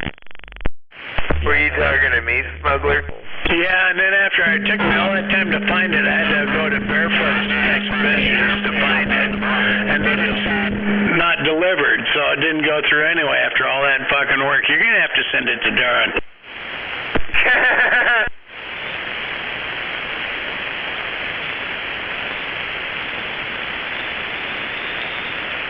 Oh, I forgot we're not on sideband. You're going to have to send it to Maytag. No, I got it there, Smuggler. That's all Beavis style.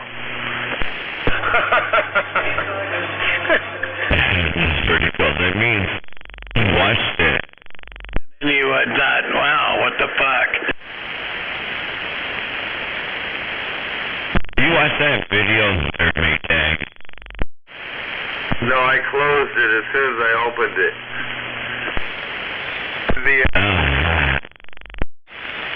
I sent some shit to Cause last summer that made him almost block me.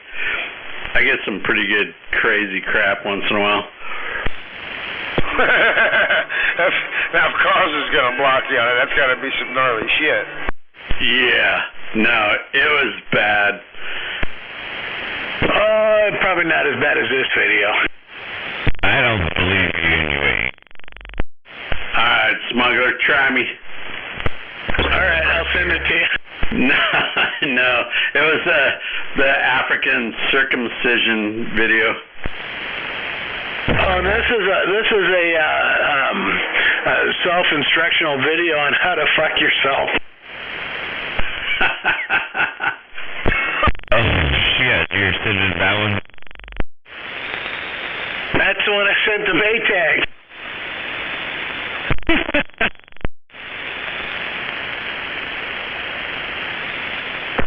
That's the one he wanted me to send to Maytag for him. I was like, no, you can send that yourself. No, who needs it? I'll send it to him. Beavis. Yeah, you should definitely send that to Beavis. Beavis has already sent those out. That was a bad one. He already sent one just like it almost. Yeah, but you should change the name on it. Just change the name to say, here's how you make a lot of money, and then send it to Beavis. Yeah, here, Smurf has your $100, and then send it to Beavis, and he'll look at it.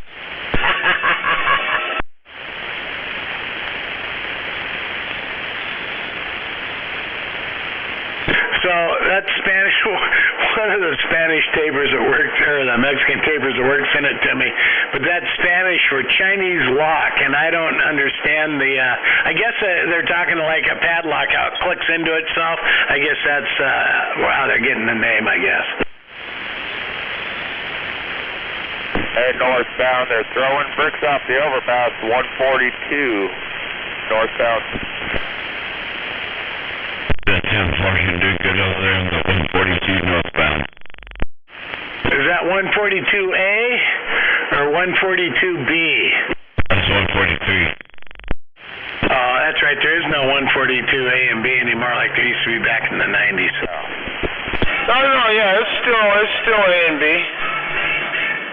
You got a separate ramp for each. A and B still exist. They got kids. Okay, yeah, we used to mess with truckers back then in like 91, 92, right along there with Poindexter out at Tacoma. It was some good times. That's about when around the time frame I used to go park in the woods behind the old Flying J down there in Port of Tacoma. They had that wood strip on the 509, which was east-west road. I'd sit back there and I'd turn my linear on and just do nothing but sit there and say truckers are queer, and that's a fact, for hours on end. I know, somebody asked for directions. What direction Goddamn, the truckers are queer. Stop up there one. Especially Dodge. Hey, yeah, that's what we do too. We would fuck with them like. That's 142B, truck driver. B is in butt fuck. Chaco with the walls. Oh, I'd always tell if they wanted directions to the old Flying J and Federal Way, I'd tell them 142A so they get stuck going down 18. Oh, really? Or they queue up for local information. I give them the weather report, complete with the Dodge. Right, with the rollover on. And then they got to crawl back up that hill to get back up to I-5. Yep.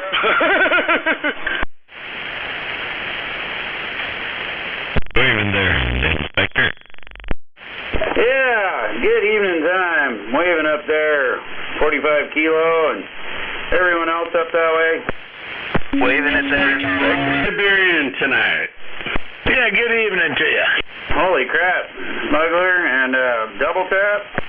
I'm in here too. Good evening, Inspector. How's it going, everybody? Another fine evening in the Pacific Northwest. It was a full house, for sure. Vulcanizer. Gotta sit out for another hour, but I gotta get up at 4:30 and go to fucking work. God damn it. Work is overrated.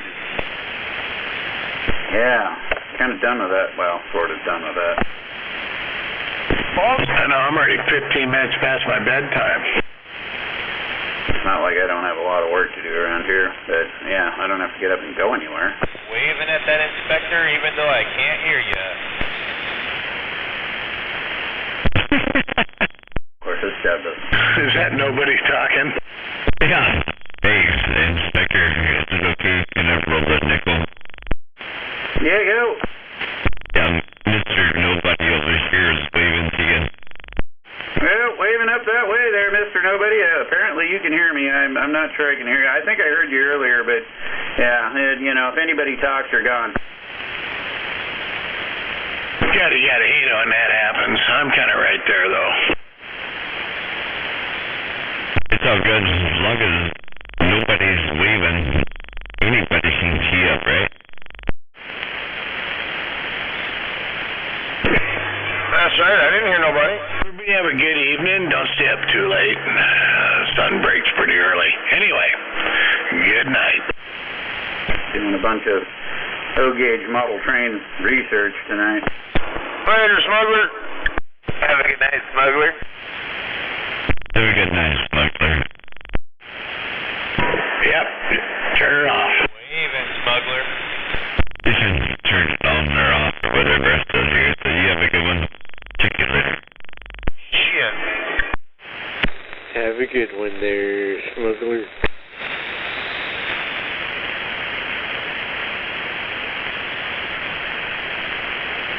Hey there, Mr. Nobody. I tried to roll that nickel to help you with that. Yeah. I got it. I don't know if he got it. Oh, good. Video gate. What about it, Pole Smoker, you got a copy? Yeah, Smoke Ring got a copy right there. I thought I heard him out there earlier. How about it, Pole Smoker? Pole Smoker? What? Oh yeah, the pole smoker came wandering through here a little while ago. Yeah, this is earlier, but he's not here lately. 10-4, he must have took off already. Thank you. Yeah, just roll to that nickel.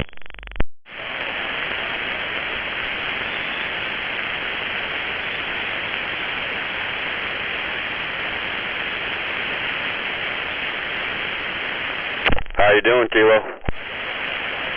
Just sitting here, kind of like this. Right on. You know who this is? Let's see. Looks. No, who this is? It's Jason. Yeah, right there is what it said. Close. Yeah. What's up there, 1369? Well, not much. Just got my friggin' truck finally running again, thank God.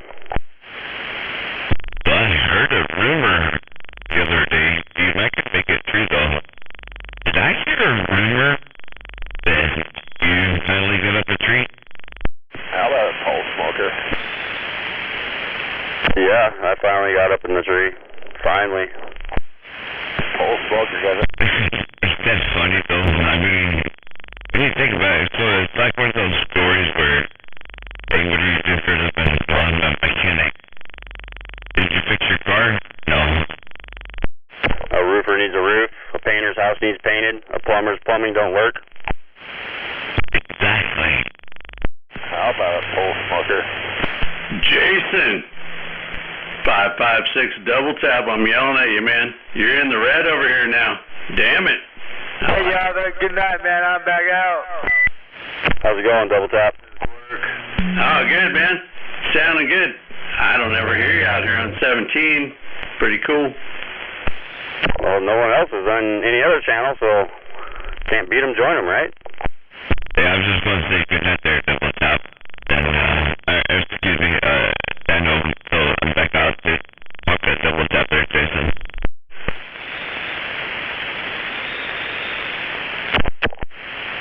Yeah, I'm going to wave there, Jason, as well. Animal here on the AM 303 Mike from Sideband. Just moved out here to the neighborhood. I'm out in Graham too now. Oh, right on. We're out in Graham. I'm right behind the library. I'm at the base of Trash Mountain, right here off 304th and Meridian. Trash Mountain. Why Trash Mountain? Oh, Trash Mountain. I got you. Okay.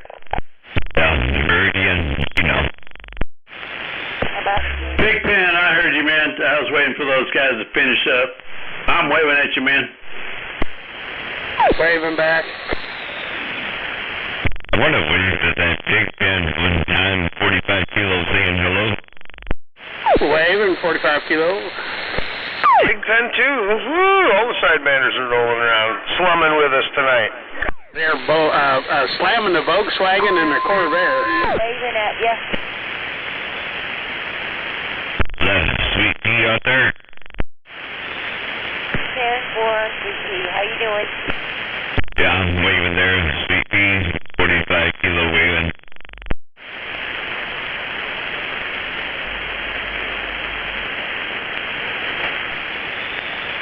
TP, you checking your channels out here? Probably not on this frequency. It's working. Dummy load. You got a lot of signal and real... No, wait a minute. Let me show you how a dummy load works. A dummy load, no account, it works like that right there. Yeah, that's why I think Double Tap was here in TP checking in his dummy load, much like the situation we have out here.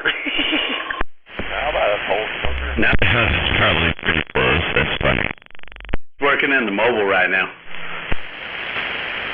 Oh, that's why we can't hear him. How about a pole smoker? No, I mean, you're like... There you go. Pole smoker, you got a breaker. Audio.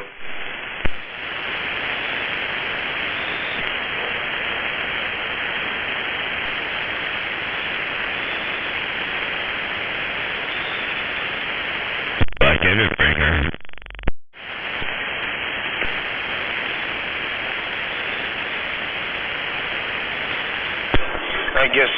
I guess they can't find their pole smoker.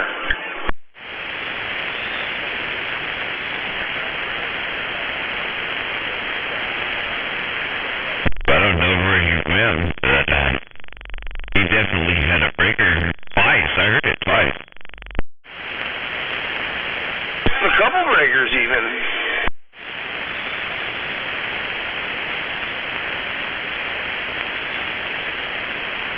I don't know where that came from.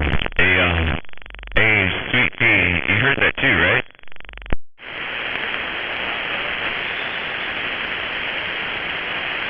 No, what was it?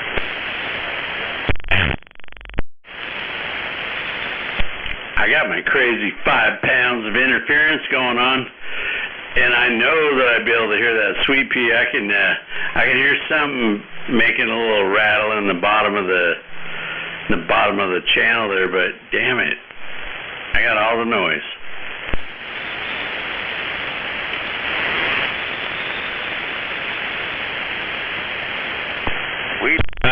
It was a channel up now.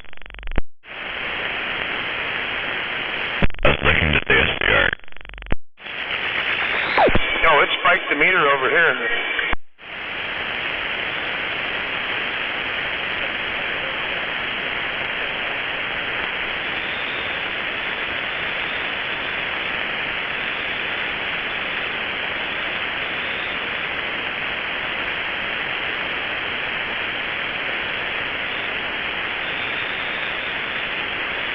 On that note, I'm going to shut it down as well. We'll catch y'all later. Animal, have a great evening, man. Say goodnight to the wife, and I'm not sure what you heard, but I didn't hear shit. Have a good one. I'll be back at her tomorrow. I think I'm north end trucking tomorrow, so I'll be on and around the band most of the day. Nobody waving at that? You have a good one there, Animal. I'll check you later. Tell Mama Bear we said hello. Have a good one.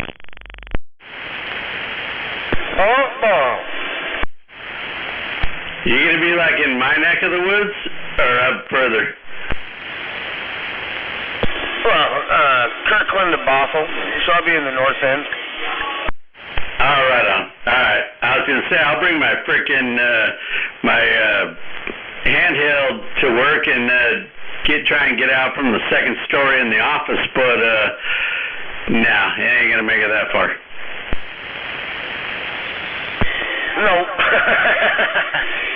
It'd be cool if I was running around in Burien. Dude, I'm ready to throw an antenna on the roof. The only problem is to get the coax into my office. That's kind of a major. I don't know that I can do that. I mean, I could, but I don't got time for that. So I don't know. One of these days, I'll figure it out. If I'm gonna, depends on how long I'm going to be there, man. I might put an antenna up on that roof of the shop, and it's pretty wide open when you get up there, man. You can see forever. That'd be pretty cool. Oh, hell yeah. That'll get out. Right on, man. Well, we'll catch you. Later. Later, Animal. Bye, Animal.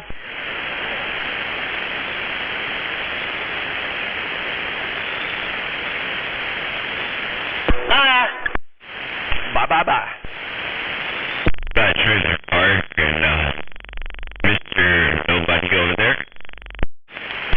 TP, I hope you're still on the mobile. I was trying to wait for those guys to finish so I could say hello to you, but I guess that's not really going to happen. So anyway, Mr. Nobody, 45 kilo waving, have a good night. Yeah, I'm shutting it down too, so waving back at you, 45. I knew you were. I knew you were gone. So later. Later, Nobody. Have a good night, Mr. Nobody. Trailer Park waving, Mr. Nobody. Good night. Thanks, Trailer Park.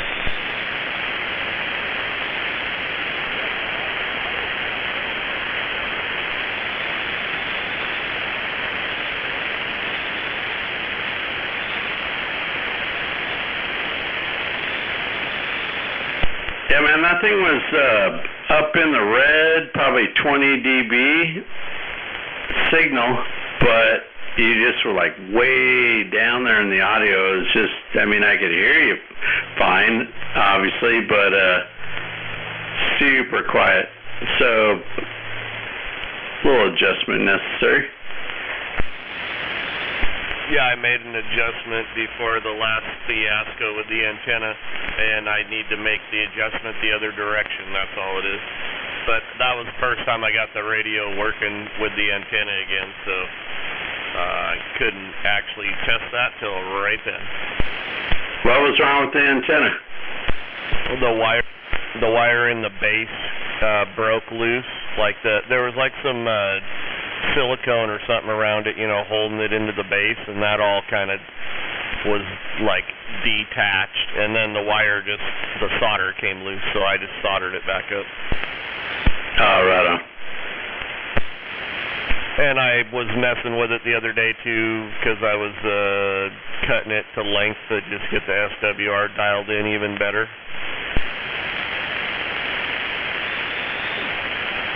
And I think that's one of the two times I was just messing with it is when I broke it loose. So now it's all soldered nice, and I two-part epoxied it to the inside.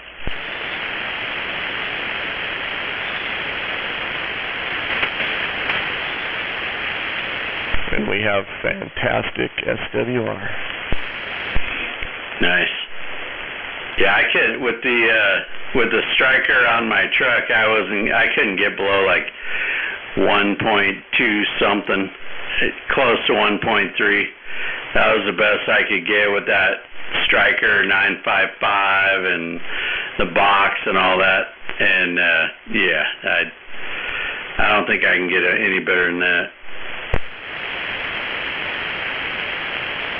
Could be. You know, they all say they're going to be within, you know, whatever, 1.5 and lower. Yeah.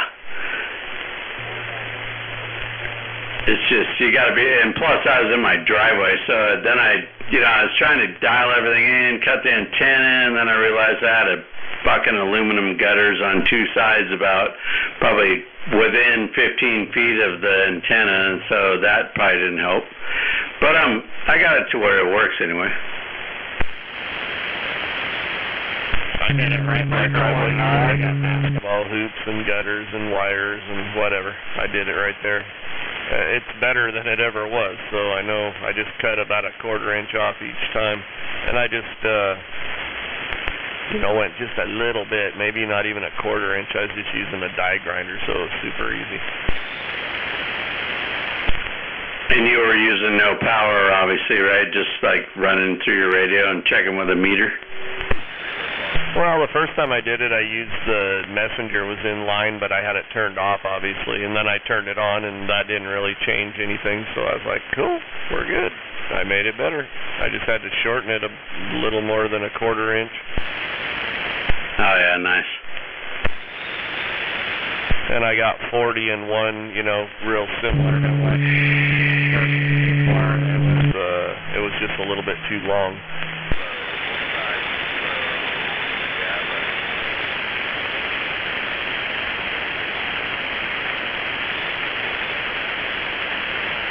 I was trying to get in between you, but you guys are like connected to the hip.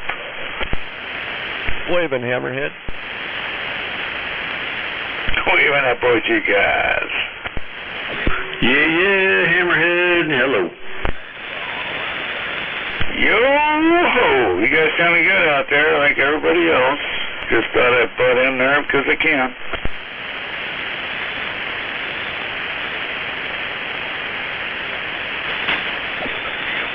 Roger that.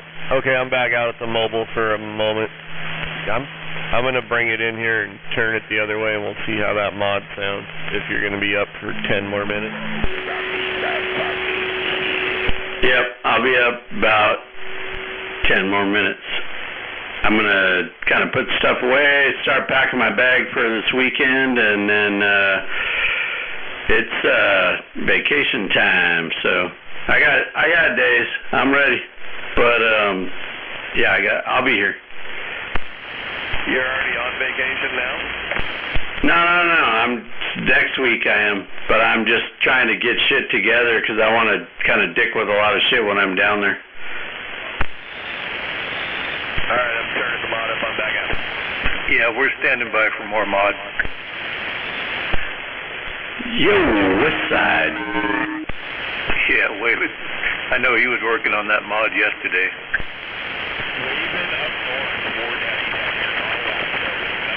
Sounds like he turned it the wrong way.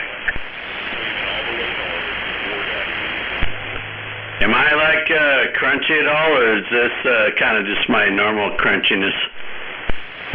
No, you're booming, man. Sounding good. Alright. Hey, yeah, it sounds really good up here. Crunchy. Come on. The antenna, and I pulled the wire out of the base of the antenna. Sound great over here, man. Hell yeah, lake taps. Double tap brings it out. Over there. I'm plugging by. We can't hear you. You got no mod. Yeah, I can hear you, but it's still broken. Barely hear you, but you're 30 dBs of...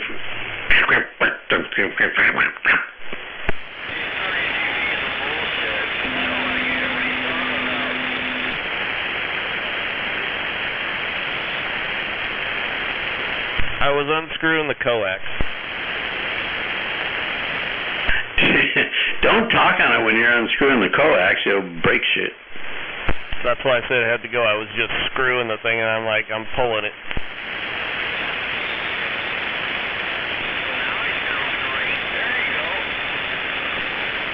Well, I was in my car on a barefoot, 2-watt radio, and now I'm in my base station with the antenna in the tree. There you go. Don't even talk to that guy. He's just trying to fuck with you.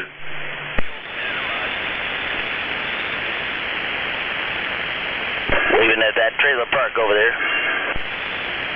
Waving. Range Runner, what's going on? What's up, Double Tap? Waving good evening. And almost good night, dude. Damn. Did you stay out of that lightning storm tonight? I didn't see any of it, man. Bad spot, I guess. Yeah, I think it was a little further over. I know that Clay Elum got hammered. Then it went up north from there. They put out like a freaking, like when an old man loses his mind and drives off and gets lost. They threw out alerts like that, like a silver alert or an amber alert. And that shit was like beeping phones and stuff. That was crazy. Golf ball size hail, they said.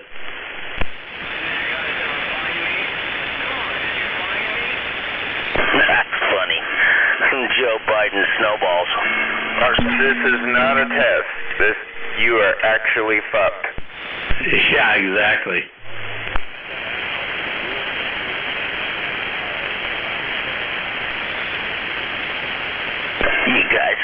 You guys crack me up.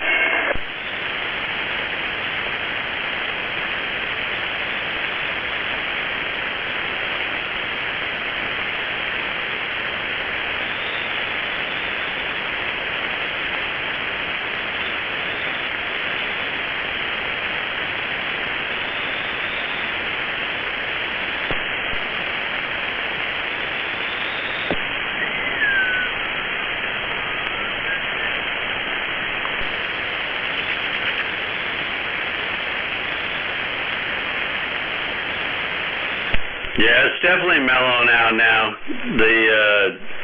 All the thunderstorms are kind of over in the foothills, kind of by like Diablo. What have we got here? There's a few of them. They're kind of all like east of Snohomish. Yeah, my wife wants to go to Diablo, and I'm like, you're going to have to wait like a couple months if we're not locked down. Damn it. Oh, yeah, you're good. Just bring a fire extinguisher. Oh, you mean a shotgun? Well, yeah. You're right. That's just kind of normal. You always bring that.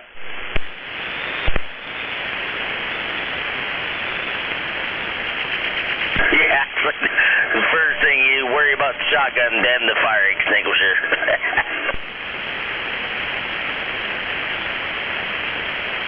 Yeah, it's all kind of east. It looks like it starts about like east of Gold Bar and Index, and then it goes north from there, all in the foothills. Yeah, damn. Hopefully they don't have any more forest fires from that shit. They're all, it's like east of Mount Baker and all that. Nah, it's still rolling.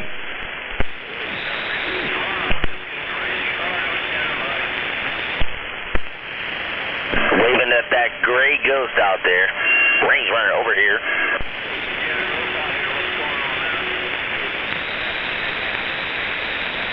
Just waving, that's all.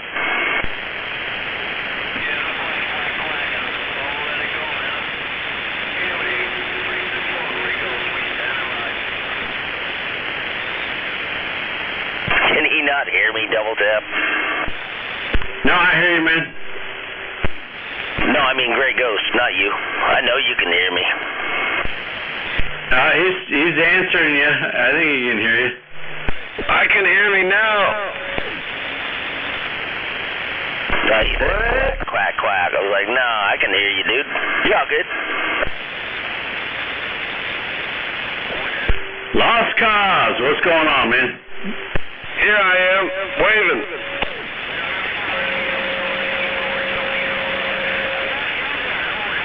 Yeah, all those storms are just kind of ripping through the east side over there, man. Damn. Heading towards Colville, Kettle Falls. But, that's just normal. Happens every year. I love watching the lightning. That's pretty cool. Yeah, that shit's pretty awesome to watch.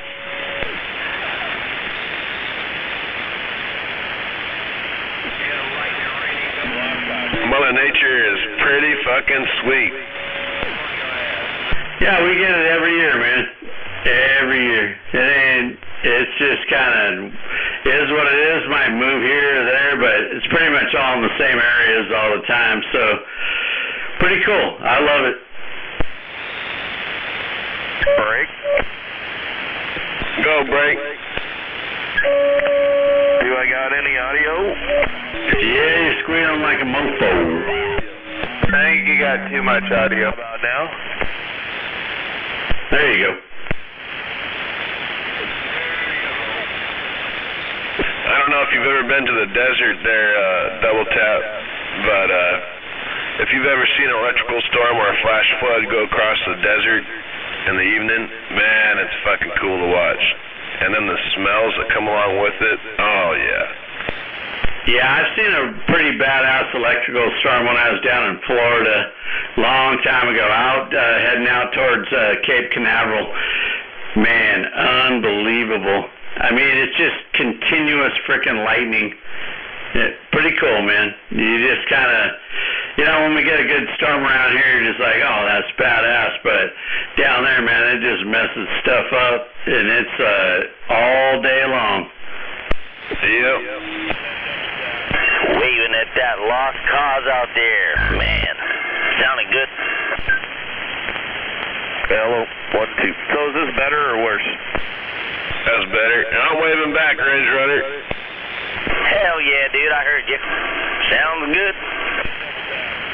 Likewise. Yeah, dude, I remember seeing a lightning and thunderstorm when I was, I think I was like 17. We were flying to Colorado, we were on a commercial flight, and it was just like, pow, pow, pow, pow, pow, pow, pow, pow, pow, pow, pow, lightning. Yeah, Mother Nature's pretty awesome. Yeah, she could be a bitch, but she's awesome most of the time. TP, go to 20, man.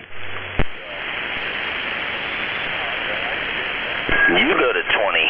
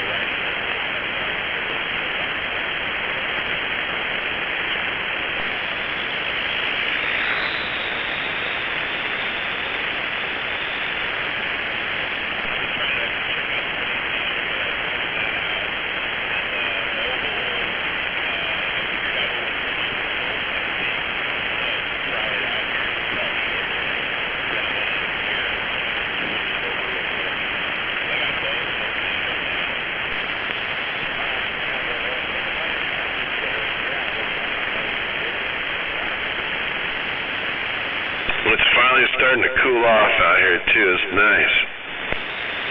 It is starting to feel good.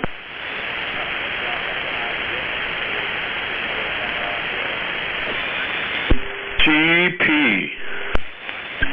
Yeah, what's up? Everyone was talking at her, so I was like, go to 20, I'll help you try and dial her in. I was on 12. Yeah, a bunch of us went to 20, but you didn't. Right, we all. I was on 12 already doing it. Alright. We're good on 17. Well, I mean, is it still quiet or what? No, it sounds fine now. Yeah, it sounds fine up here.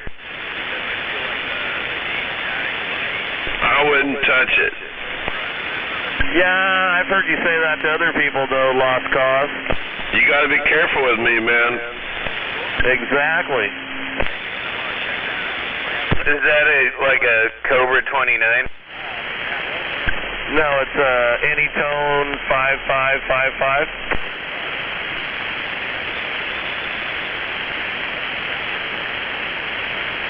Is it on your main base station antenna, or are you in a mobile? No, it's in my truck in the driveway. Oh yeah, don't touch it. That thing is smoking. Yeah, if that's the case, it's fine. Yep, it's working. In my driveway, talking to Olympia from the mobile. They're a little noisy in the receive, but they work good.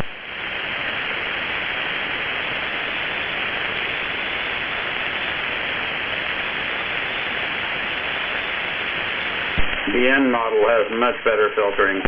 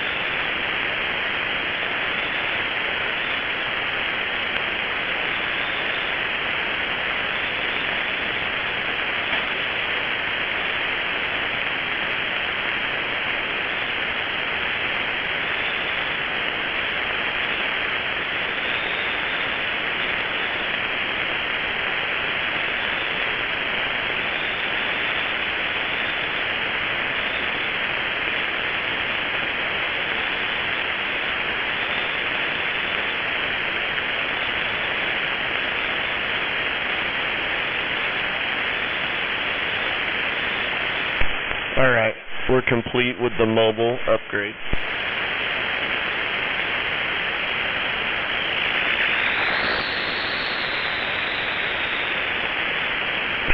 It did sound louder than it was. Right on. I turned it the other way. It's kind of like black or red. Yeah. Right or left. You turn your truck around? No, I turned the mod pod inside the radio up a little bit just there a few minutes ago. And you're in the same fucking truck right now? No, now I'm back in my base station in the house. Or in the garage. Oh, alright. I was going to say, boy, that's the right one to turn, because I fixed it. Yeah, I wish I could just turn a knob and get this in my truck. Yeah.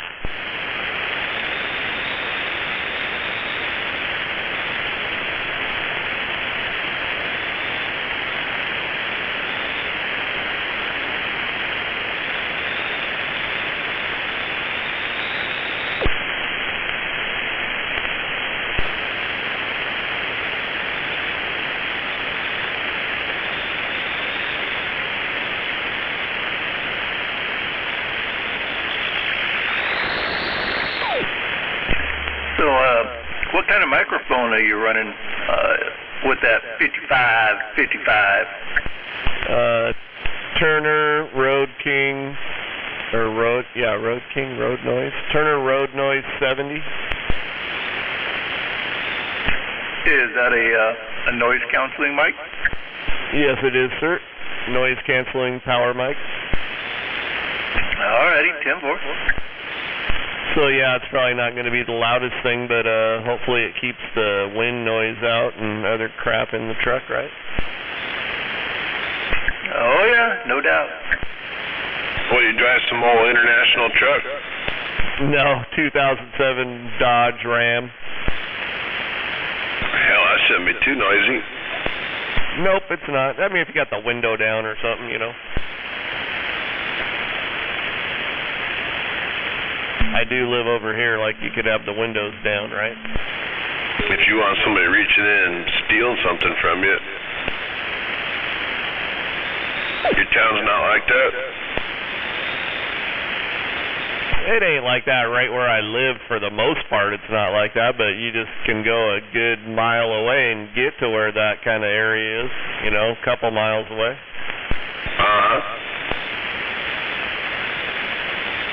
Get yourself right up on 99. I'm not close to 99, but I'm not like super far, a couple miles away, a mile and a half. It gets real fast over there. Yeah, it's just not the best area around 99. Like right up next to it, you know, you gotta get a little ways away. That's where the hookers reach right in and just snatch your wallet. Give me your money, fool!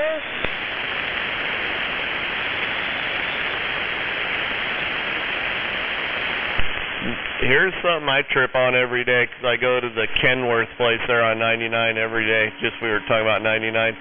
I like deliver paint and put paint in the paint booth when they're not there, because I get there sometimes later than these guys stay and work at Kenworth. And it's the place where Gary Ridgway worked, man, where he was a painter there, I believe. Oh, yeah. Yeah, Moose. There used to be a guy out here, Moose, that was buddies with that guy. He used to go out on dinners and shit with that dude before he knew he was the killer. Yeah, way back in the day, but it's just a trip. I guarantee you the booth and all the shit they're using there's the same equipment he used, because it looks old.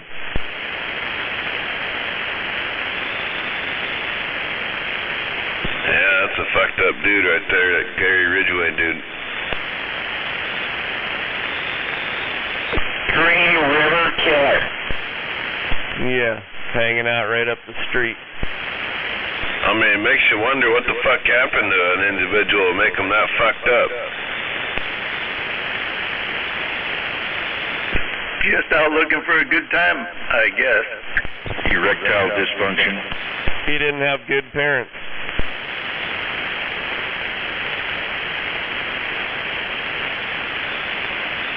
Well, he just killed the first one and said, Hey, wow, this is kind of fun.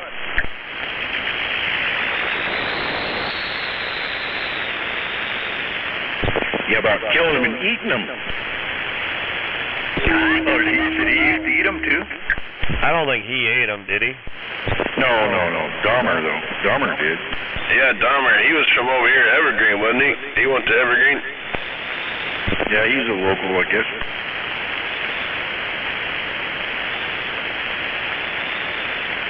Baloney has a first name. It's Survivor.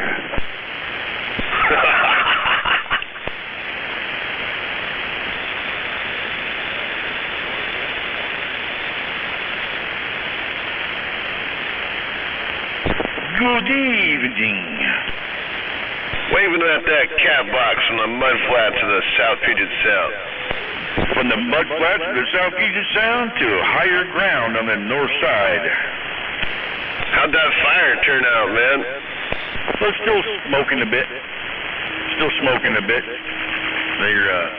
I stopped on my way up here, or was stopped on the way up here to the perch by Forrester, and he's mainly turning people away and stuff, but, you know, I talked to him, and he's like, oh yeah, you can go up there. So here we are, but yeah, it's still some stuff burning away, and, you know, some hot spots and things, but it says they got it pretty much under control. Well, that's good. I can't find shit about it on the damn interweb. There's a reason for that. That's all I can say. Trailer Park Waving Cat Box, good evening. Hey, Trailer Park Waving, right back. Good evening.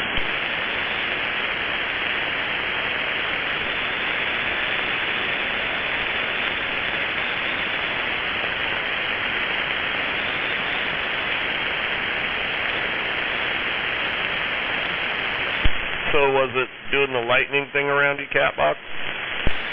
No, none of that business here. Was you getting some? I saw one when I was driving around with my kid, my 15-year-old test driver. He was practicing driving. We were driving around. I saw one in the sky above, like, Beery and Des Moines or something. Yeah, I heard it was supposed to maybe happen, but I didn't see it come to fruition around here. I might have seen, like, part of a flash. That was about it. But I just got up here to the top, and so far so good. Matter of fact, apart from the smoke, I mean, it's pretty clear. Smoky though up there? I can see there's a little bit of belt of smoke. It's kind of a little bit of a haze. Not real bad, but it ain't real great either. It is a little bit of smoke. But I'm counteracting it with a Camel cigarette. It ought to be come out in the wash. Roger. Kind of hanging low. Most of it's kind of dropping down a little bit below me. Looks like it's smoking up the sound a little bit there. Sure the hell isn't pumping it out like it was the other night though. That's a good thing.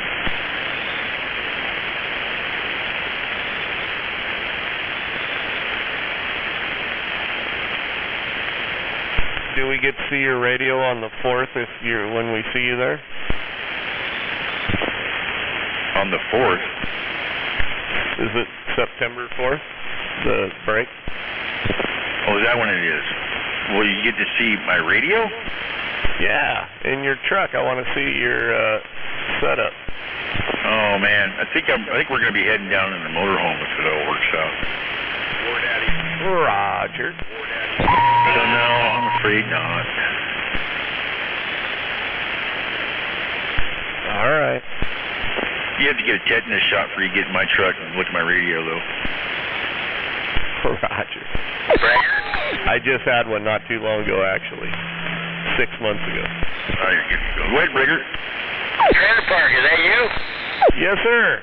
Hey, what are you doing? It's 151. Oh, not a whole lot. Waving there, 151. Good evening.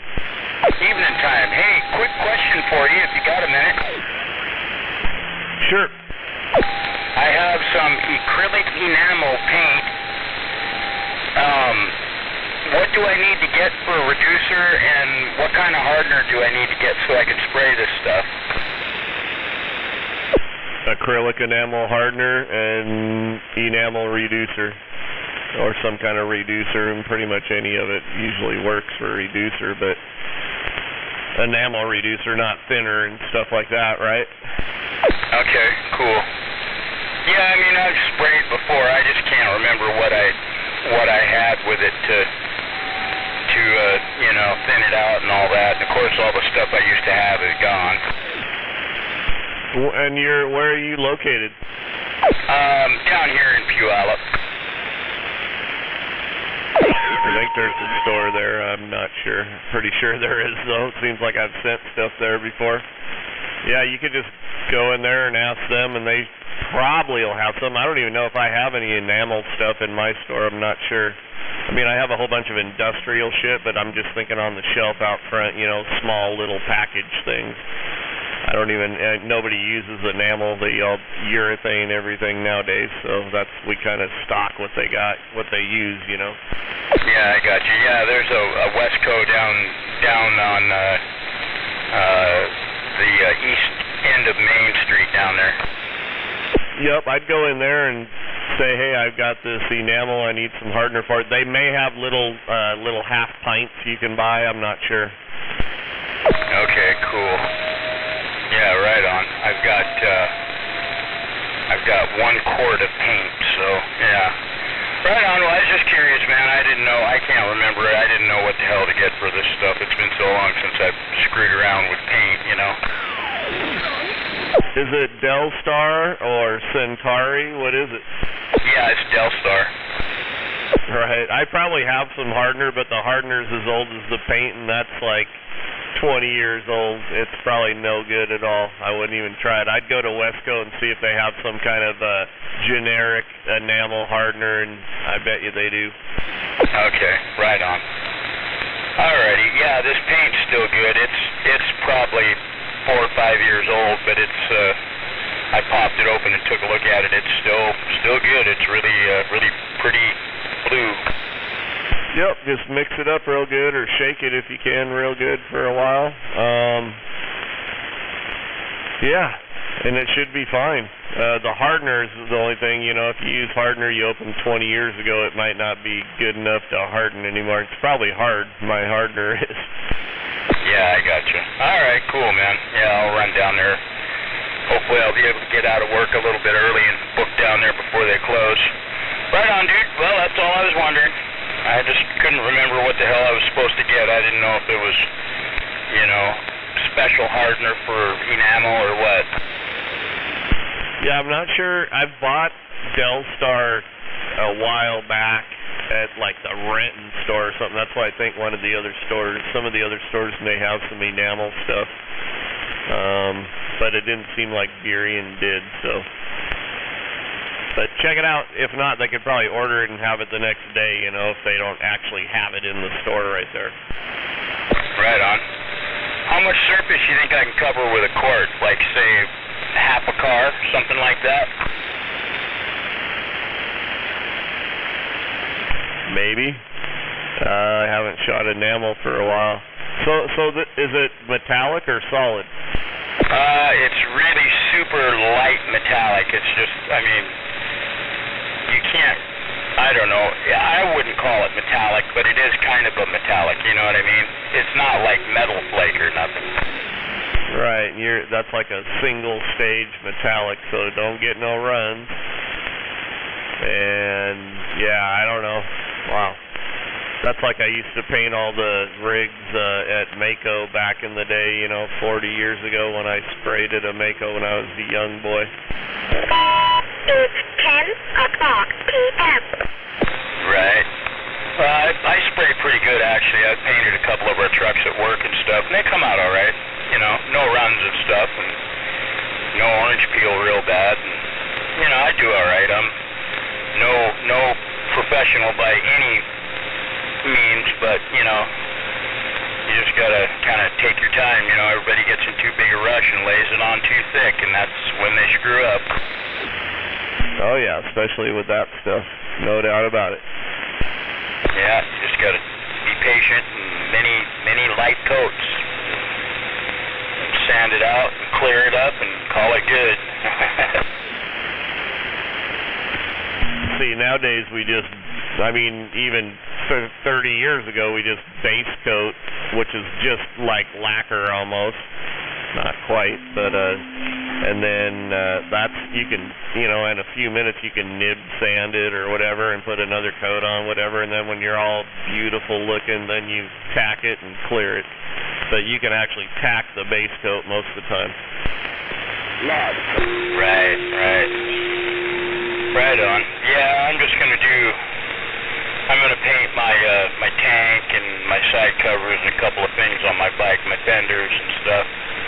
It's a really, really awesome color, man, and so that's the game plan anyway. Oh, that'll work perfect for I didn't know that. I thought you were painting a car. I was going, it's going to be a little tough, but if you're just painting complete units, yeah, then you're good. If it's got metallic in it and you spray it and then you sand it, you can't sand it very much. Maybe lightly Scotch-Brite it, or it's going to take some of the metallics off and it might look weird. No, I know, I gotcha. Yeah, just hit it with, you know, super light, man. Just if there's any, just to take the little roughness off, if there's any, you know what I mean? But yeah, it'll come out all right. It'll look good. Yep. There you go. That's the ticket. Right on. Thanks, man. That's all I was wondering. I was trying to get a hold of you earlier there. You weren't on the band or nothing, but I knew I'd catch you out here sooner or later. But thanks, man. I appreciate it. Lightning. Anytime. Saw some lightning.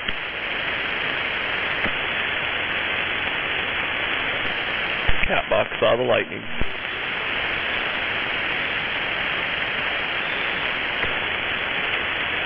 There's another one.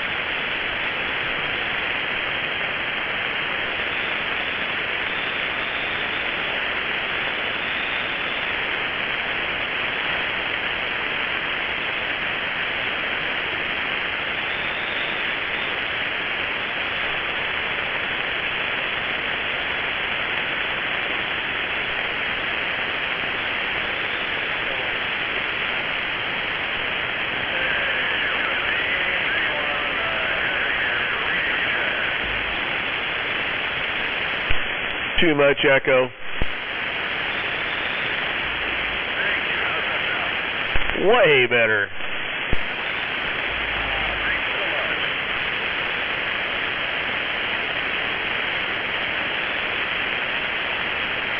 That's like 3 to 4 pounds in Des Moines, Washington, trailer park.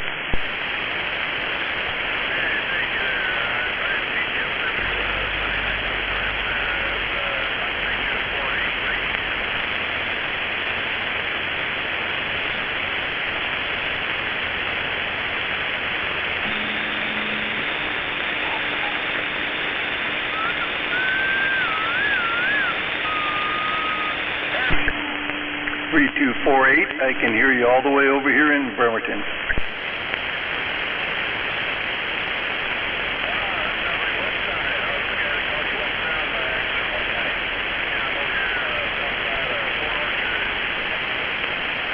Okay, copy on the south side of Port Orchard.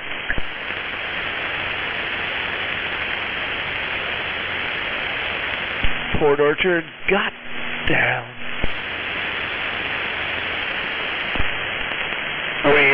You're not talking on your normal setup there, are you? Yes, I am, sir. Really? Is it broken?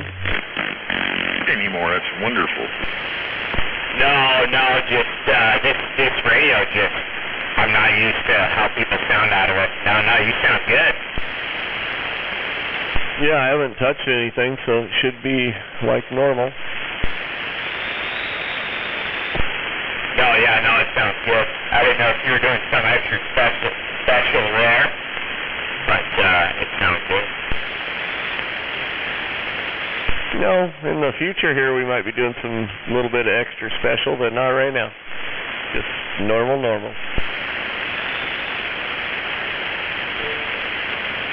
I can hear all you mud ducks over there. G-Man up here at the base of Mount Rainier. So what are you doing? 10 o'clock on Tuesday. Shit, just staring at all these cobras. Just daydreaming. About it. Yeah, you got yourself a stable over there. No, I need a cabinet like you, so I can close it all the way. Yeah, I don't know. That's a pretty cool idea. Wouldn't he have a pit? I need a second cabinet, but I'm not going to do that. We're going to keep it one cabinet. What are you mud runners doing over there? It is pretty full. You can't fit nothing else in there, can you? Oh, I've been jockeying stuff around, so I had to fit something else that was really big in there, so I jockeyed some stuff around. I moved that one silver amp that was up on the top shelf. I moved that into my truck. I guess those mud runners don't have any. Oh, Roger. Bremerton area. G-Man and I'm back quiet. T-Man or G-Man? Oh, come on, Sky.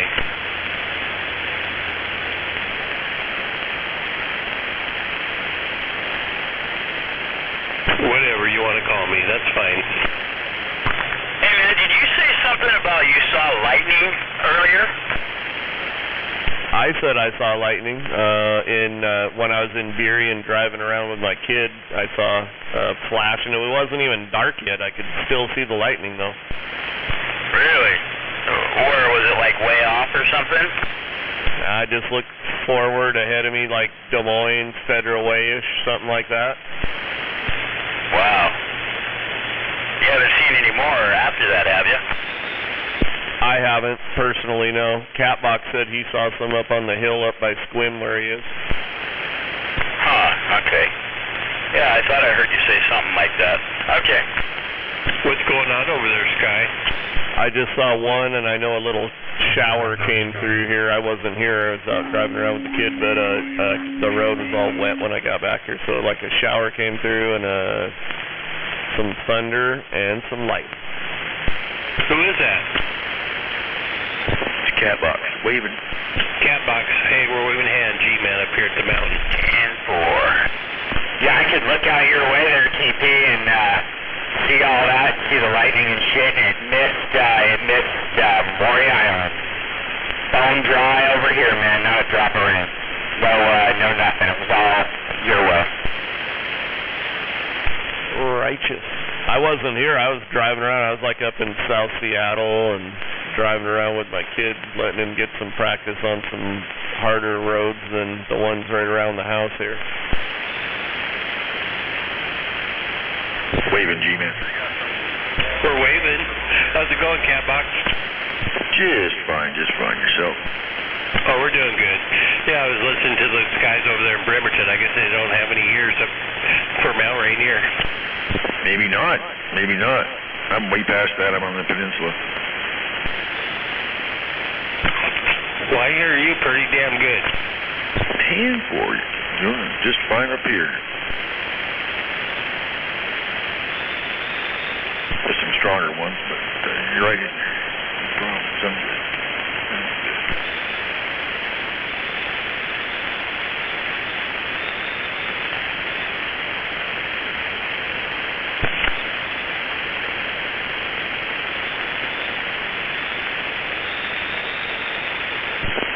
Did you hear Trailer Park?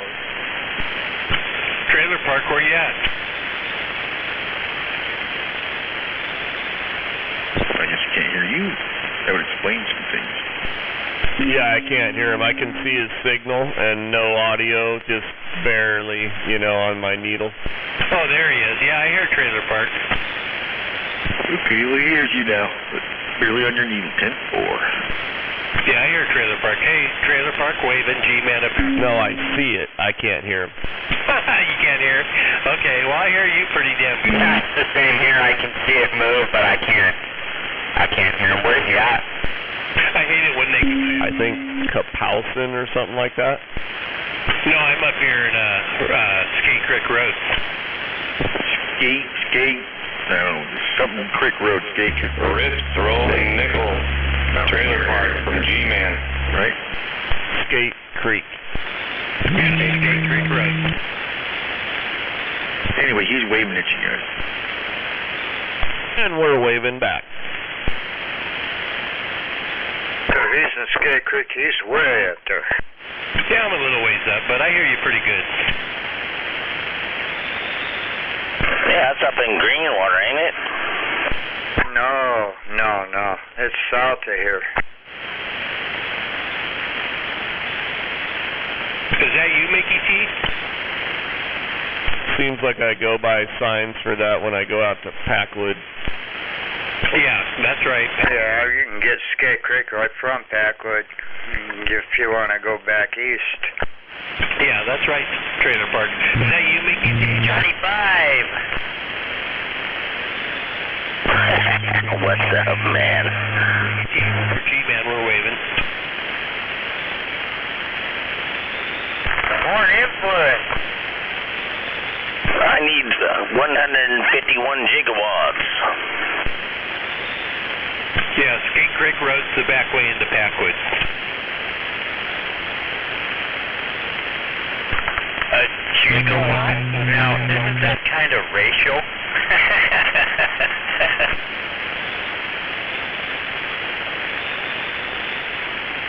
Guess not.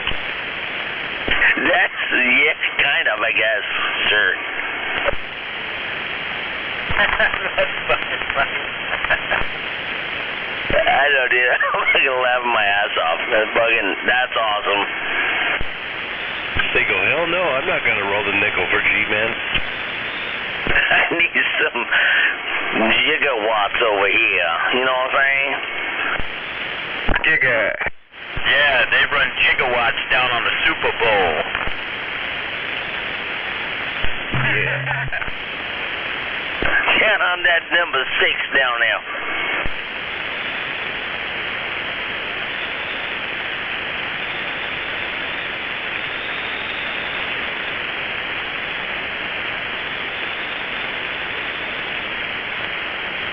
All right. Well, I needed something happy to put me to night-night, so that did it right there. I do talk to a hello, range runner. Mickey T out there. Yes, it be me. I'm waving back, man. Happy Tuesday, yeah. Yeah, it's been a good one. What's going on, Range Runner? How about it? What's up, Mr. Mitch out on the island, Mr. Misquick? How you doing, man? Oh, just groovy, man. Just groovy. Waving a hand. Waving it right back, bro.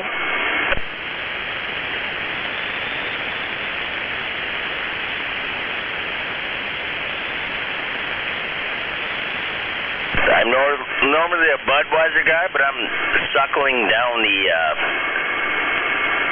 Heineken right now. I like it. Get yourself some Johnny Utah. I'm not a whiskey guy, man, but I will eventually. No, it's a beer. Georgetown Brew, Johnny Utah Pale Ale.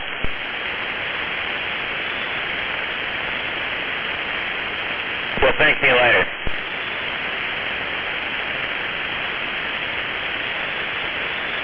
Johnny 5 drinks Johnny Utah.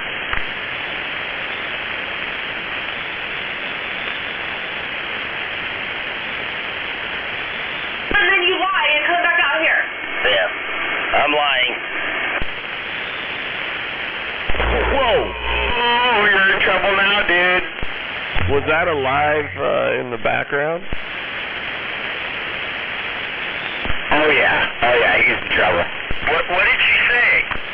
She said, you came back out here? You want to tell that gal Busted. we're talking? He's gonna get his ass whooped. Uh-oh.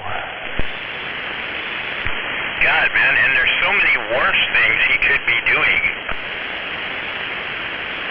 Than drinking beer and talking on the CB? Yeah, I mean, you know? Oh, I know. My wife said that before. She goes, I guess you could be out at a bar doing the same thing. Yeah, it's like you chicks are so rude. Yeah, I just got clawed the fuck up. Yeah, it's not like he's gonna meet any women out here. Thanks, Scott. You're not a chick, but, you know, I like you. Oh. You know, I met my wife on radio, though. Don't tell my wife that. What, she got mad because you were out on the radio drinking beer, huh? Yeah, 10-4. Wow. And then we were just saying, there's so many worse things you could be doing. I could be cheating and stuff. Right? I wouldn't use that in your argument, though. Yeah, 10-4. Copy that. That definitely wouldn't be a good idea. She'd pick you up off the floor. Did she grab you by your ears, Range Runner?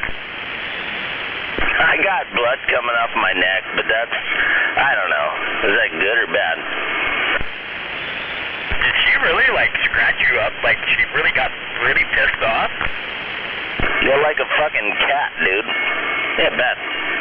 Well, what about that? One time she cleared your head talking on your radio? Rather than what? Being in there with her? I don't know, man. I'm not sure. But yeah, probably. And she's just wanting to go to bed. And I've been wanting to go to bed too. So, I don't know. It's a tie. I think you should go to bed because we don't really matter. Remember, we're just the voices in your head. You betcha. Man, women like their attention.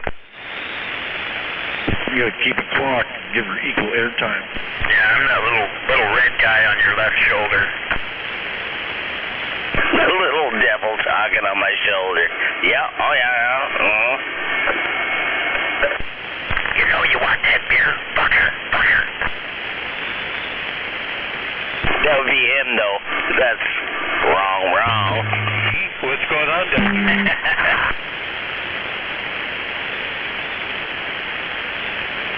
Yeah, she don't know. She thinks that I pick chicks up on the radio. Fucking wrong. Does she really? There are no fucking chicks out here, dude. There are none. And if they are, they're a bunch of old warthogs. Yeah, Tim. I know. It's like, I don't know what the fuck she's thinking. Well, I guess I'm not getting out. Mickey T, G-Man, and I'm back quiet. Hi, sweetie. Yeah, you all guys have got to talk like bitches now. Hi, sweetie. That's pretty good, 151.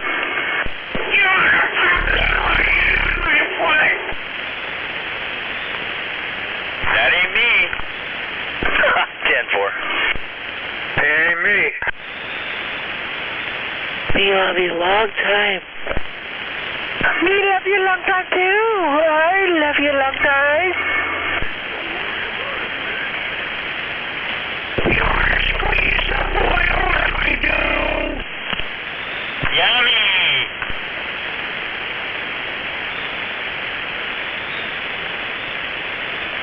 He could come over and be your boil boy.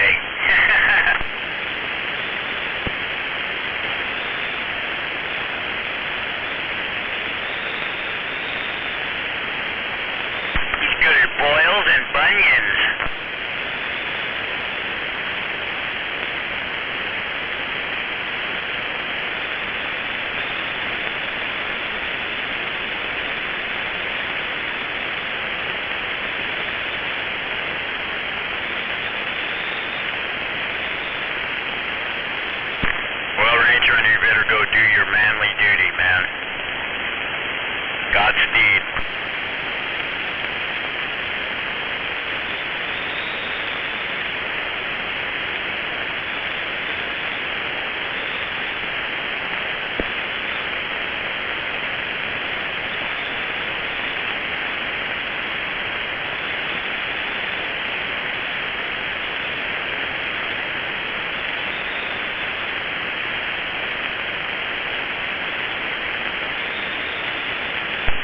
Hey, 151. Yes, sir. I was going to say the other place you could check it, like O'Reilly's and AutoZone. You know, they have, maybe not AutoZone. What's the other one? O'Reilly's and, I don't know. You can check those guys, too. Sometimes they have little half pints of generic enamel hardener, and, you know, you just don't get the urethane one. You got to get the enamel one, so. But sometimes they have them there, too, now, because they got little kind of body shop sections now, you know, with sandpaper and Bondo and stuff like that. Tractor Supply has... Oh, yeah. Yeah, I'll check that out. I don't think I've seen any hardeners. But, yeah, I'll see. I'll just end up going to Wesco, though, or whatever. Down there, whatever it is. And, yeah, but I'll check. Because I go to O'Reilly's normally at least 4 or 5 times a day. Tractor Supply has an ammo hardware. Got an account there. We get parts through them, so. You're welcome, sir. Yeah, I'll check it out. Yep, there you go. I can't remember. I think that's it. The AutoZone, O'Reilly's, all those kind of joints, you know, they usually have a little section now. Just trying to think of the one that has all that shit in it that I saw. God dang it. It's one of those ones. You can go to Parts Plus, Napa, or National. Yeah, I mean, some of those even have more stuff than those other guys. I was just trying to think of something that's on every corner for him, but Wesco will be able to get what he needs anyway. Oh, yeah. Just that Wesco down here in Puyallup is not even, like, maybe 2 miles away from my house here, so that's probably where I'll go. Yeah, I got my... It's an older one, but it's a little Craftsman spray compressor. We're still on the way to G-Force. I can barely hear you, buddy. And, oh yeah, I've got my badass water separator regulator. It goes in the hose and all the stuff, and nice little gravity feed gun. Yeah, I'm pretty much set up, good to go, man. I got my DAs and all my stuff. Yep, right on. There you go. That's the stuff you need. So, yeah, Wesco will have any other little doodads you need too. There's also Best Autos Body Paint Supply in Federal Way. That email. What's it called? Best Auto Body Paint Supply. Where's that located? Federal Way. You don't know, like a ballpark? Let me zoom in here, get an address. I'm back being stupid. Oh, okay. Well, I was just thinking just a approximate location there. I'm trying to envision where it is. 17th Avenue South and 341st Place.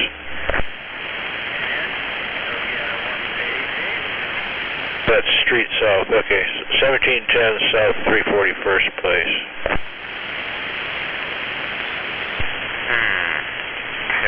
Alright. Alright, well, I might as well just shut up and go to bed. You guys have a good evening, G-Man. Wonder how that place compares to... Good night, Mr. G-Man. Take it easy. I've never heard this time, dude. Never been in that place. Might have to just check that out. Yeah, it's just a bit north of where the old Flying J used to be. You go that little short there chunk of Enchanted Parkway there, it goes north. I guess they call it 15th Avenue South at that point, and it's on the right. Yeah, I got you. Oh, I think I know where that is.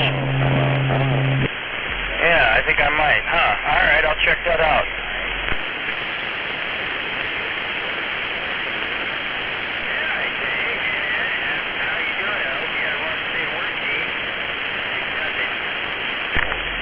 Yeah, I'm just gonna recolor the Harley parts, man.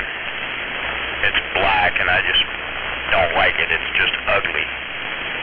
So I'm gonna make it nice blue. Yeah, the only other one that's around here, I guess, is Automotive Industrial Paint Supply. And that's in Auburn Business Center. 4040 Auburn Way North. gonna get rid of those Z-bars too? Z-bars? Yeah, you got Z-bars on that? No. Z-bar. Hello. Hello. Testing 1, 2, 3, 4, 5. Z-bars. 3, 2, 1. Testing 1, 2, 3, 4, 5. You don't know what a Z-bar is? I don't have any on there. I'm not sure what a Z-bar is, but I know I don't have any. Oh, okay. Well, they're like similar to ape hangers, but they got a sharp slope to them. Oh, no, I don't have those on there. Okay, you were talking a little black. I was thinking of one that was up on them for Rathway not too long ago. Oh, no. No, it's just, the tank and the fenders and stuff are black, and it's just, it looks good. It's shiny and everything. It looks nice, but I just don't like the color. It's just, I don't know. Want to lighten it up, brighten it up a little bit, and I've always been kind of a blue color guy, I like cool-looking shades of blue. Oh, roger that. Yeah, I know the deal. Yeah, if you got an oven big enough, you could do the Krylon trick on the frame parts. Test. Krylon primer, 2 coats of Krylon gloss black, and a clear coat. Bake it for about 2 hours at 250. Comes out looking like glass, and it's generally. Well, yeah, he likes to do it to us. Yeah, 1, 2, 3, 4, 5. Yep. And when you bake it on, it gets hard and it's really glossy. Nobody ever bakes it, Huh. Interesting. Yeah. It's just a little trick that we've been using on our British bikes for years. Anyway, yeah, it works. Test 1, 2, 3, 4, 5. Where'd you get it baked? Does that mean really hot or what? No, about 250 for a couple hours.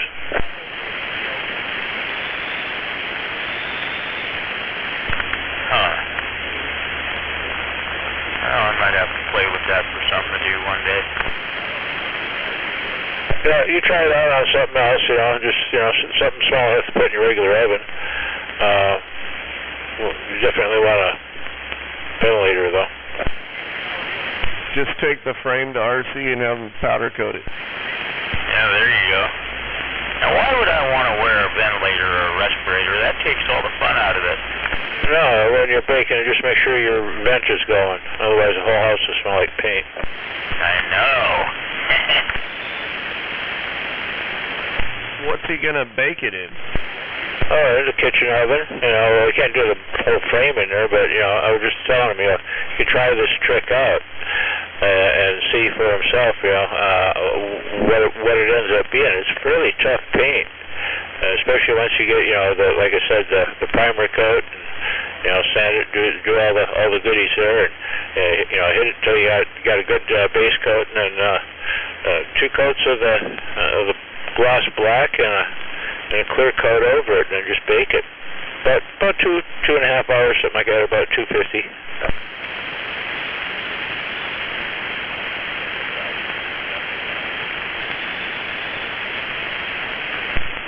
Yeah, big oven, not your house oven, to bake something big like a frame in.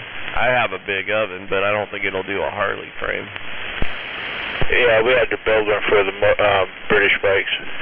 We just made an insulated metal box and put a couple oven elements in it with the control. Yeah, I have one. I built my own too. It's 5x4x3 on wheels. I can roll it around. So I don't know that a Harley frame will fit in it though, and not be right next to the burners and shit. 5 feet. That's on the inside. There's like probably a couple inches less than that. So I think a Harley frame's that long. It takes about 5 to 10 minutes to bake that on there, and not much longer. But I could do tanks and stuff like that, but you don't need. paint it with some good. I did that here. Oh boy, the other half through Oh, did I piss somebody off again?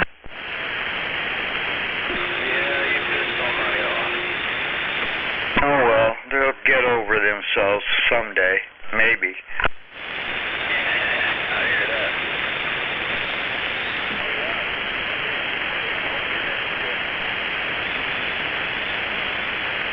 God, if you bake paint in your house oven and then try to cook in that fucker, you're gonna be tasting paint for a long time.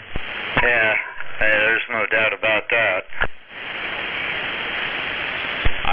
I have a refrigerator in the garage, and if I paint something and somebody opens the door on that fridge, and anything in a cardboard carton or anything like that is contaminated, smells like paint, tastes like paint. Oh yeah, I know. I never put a tank in, but I did put a couple of small parts in there.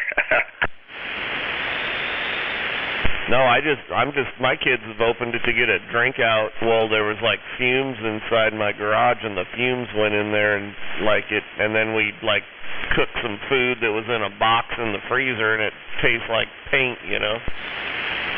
Oh boy, I don't have a freezer or anything in my garage, but I got a lot of other stuff that you wouldn't want to taste. Right, yeah. Now everybody knows, oh, well, if Dad's out there painting, we shouldn't get drinks out of the garage fridge, maybe. You know, if you don't open it, it's fine. Oh yeah, you gotta wash the cans off or the bottles off, you know.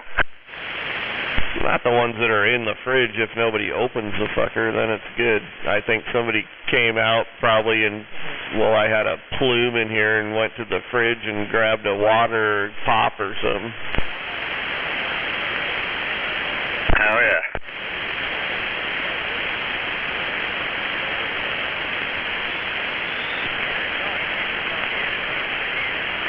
I know if I'm going to be out there a while, I got a few coolers out there. I just pack in with these iced gel packs and throw whatever it is I want to drink in them. And it stays pretty cold most of the day.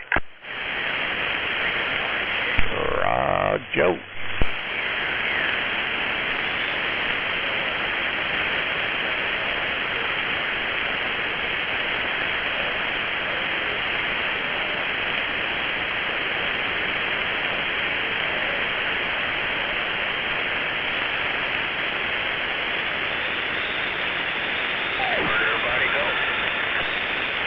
Oh, we're here.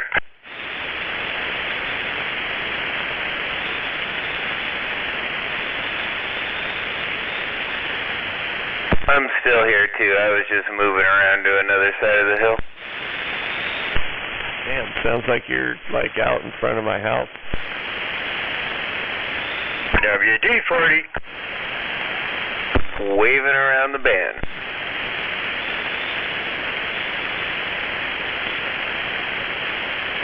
Nice, solid 9.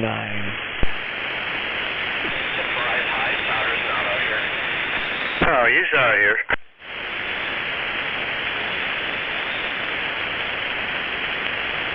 He's just being a good sandbagger.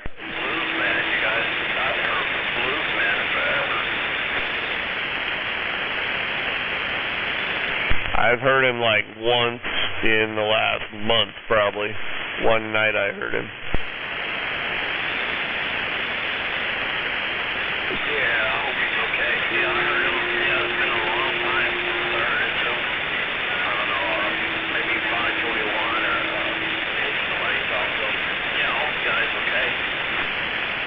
Yeah, I'm only on at nighttime now because I'm at work all day, so that could be it too. You gotta remember, Bluesman's getting pretty old right now.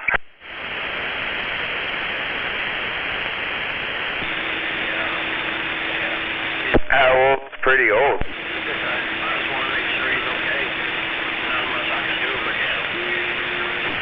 Oh, tempo.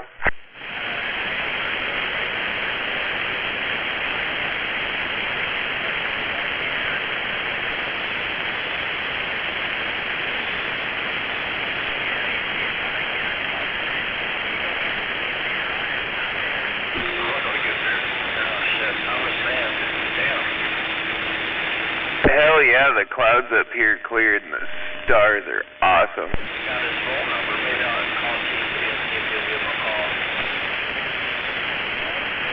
I was just about to set my camera up outside, dude, and you're booming in, man. Are you somewhere different? Oh, you do that weird shit too, where you take pictures of the sky? Yeah.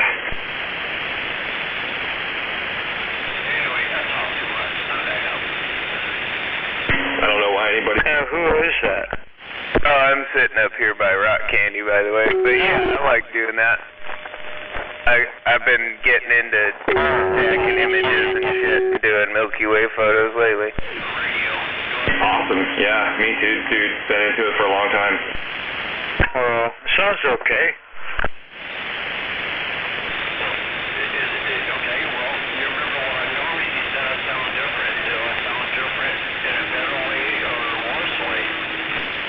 Well, you're kind of high-pitched nasally.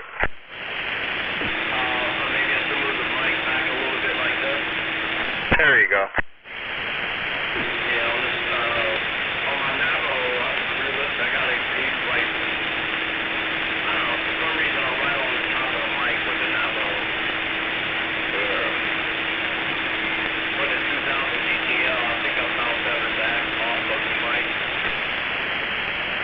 Yeah, at least a foot, maybe.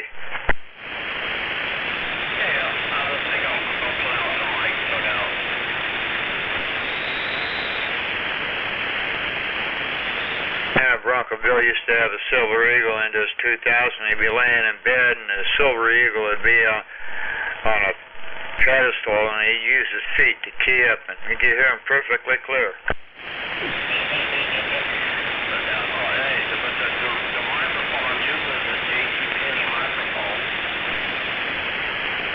Okay.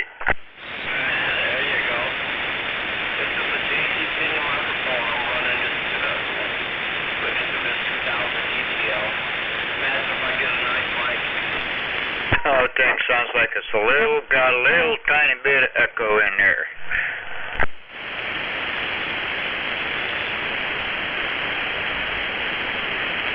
Sounds okay. Turn the mic down a little bit. There you go. Yeah, that's all. Yeah.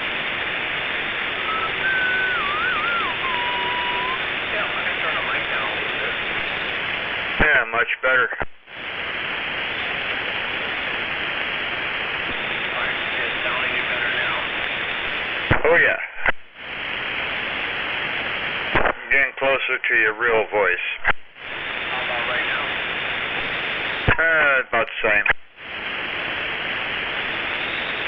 Right about now.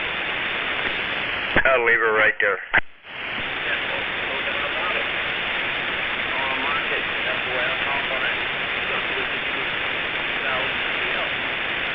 Yeah, now I'll know who you are. Great ghost. Oh, yeah, you know I am. No doubt.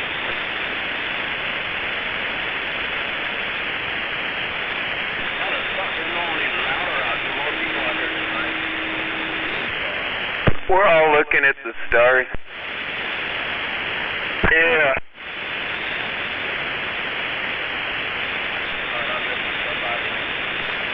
Dude, the Milky Way is vivid tonight. Like naked eye vivid.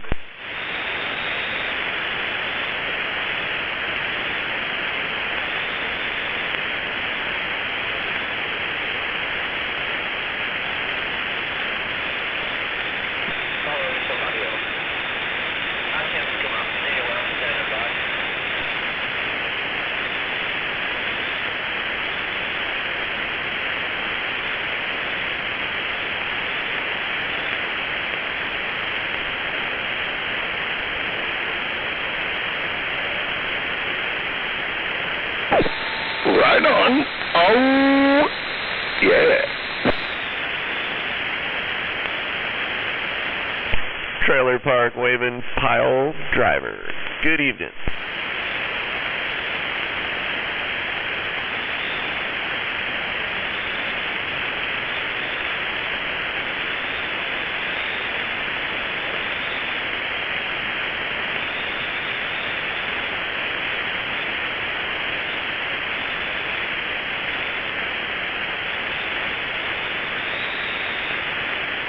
Man, those stars are tripping me out. It's time to smoke a bowl.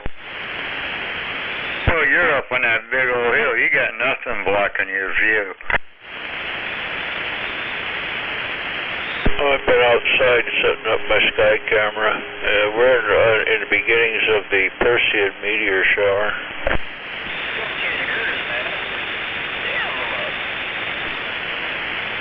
That might have been what I was seeing earlier then. They didn't look like shooting stars or satellites or anything, and they disappeared a lot faster. Just a bunch of sparkly dust, huh? Yeah, you know those little quick little whoop across the sky? Oh, yeah. Just catching the last little bit of it burning up. Yeah, around midnight, well, from now until 4 a.m. is when we'll get the bulk of them, because that's the side that's actually running into the mist. Oh, man, there was a good one, dude. That one went... It was quick, but it went far.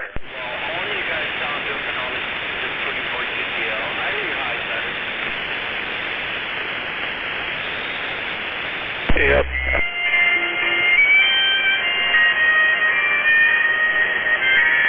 Anyway, I gotta get back at it here. I'm trying to find a bag full of computer memory that I stashed somewhere. I don't know. I'll find it.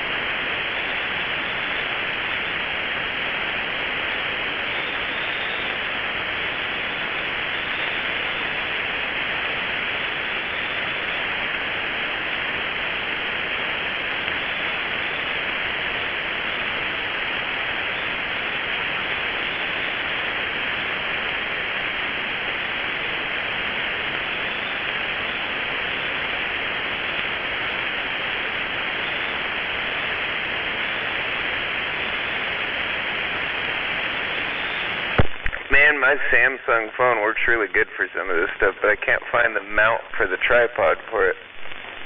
I must have forgot to bring that one.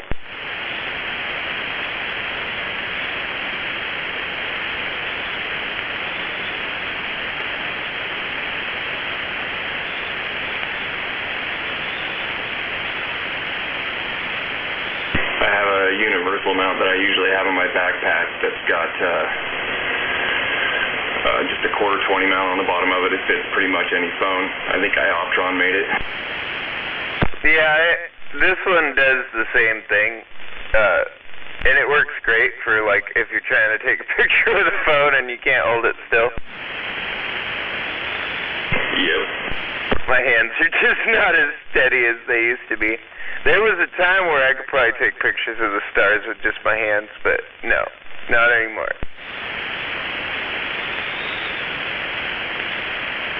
A really wide angle is your friend at that point. Oh, I like the macro angle with the fucking tracker going, so you still don't get any lines.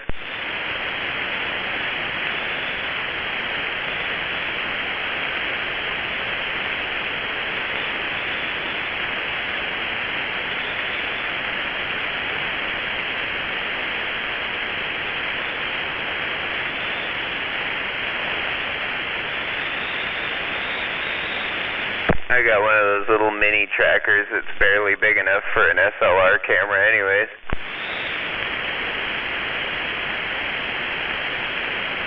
I have yet to invest in one of those. I do have a go-to telescope though. Well, mine was about $300. If you want one that'll hold a telescope and everything else, you're looking at closer to $1,000. Yeah, I think I paid like $600 for my scope and my mount. It wasn't super expensive. It's a 102 millimeter. Nice.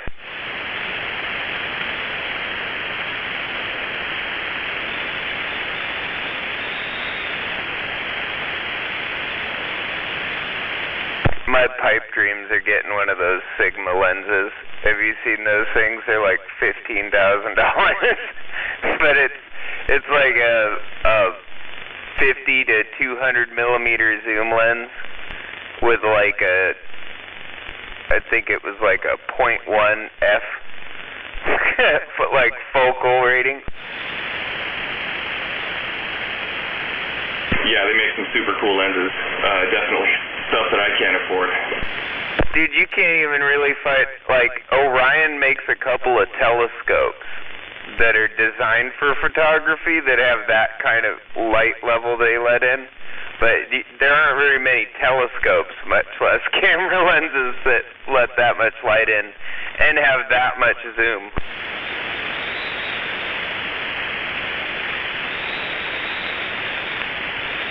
I can't remember what the hell model number it is, but if you've ever seen it, it's a picture. The advertisement for it is this guy holding it without a tripod, and the thing's almost as big as him. That's hilarious. It's probably like a 40-pound lens. Yeah, and trying to hand shoot anything at 200 millimeters is, I mean, good luck. I think the guy holding it was just posing it for the fucking, for the advertisement. But, like, it is a really funny photo because he's, like, pointing it at the sky like, yeah, you're going to take a picture of Jupiter with that? Uh-huh.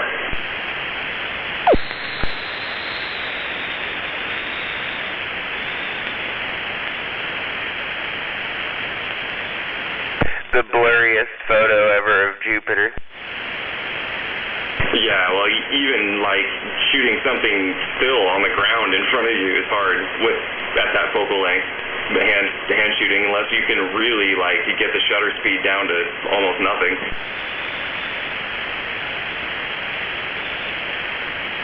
Never mind the fact that you spent $15,000 on that thing.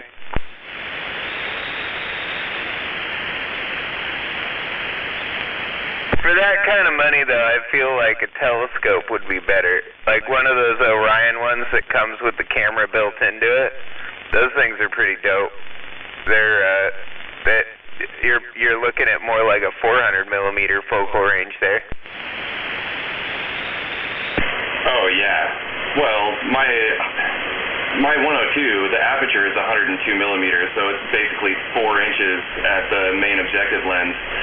And then with my APS-C camera on the back of it, and a doubler, I get a little over 6,000 millimeters.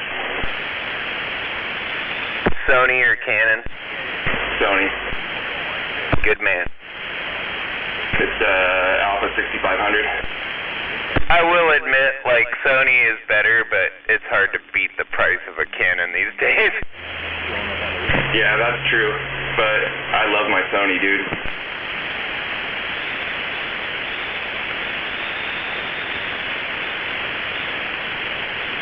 Personally, I've always been a Minolta guy, but all the Minolta image sensors were Sony's for their digital stuff, and I've also been a big fan of like Pentax. They've made a lot of really good cameras over the years. Fuji's got some nice digital stuff now too. Yeah, they're getting way better than they used to be. They used to be kind of like, why would you pay that much for that? And now they're actually like, yeah, I'll pay that much for that.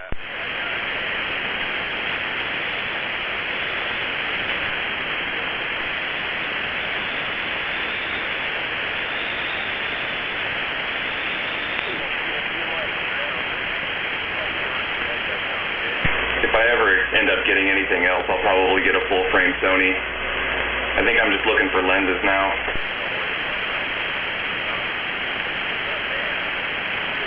Well, the only way to go better than that is to go like with a large format, like Hasselblad or Pentax.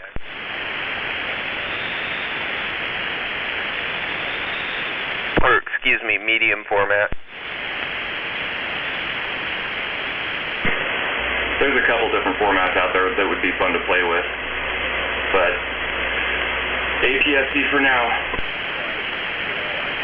Those medium format fucking Pentaxes are pretty impressive. Like 120 megapixels on some of them.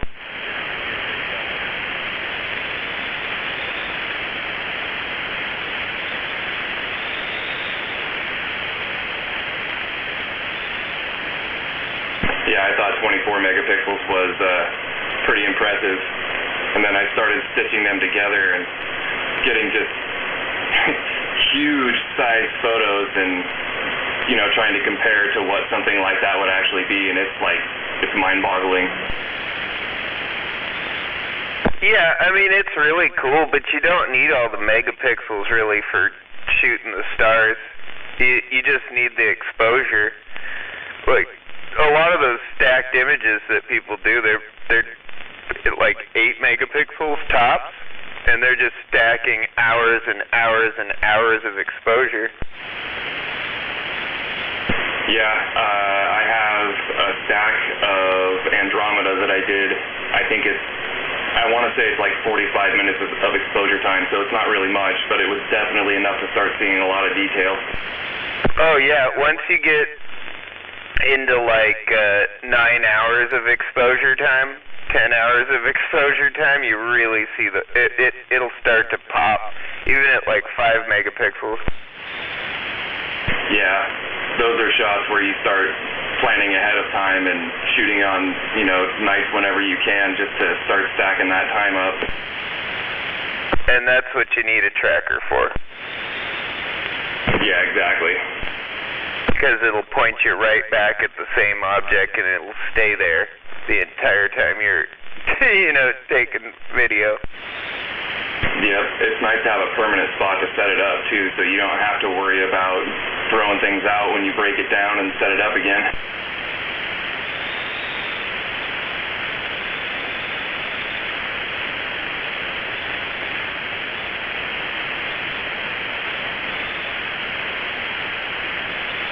There's still some of that.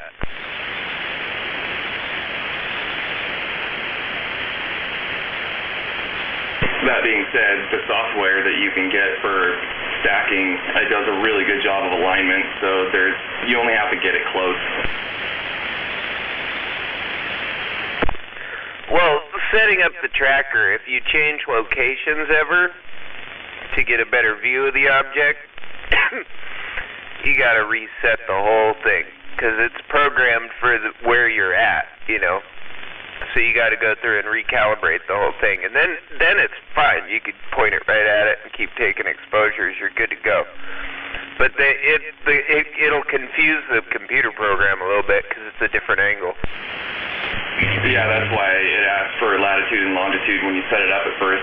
I normally have my laptop with me, so it's not a problem. I can just tell it where I'm at. Yeah, if you remember to fix that, you know, and you remember the software is going to do that, then you can fix it. But yeah, I've done that a couple of times, and I was like, why does that look more 3D than it did on the picture?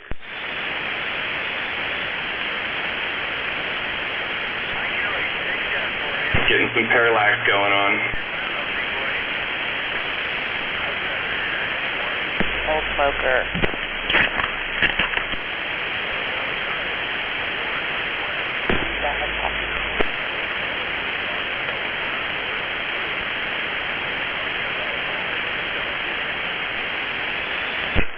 Man, I gotta figure out how to use this eBay and sell stuff. Why, are you having trouble with it? No, but, you know, I ended up with this old Collins radio, transmitter and receiver and power supply, and I'm looking this crap up on eBay, and damn, they want a fortune for these things. Yeah, and they should. I mean, anything like that, like anything Collins, man, is worth gold. That is like the collector item for ham operators.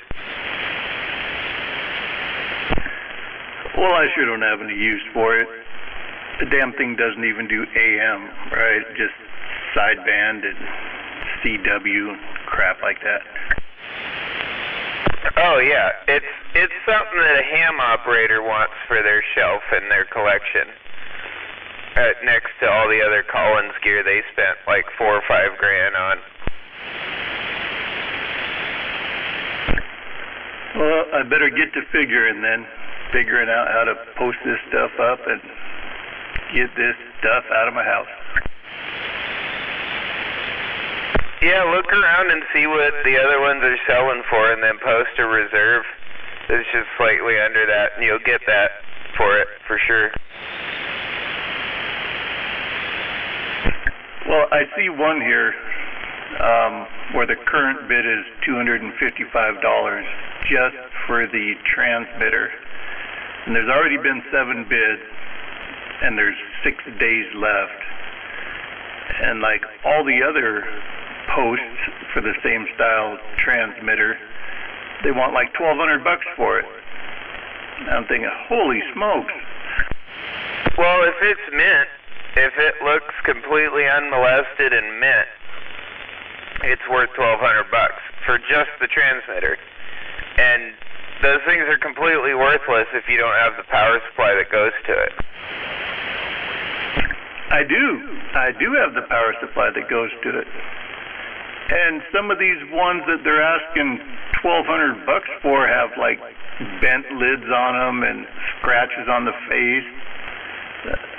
You know, but then there's also mint ones that they want $1,200 for. Yeah, it's crazy. I mean, it seems that way, but it's always been that way, man. Like Collins, like especially the old Collins amps, they'll sell for thousands more than they sold for new, you know, just because of what they are, and they say Collins on it, you know. And it's the same thing with those transmitters. If you have a matching set with a power supply, even if it's not mint, it's worth $1,200. A matching set with a power supply that's mint, you know, that's you could get $2 grand out of that. Well, I'm not looking to get rich, but man, if I could find a buyer for this, I'd let the whole thing go for $1,000, and I'd be one happy camper. Woohoo! And that's the only problem, man, is you got to have the ham operator with the cash that knows what it is and wants it. And those guys aren't around too much anymore. That's why you keep seeing their radios on eBay. Well, yeah, all I got to do is advertise out and find that 80-something-year-old ham operator that's got nothing better to do than fortify his hobby, his stockpile, and I'll be in like Flynn. Oh, I'm sure once you put it on eBay, you'll find one of those guys, and they don't have to be 80. You know, I know a couple of guys in their late 50s, early 60s that would kill to have one of those sets. But, you know, I mean, you'll find somebody that'll pay you way too much for it. Huh. Crazy. Interesting. And it's all the name, man. Don't get me wrong, Collins, that Collins stuff was some of the best stuff ever built. I mean, it's the cleanest, the best, and at the time, like, it was the stuff to have. It was pretty spendy back then, but it's, yeah, nothing like it is today, you know what I mean? Like, that, it's gold now. That's 2 of us that's told you that now, Westside. What's that, Mickey T? That's 2 of us that's told you that stuff about Collins now. Yeah, 10-4. And I noticed one of the pieces of equipment are the round emblem design, where they got little round Collins emblems on the transmitter, and that seems to be desirable. And the other one has a little emblem with like little wings on it on the receiver. Like the Collins stuff, for some reason, is just like what everybody wants. Anybody that wants to run an old school ham rig, that's what they want to get their hands on. Yeah, they don't drift, and it's rock solid. Yeah, and they work forever, man. that's why those beat-up ones are still worth money, because they probably still work.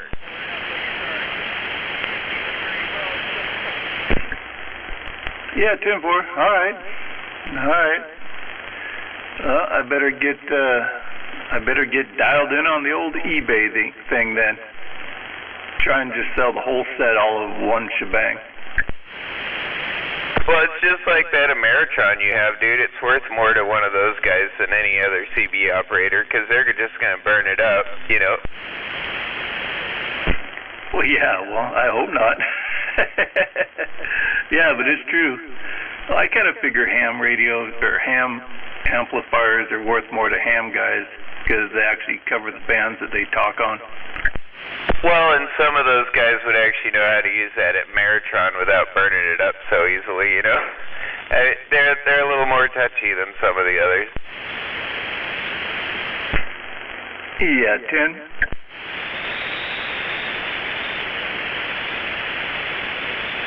Or they'd know all the common problems with it and know how to avoid it, which, you know, that's kind of the gist of it. How about it, Gator? You got a copy on wrong way.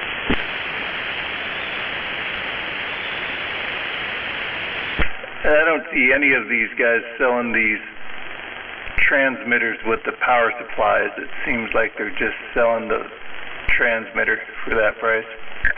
Well, a lot of that stuff I've noticed, some of these older ham radios, like I found a Galaxy V, and there was the other one that I really wanted. I had one of these, and I don't remember when I sold it or who I sold it to, but I'd love to buy it back if I could figure it out. But it was another type of Galaxy ham transceiver, and it was way smaller. But I can't, like you said, none of them have a power supply that comes with them. It's almost as if like they're in a estate sale and they didn't know what the power supply was, so they threw that away and they're trying to sell the radio. Yeah, 10-4.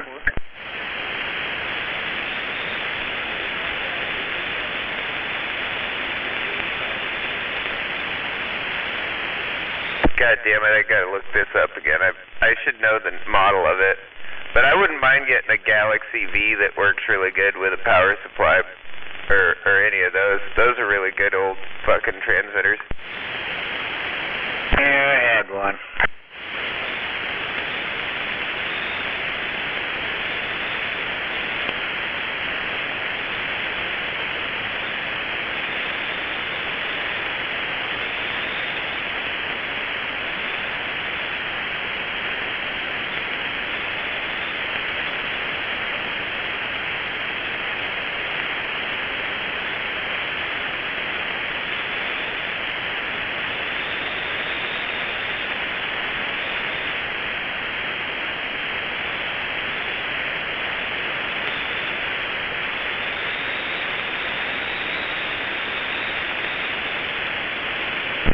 Okay, so now I'm looking up Collins power supplies.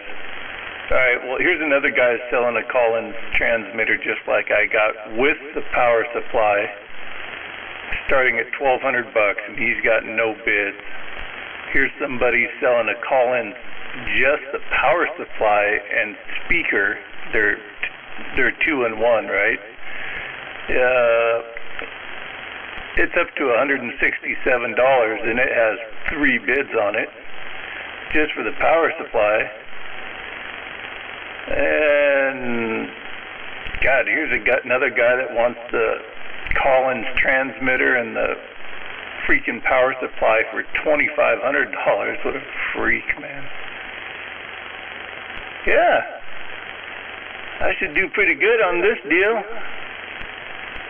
Hell yeah. Come on, Grandpa. Come by my ham radio. Oh, this is dope. So for $600, $650, I could get the same transceiver I had. It was a Galaxy GT550, but it has the GT400 power supply. But I was also looking for $200 or $230.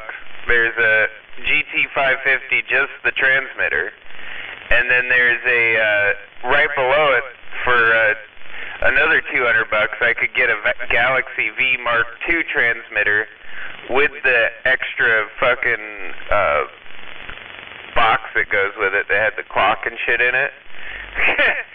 And the GT550's power supply, which I think is fucking hilarious that somebody's selling a GT550 power supply with a Galaxy V Mark II. Yeah, 10. And the GT550 that's on there has the wrong power supply.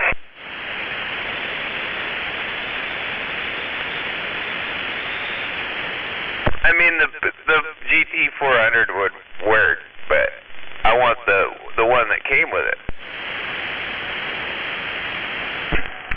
What kind of Galaxy are you talking about? Name the radio. The Galaxy GT550. It's an old ham radio tube transceiver. Sideband and CW. And the Galaxy V was AM sideband and CW and everything.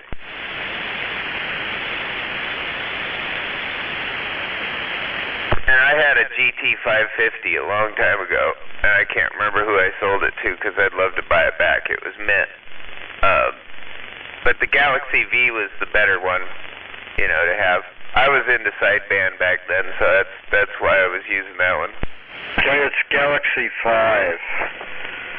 The V is a 5. Yeah, I know. I call it the Galaxy V because I'm not Roman.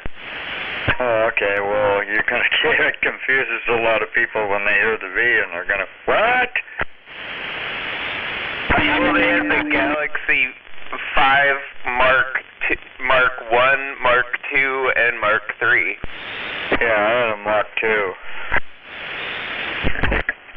So the GT550 is a multi-band HF transceiver that ran 550 watts PEP right out of the transceiver? Yes, sir. Oh, wow. I think the Galaxy V did like 100 or 200 watts, didn't it? Yeah, a couple hundred, 2.5. It had a couple of sweepers in it. Yeah, and the 550 I think is the same thing. It had some sweep tubes in the back, like 4 of them or something. Yeah, the 5 had 2.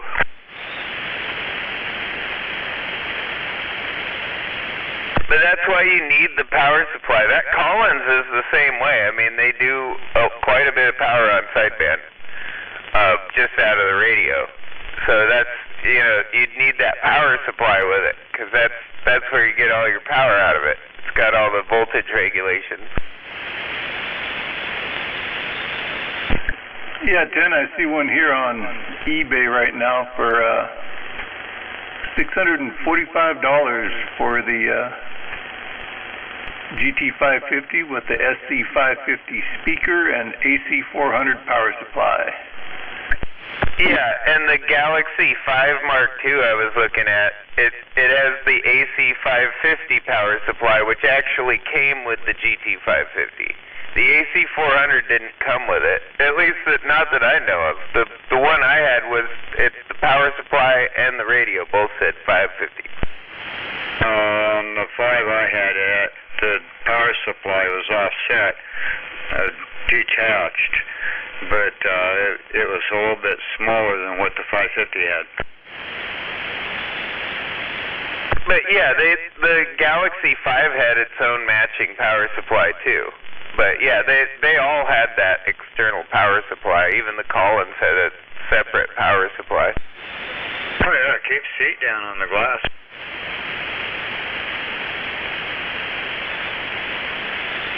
Well, and you could get different power supplies, would give you different power out of them too sometimes. Like they had high voltage and lower, like medium voltage power supplies and shit for the different tubes. Oh yeah, I know. You could increase on the voltage on just about any tube they put in there, depending on how long you wanted the radio to last. But that's all back when they were building transmitters to not need an amplifier. You know what I mean? Like, some of those transmitters had, like, 572Bs and 3 500Zs in the back of them. Yeah, but I know where I had a Galaxy True 2 kilowatt amplifier sitting here. I picked up someplace and it worked. I went in and cleaned it up. Dadgum thing worked. It's beautiful. So, is that actually the same Galaxy that builds Galaxy radios today, or was this another company? I do not think so. They may be rooted in the same name, but I don't know. I know that the Galaxy that makes radios today is actually owned by Ranger now. Yeah, the original Galaxies were never part of Ranger, I don't believe.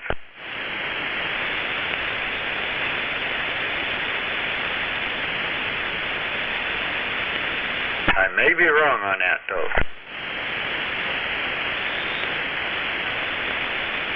I don't think they were. I'm pretty sure they were separate companies entirely. Because they have different logos. The way they were written out were a little different. And, I don't think Galaxy, the CB radios and export radios came around until, the 80s anyways. Yeah, Galaxy kind of went bankrupt, and Ranger grabbed them up. And then all the changes happened.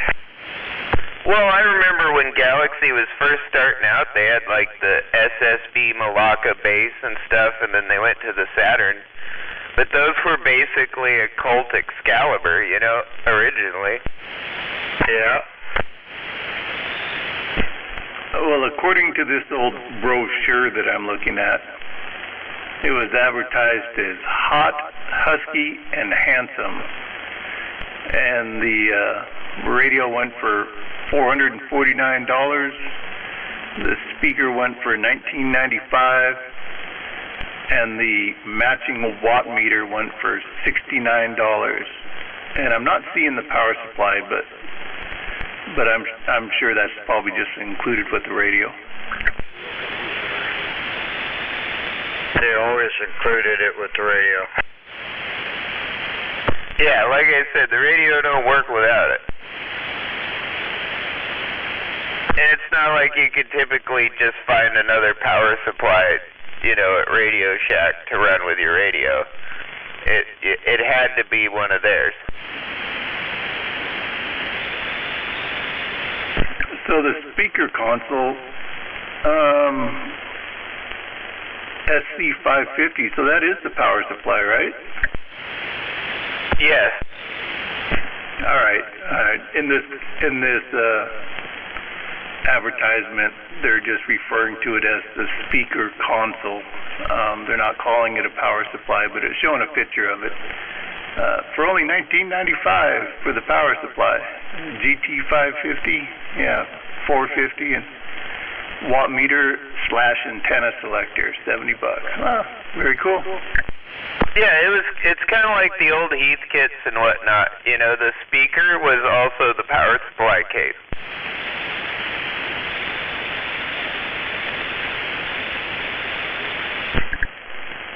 It's advertised as our new GT550 has all those great qualities of the famous Galaxy Vs, and then some. They're saying it's the hottest transceiver made. For a sidebander. But yeah, that's the only problem with those is they didn't have AM. They just had sideband and CW.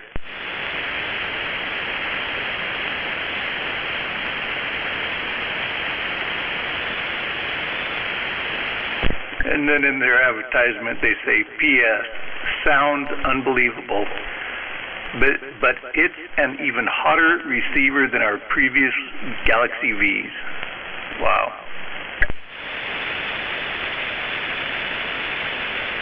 That plate modulation, man. But yeah, dude, that thing, those radios, they were designed for somebody to just buy it, hook it to their tuner and long wire, and just work the world with it. And this brochure was printed out in March of 1969.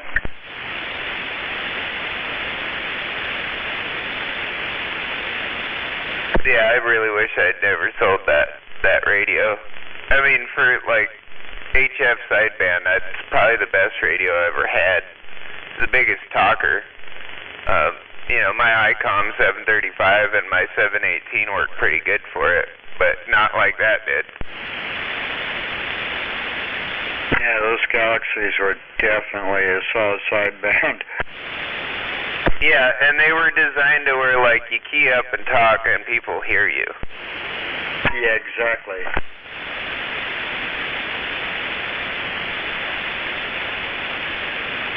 Everywhere. Even places that don't want to get heard. Like on the neighbor's TV set? And on the neighbor's TV set on the other side of the world? Yeah.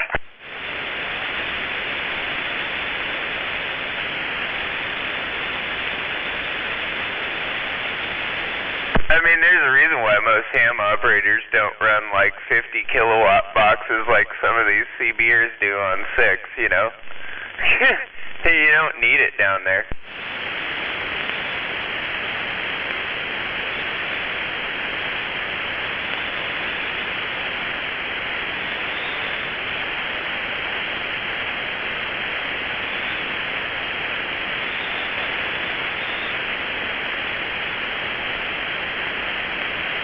Like if I was bringing 50 kilowatts up here, I don't need it.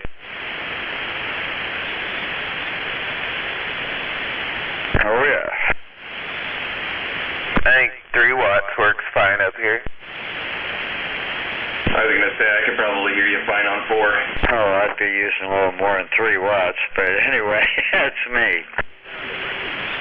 Well, that's 3 watts a dead key. Raji. It does have 4 MOSFETs that swing a little higher than that.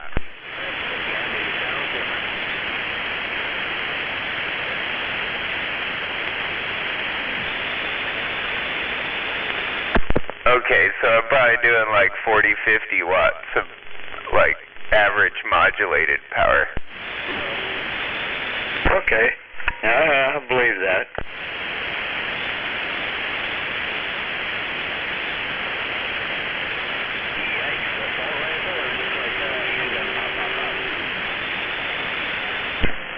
And now I just got to find that old timer that just needs another call-in for his collection. It may not be an old timer that buys it. Oh, I don't care who buys it. I'm non-discriminatory.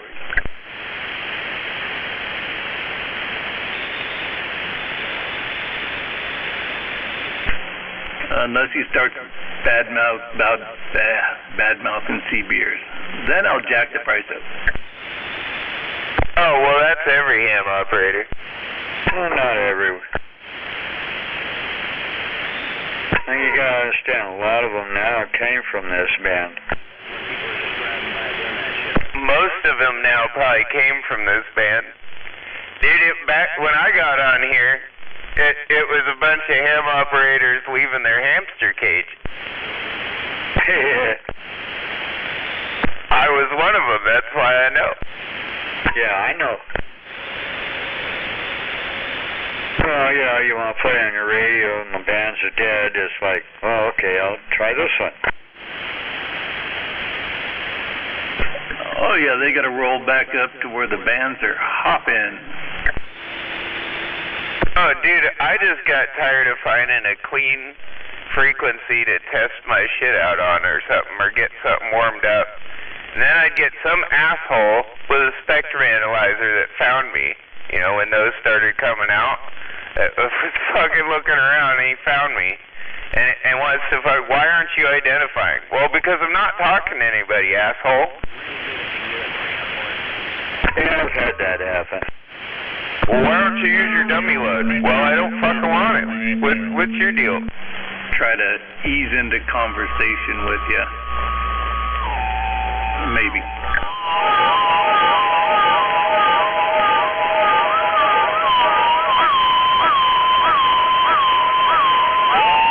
And then it turns into ham operators not appreciating you. Call them an asshole for not minding their own business.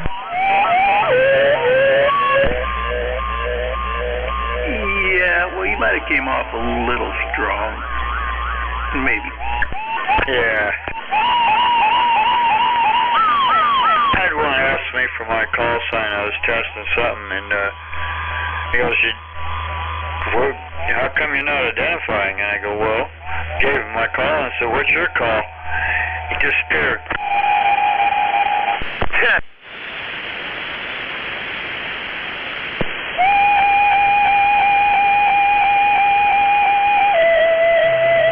I don't know. It wasn't in this area, but a while ago in another part of the country, I was talking to this guy that had been on the radio there for years and years and years.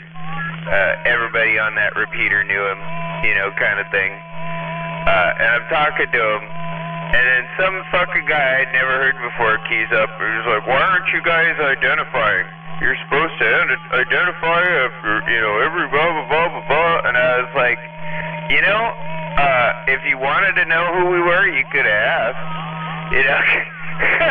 and he's like, well, you're supposed to be identifying. I shouldn't have to, And oh my God, I fucking heard this 80-year-old dude that had been out there forever just start cussing this motherfucker out. So, fuck you, I've been a ham operator since 50 years before you were born. Fuck you.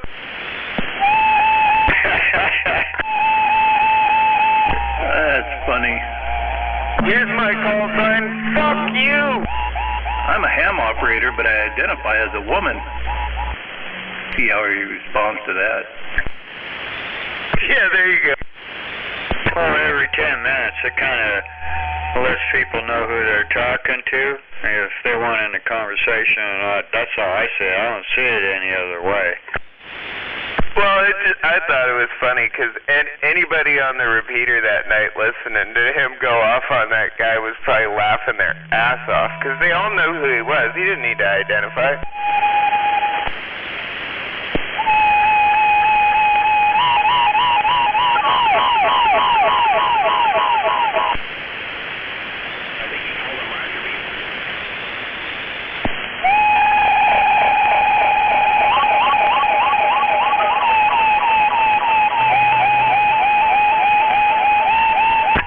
About an annoying noise. Yeah, somebody doesn't like our ham conversation, apparently.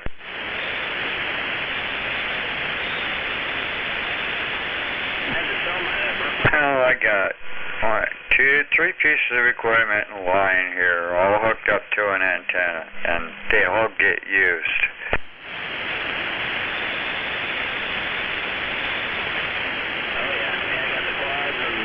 I don't know, the last time I had an HF rig running, I went down to 40 meters and found 2 ham operators down in San Diego talking, and I just started talking to them, and they were like, what are you, bootlegger? And I'm like, yeah, I'm a bootlegger. You still gonna talk to me? And they're like, yeah, that's fine, but, the bootlegger channel is this one, and started telling me all the frequencies I should go to with the other bootleggers. Our boys were well versed. Dude, I thanked him for the info. I was like, that's cool. I'll go find the other pirate operators and mess with them.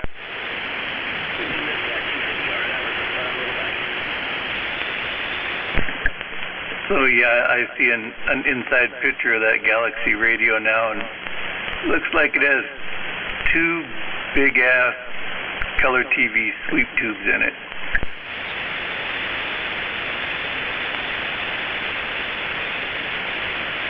Yep.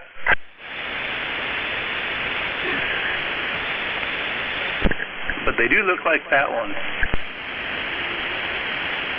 Yeah, they'd throw a big fat carrier on AM, and they'd swing up to basically what they did on sideband.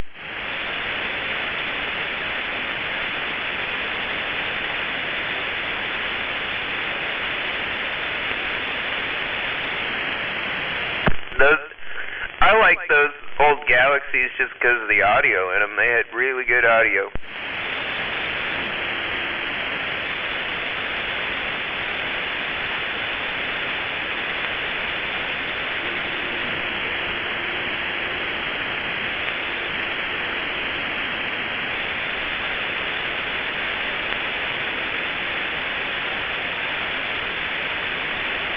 Every ham operator, though, has their, like, brand bias. Mine's always been kind of Kenwood and ICOM, but all my 2-meter stuff is Yaesu now. Yeah, I've had a couple Yaesu 2 meters. I got a little 50-watter, and then I got that's a little tiny compact one. And then I have a 2980R.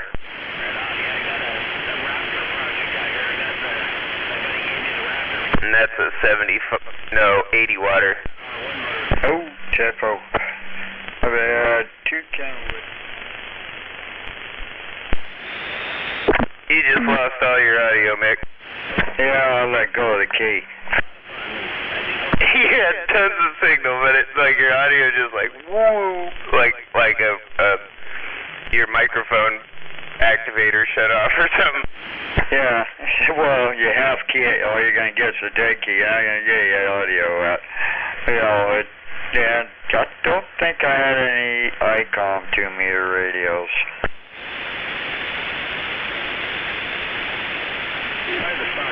I never have. The only ICOMs I've bought were that 735 and the 718. I bought the 735 used first, and it was mint when I bought it, but it was used. And the 718 I bought new right after they came out, and both really good radios. But you know, before that, I was just using that old tube shit, the Galaxy stuff. Oh, Tempo. I've had a lot of Kenwoods. Oh, man. 140, 430, 450, TS940S. I think I had one other one. I can't remember what the heck it was, so... I had a 430. I gave that one to Zodiac because I didn't think I was going to use it. I had the idea I was going to fix those ICOMs before now, you know what I mean? Plus, it just wasn't working for what I wanted it for. But that was that 430 was a good radio, though, for what it is. I wouldn't mind having like a 450 or even a 690 would be pretty dope. The low power one. Oh yeah, those are good. I wouldn't mind that 480, but boy, they want a lot of money for those things. Or a TS2000. Even used, they want a lot of money for them. But man, I understand why. But yeah, I've only had just the second Yaesu bass I've had. I had an FT890 with a bad trimmer in it. It got out, had a lot of power, but that trimmer sucked trying to keep it on frequency, and then I got this 1000 amp. Well, the 450, the 480, and the 690 all have a really easy direct injection audio mod. You could put the audio jack in the back of it, just solder into 2 pins on the processor. It's super easy to do. And then, like, those with that DSP 100 from Kenwood, is probably the best audio you can get out of a radio, from the factory. Oh, yeah, I know. They were talkers. I mean, it's hard to beat Kenwood audio. Nobody's done it yet.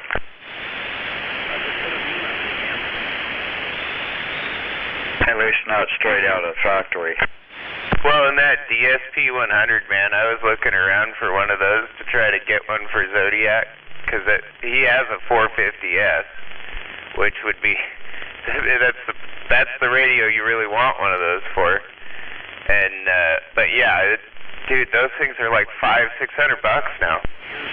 Yeah, I miss my TS 450. I've worked all over the world with that, and the 940. But the 450, as small as it was, it just worked its butt off, and it just kept going. Well, I was talking about just the processor controller, the DSP 100.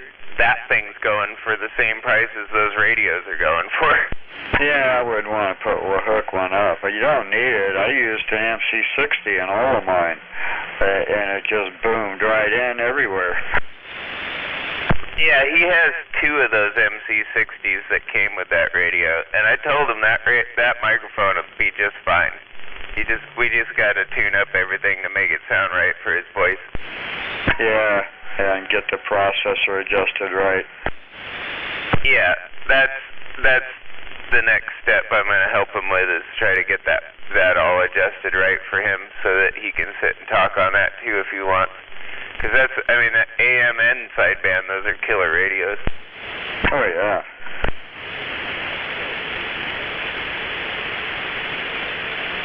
I got an ICOM 746 now. Gotta get that compression test set up right. It's really, really quiet. Yeah, 10. Yeah, the 735s were that way too. You can bypass some of that and throw some harder audio into them, and they wake up a bit. But that 735 was the same way, man. Unless you do something to it, it's kind of quiet. Yeah, well, it's the sideband audio that's real quiet. The FM and AM audio's right spot on. So I'm trying to get that figured out. I don't know what the text did up in the ICOM, but they did something. Yeah, that's the opposite of my 735. The sideband was great. It's the AM audio that was shit.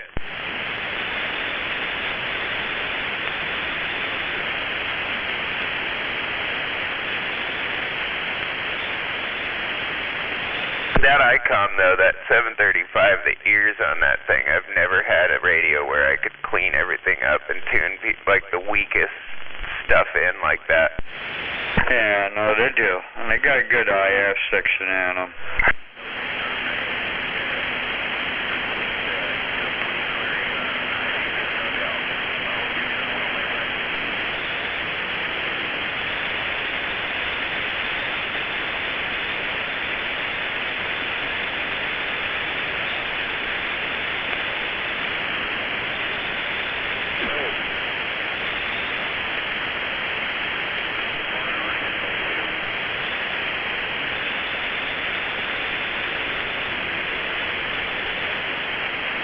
Well, I'm thinking I'm going to do a QRP version of that and drive a 50-volt box with it.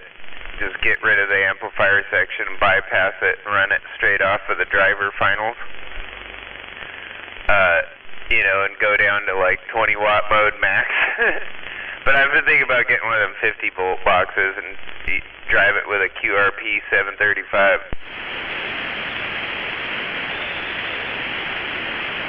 735 really isn't QRP. It's supposedly a 100-watt radio. Oh, it is.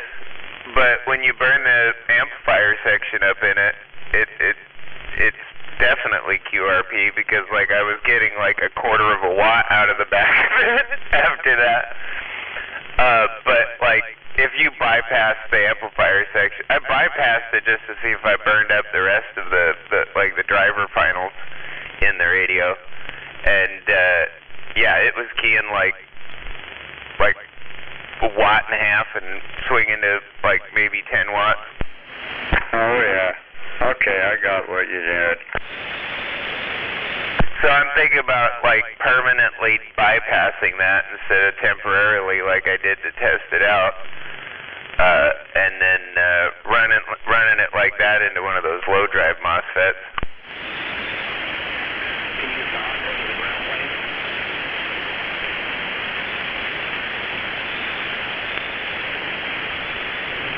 Yeah, you could do that.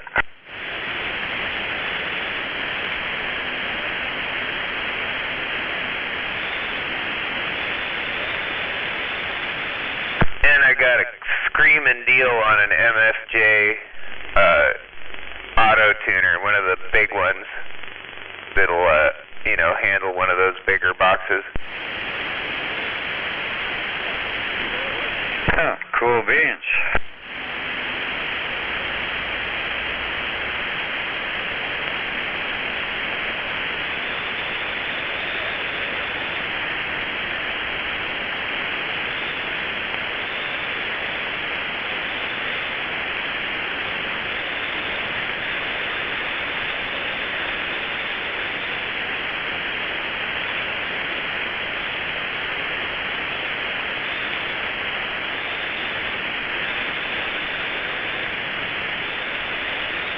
Damn, I didn't realize that it was almost midnight. There's fucking still lightning going on over there. My eyes are getting droopy. Westside, WD-40, good talking with you guys. It's been a pleasure. I'm going to call it a day.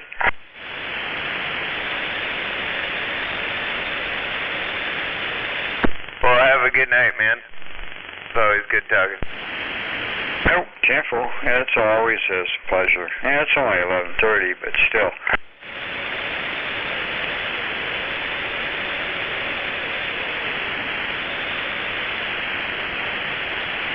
I might stay out here a little while. I'm not tired by any respect, and I don't work tomorrow. And it's probably better I come up here and jabber jabber, because fucking if I'm doing it at home, I'm out in a shed where people can hear me.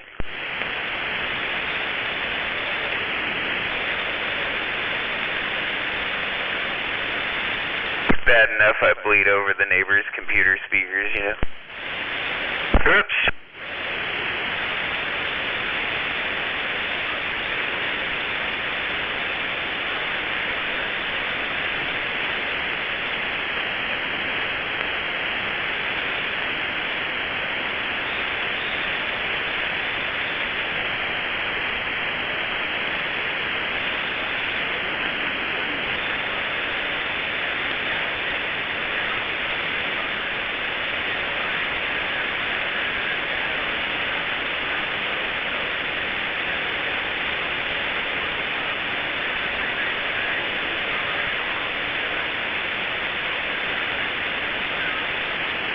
Break channel 17.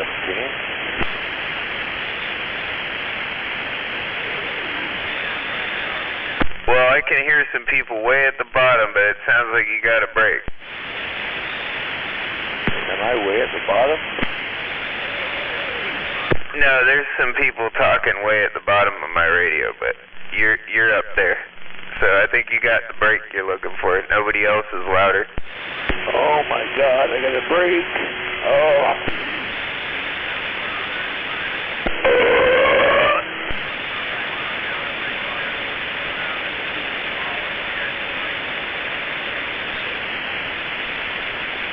Was that Froggy?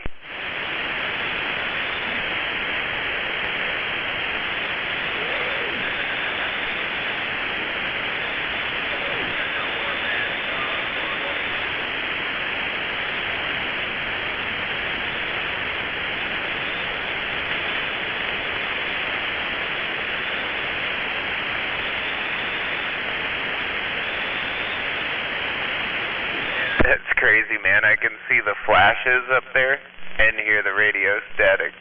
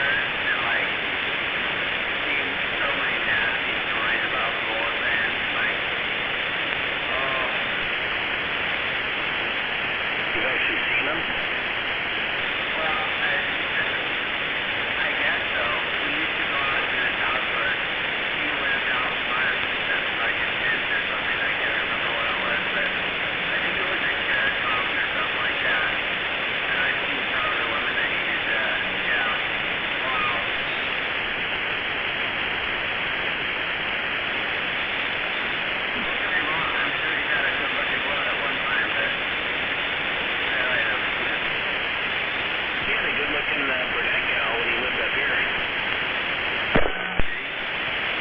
Yeah, when he lived at the duplex over here, not too far from me.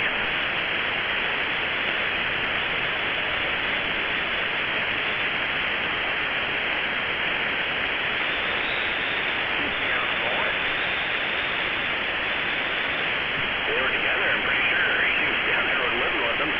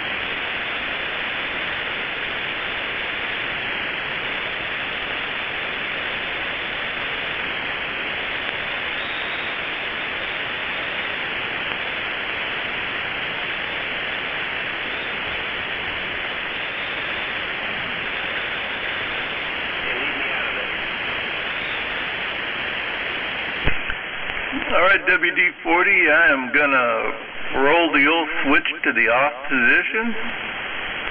So I'm gonna wave a hand around the band. Yeah, have a good night. I didn't even know you were still out here. I thought you'd already done that before Mickey T did. Just didn't tell us. Yeah, I started watching this YouTube video. It was they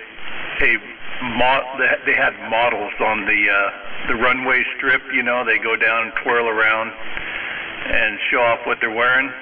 Only these models, these gorgeous looking ladies, were wearing nothing but tape, like electrical tape, done very tastefully, and they were sexy as fuck, but they were wearing nothing but electrical tape. I was kind of intrigued with that. I totally fucking understand why. Also, that's kind of... Ow. Yeah, but they pulled it off with flying colors, I tell you. Oh, I'm sure that fucking... yeah, that's what I'm talking about. Ow, pulling all of that off. Well, you know, I don't think any of them had any excessive body hair to worry about, so... And it was done fairly minimalistic, but it was cool.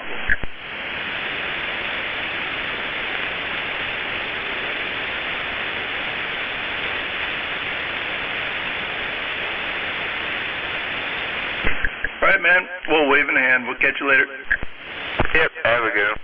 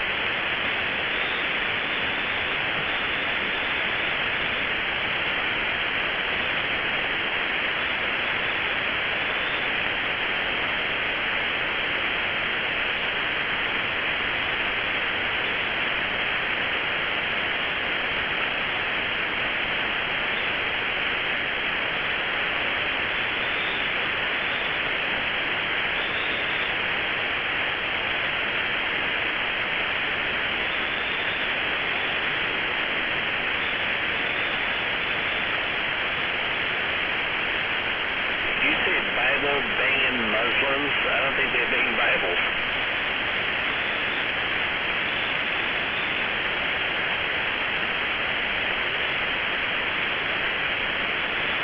I think they'd be Koran banging.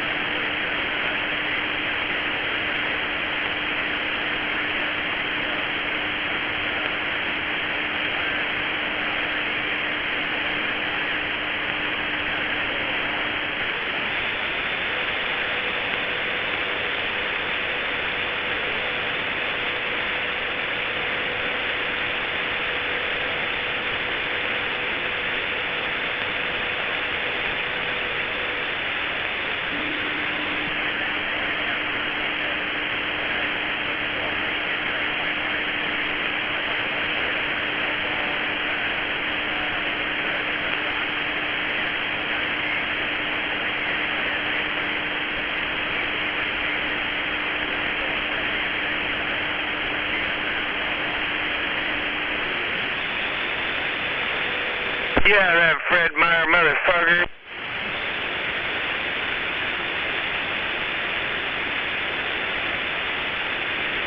Wash that Fred Meyer pussy.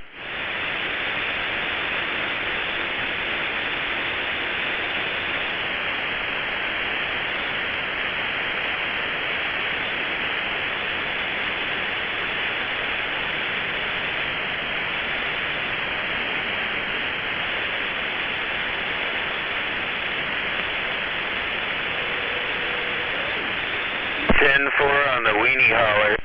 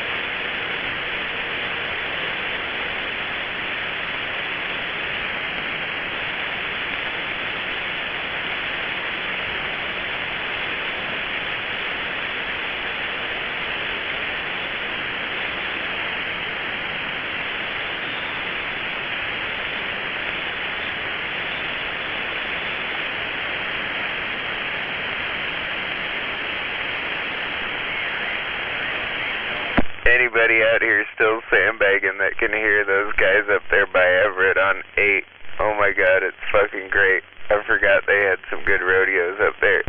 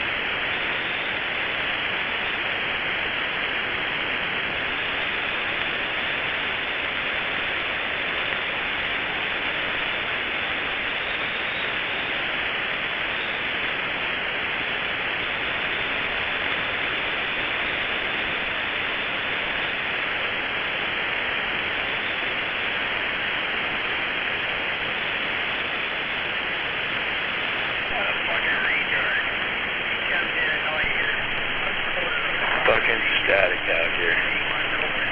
What the hell?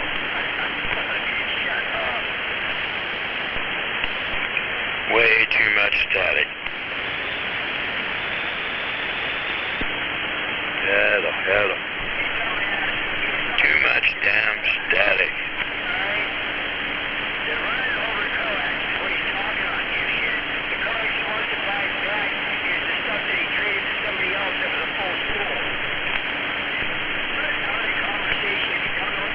Too much static.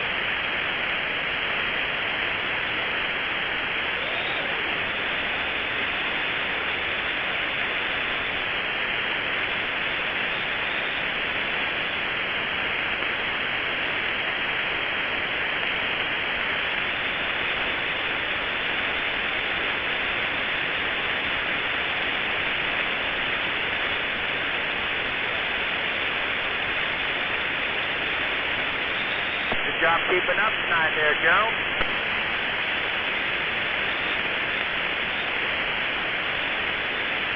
Trying. You did great. Better in the day.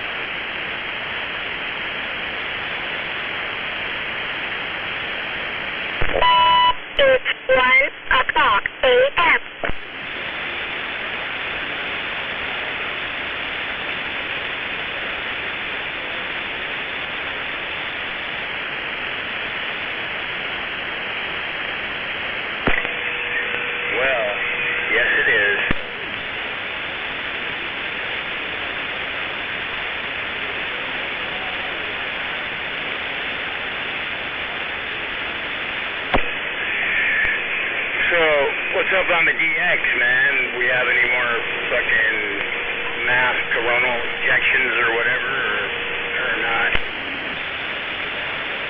Oh, not recently.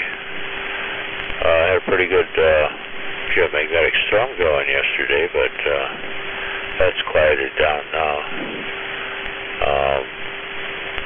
Probably have a little bit of skip sometime around 9, 10 o'clock in the morning.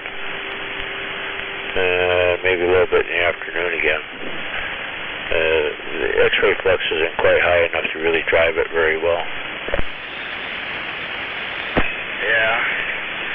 Yeah, it's weird because right now, like 5, 10, and even 15 megahertz, you know, WWE is still coming in really strong, but man, fucking 40, 80, they're all the bands are dead. There's nothing, nobody's communicating at all, not even any Morse code. And, but it's weird though, because WWE is pounding in full signal, but nothing else is tracking. It's kind of weird.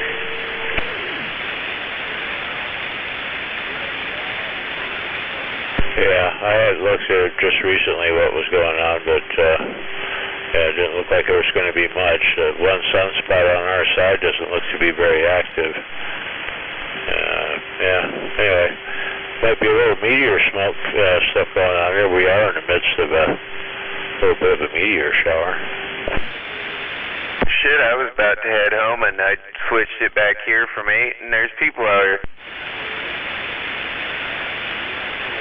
Are you sure? We might just be the voices that are usually in your head.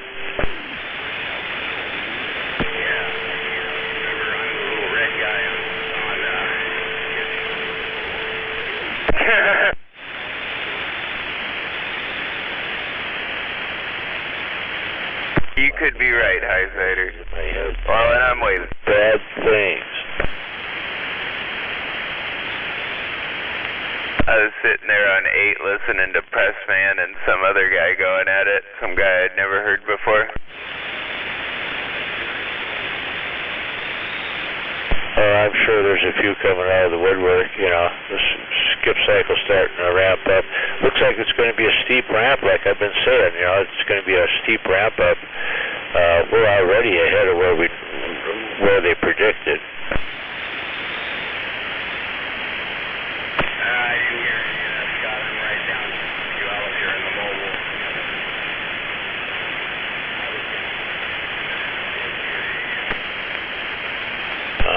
The Valley of No Receive. I'll get out and no ears.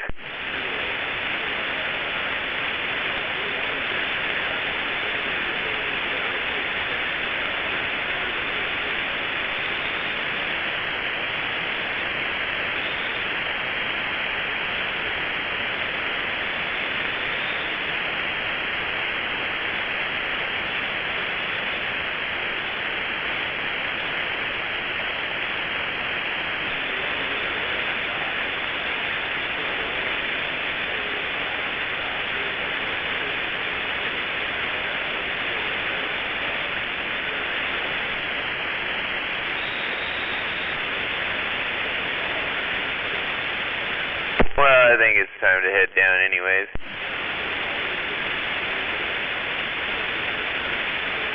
Yeah, getting a pretty good light show up there at all? Yeah, it's been pretty good. I mean, I've seen a few of the meteors and, you know, the stars are just fantastic tonight. If it's like this tomorrow night, I might come back up here tomorrow night too.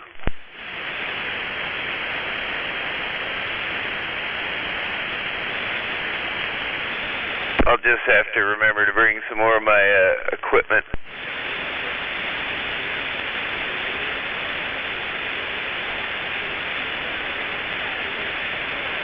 Yeah, I got my sky camera out, but I haven't been watching it. I've been kind of busy doing some other crap. I'm still looking for some doggone computer memory that I stashed somewhere. I've lost my memory.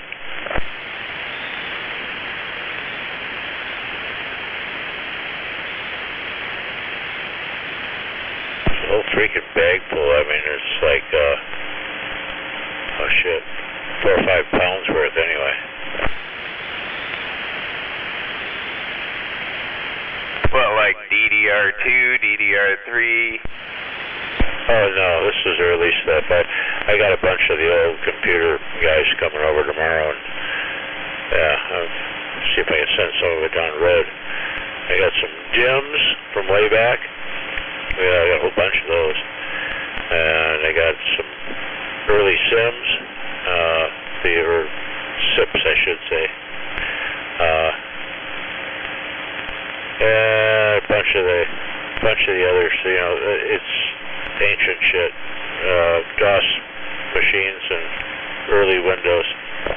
Yeah, 10. I remember that stuff. Even pre-SO DIN. Yep.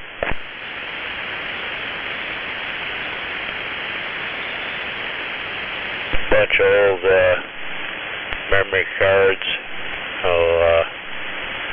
Yeah, old shit. I got still a little bit of that floating around.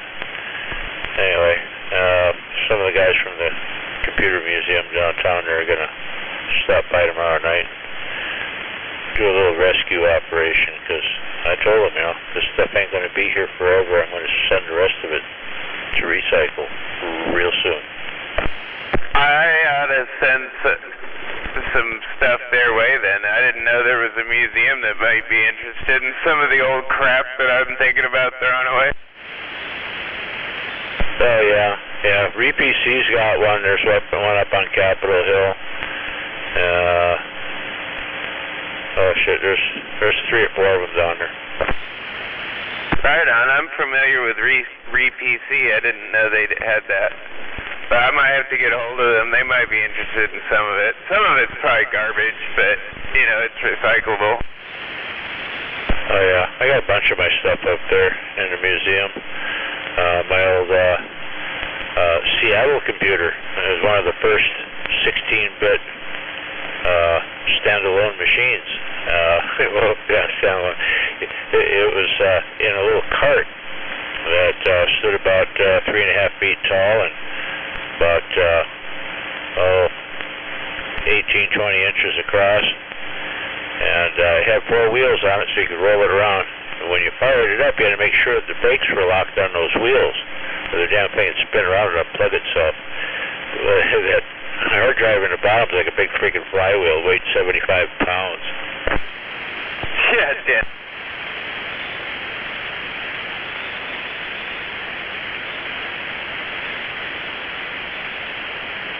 Yeah, I think I still have some of those. A couple. I know I have one at home that I kind of keep as just something to look at.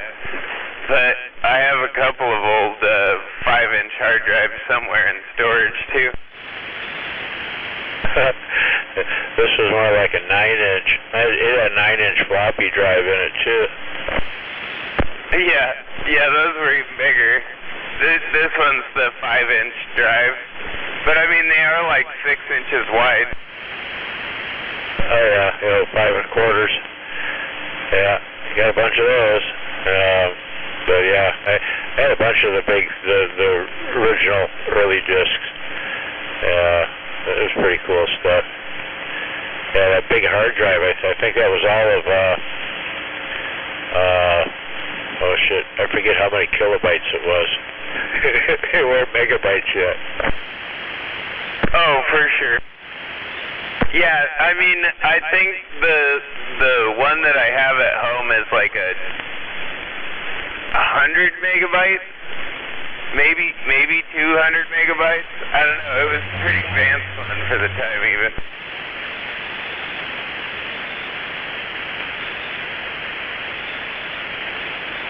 Yeah, cool old stuff.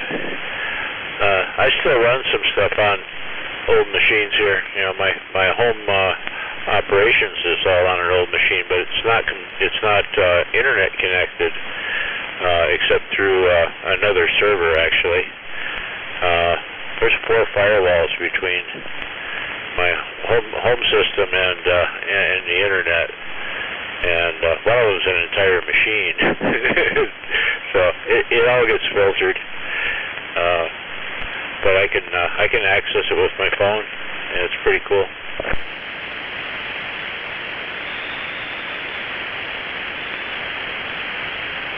Most of the old cool stuff that I've kept for my collection is Apple stuff, though. I mean, I was kind of a big Apple guy for a long time, then an AMD guy, then an Intel guy, then an AMD guy again. Oh yeah, I have a whole brand new edition of the Virtual PC for Macintosh. Yeah, Dan, I still have one too. I have it came with my Performa 630 CD. Oh yeah, this thing hadn't even been opened.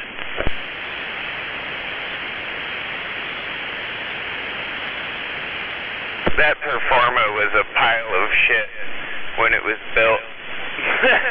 But it was the only thing that had a CD-ROM drive at the time.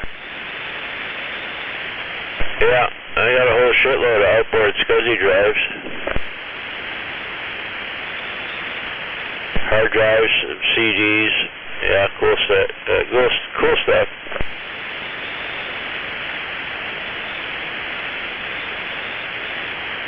Well, I think I'm gonna lose you here as I go up and down these hills. So, I'm back out.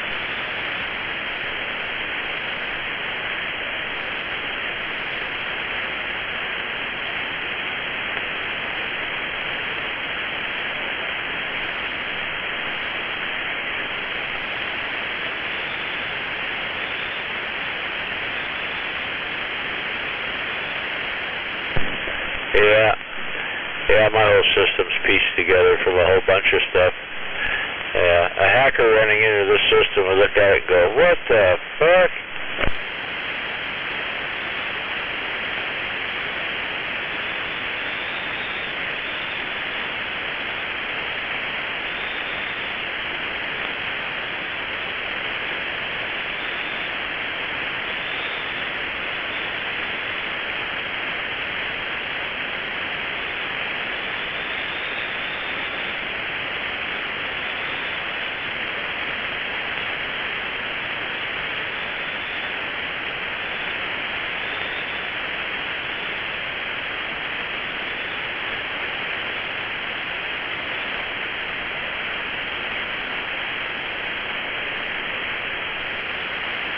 Oh, joy.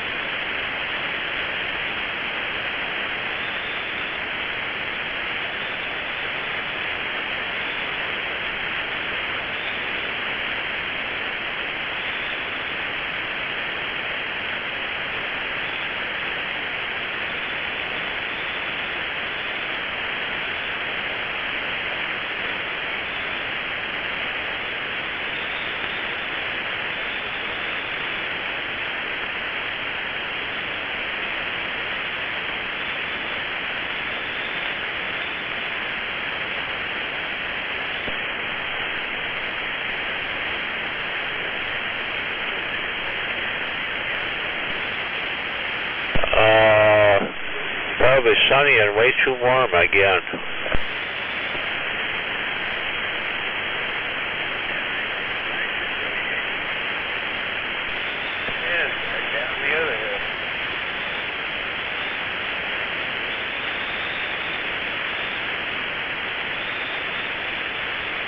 Yep, looks like our rain fizzled out pretty much. A bit of a chance on Friday and Saturday for my area, possibly even Sunday. It's like 23, 24, and 24%, and then Monday's back to 7% again. Tomorrow is Yeah, or today actually. High of 86, overnight low of 57. Thursday 82, overnight low of 63. Then it cools down a little bit into the 70s. 72 on Saturday and Sunday.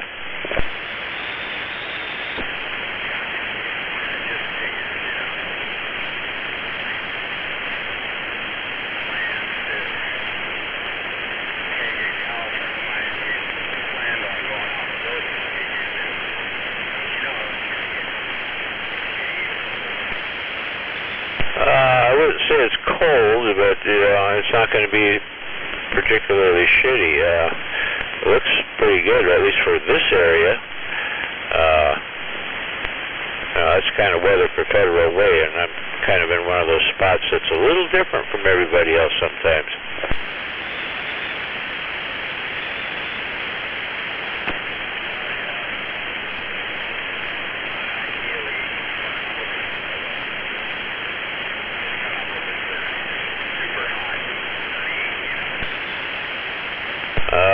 Yeah, it's likely to be cloudy, at least for Saturday, part of Friday. But next week, it starts warming up again on Tuesday, back up to 80s, and by Friday the 13th, it'll be 90.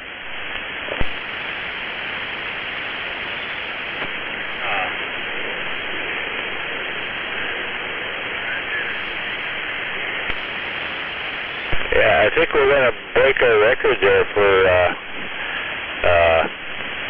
days of no rain, because it doesn't look like we're going to get any. It looks like that's going to miss us, and yeah, we only had a few more days to go to break the record, and it's going to be freaking dry until, shit, where the hell was that?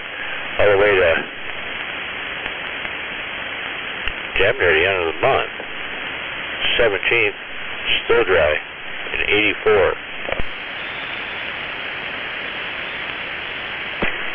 well, like I was saying, it wouldn't hurt my feelings if I never saw another raindrop the rest of my life. Well, it gets pretty nasty when everything around you is dying, though. And that's exactly what's happening. We're witnessing the desertification of the West Coast. And this area here is going to look a whole lot like Central Cal when it's all over. And Central Cal is going to look a whole bunch like,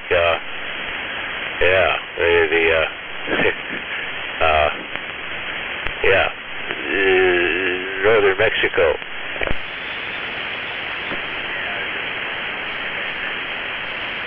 Pretty much.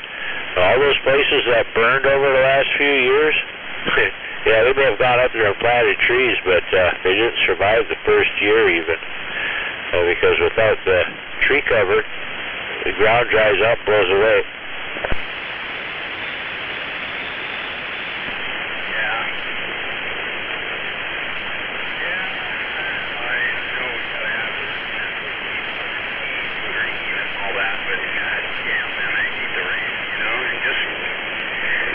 Bothered me my whole life up until the last couple of years, and for some reason now it just really gets on my nerves. After it gets on your head, 321 Mobile monitoring. That's 321 Mobile monitoring. I said, you said the rain gets on your nerves. I was just being smart. I said, that's after it gets on your head, right?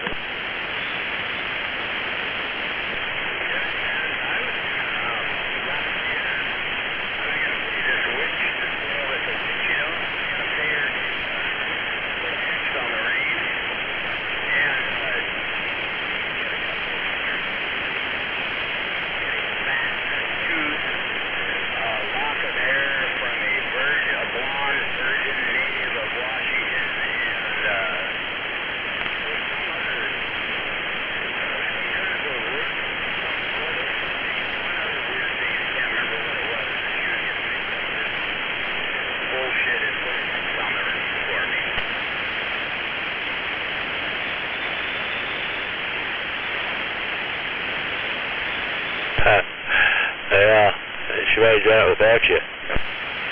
What's that? So she might have done it without you. Yeah, maybe. Yeah, I can't remember what the other thing was that I had to get, but she kind of cracked me up. A fat tube, you know, so I go, wow.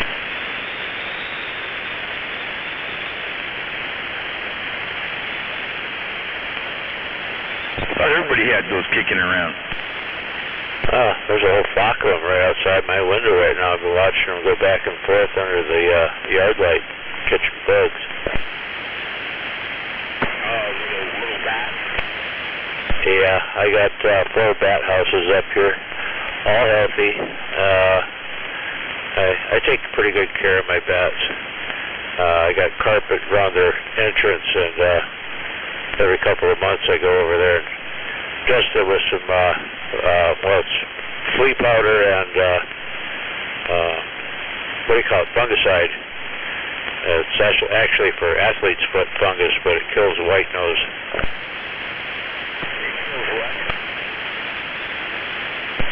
Foot powder for fungus, to kill the white nose fungus.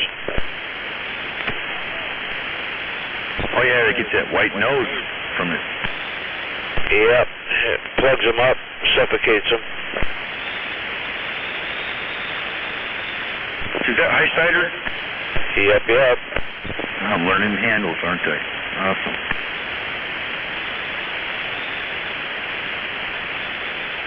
Who are you talking to? It's Jeff, 151, down Puyallup. Oh, evening, Jeff. Hey there, except I'm not in Puyallup anymore. I'm climbing the side of the hill up here up to Bonnie Lake here, going up Victor Falls Road there. Just about to the top. What you gonna do once you get up there?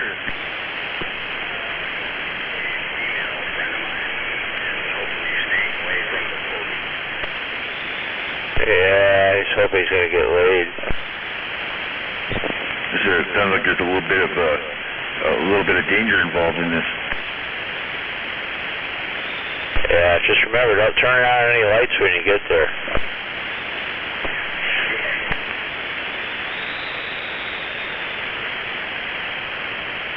So have you had the police show up before up there at this woman's house? No, all he needs for birth control is good lighting.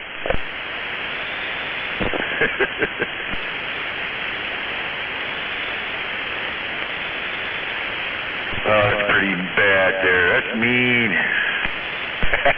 Yeah, I'm the same way. That's why I'm in radio and not television. I'm almost too ugly for radio. That's pretty ugly. Yeah, living proof.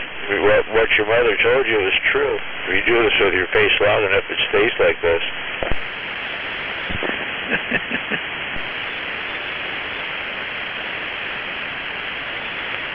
Yeah, the radio crowd can be a rough bunch.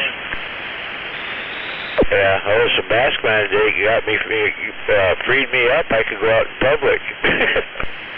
Yeah, huh? I didn't have to brush my teeth anymore or nothing. Pick my nose.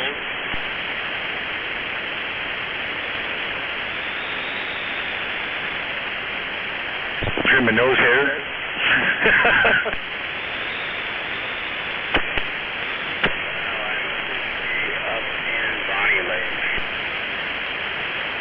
Up in Bonnie Lake.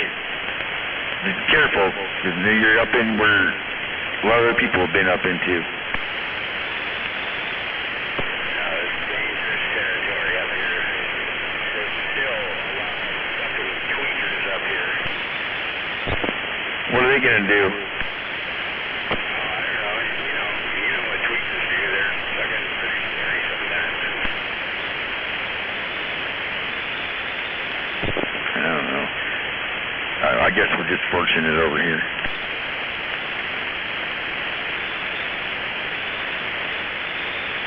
Should they try to steal your aluminum mag wheels off your fucking vehicle?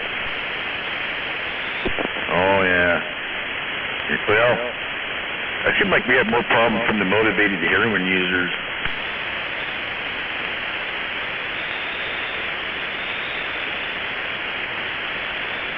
But I don't know. I mean, I really don't know.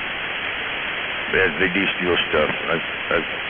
I've seen that, you know, wires and pipes and stuff, yanked out of stuff, and you just all those catalytic converters getting stolen all over the place. Yeah, that's the big thing these days. Being set up on a little shit, man. Got out of there in like under 3-4 minutes. Pretty quick. I always thought, you know, those wraparound pipe cutters, you know, with the chain with the wheels, they're pretty quiet, but they take a while. They're using 18-volt sawzalls with the doggone diamond blade. They cut anything. Yeah, it's a lot of noise, isn't it? No, you just start out slow. They're variable speed, so you don't, you know. If you go fast, yeah, it makes a lot of noise. If you're slow, it still cuts pretty damn fast. It's just quieter. Yeah, that happened to one of my neighbors a while back there. They got out, fired the car up.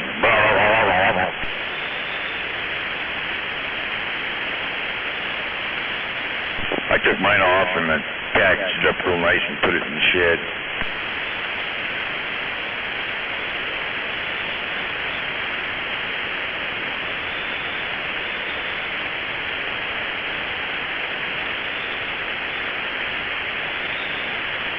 Most of my stuff around here is a pre-catalytic converter.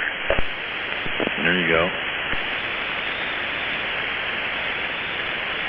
You know, as long as you don't have an oxygen sensor after your cat, you're usually good to go.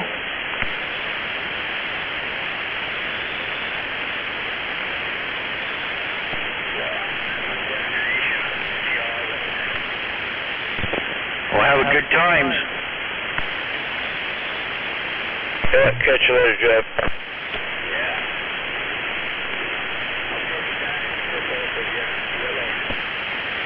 10-4, there's frost on the pumpkin. Time for Peter Duncan. Or so they say. That's the saying. So how you doing, Mr. Highsider? Oh, still on the planet. Yeah. Anything new in the ether? Oh, just cleared out a bunch of old junk. Getting rid of some of the old vintage computer stuff that I'm definitely not going to use anymore. Oh yeah, like what?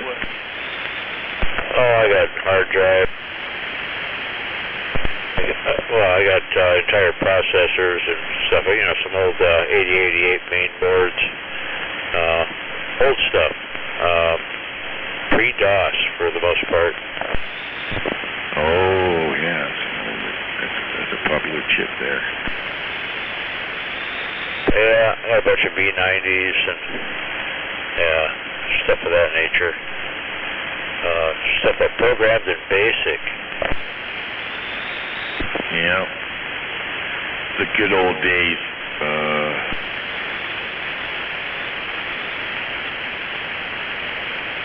Yeah, there's some later stuff, you know, there's stuff all the way up to Windows 95, 98, but for the most part it's pretty old.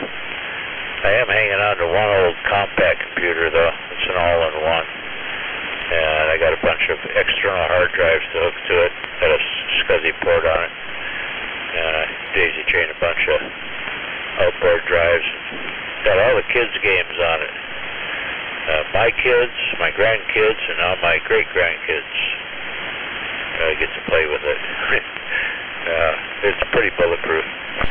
Dang, right on, man. Good for you, good for you. Yeah.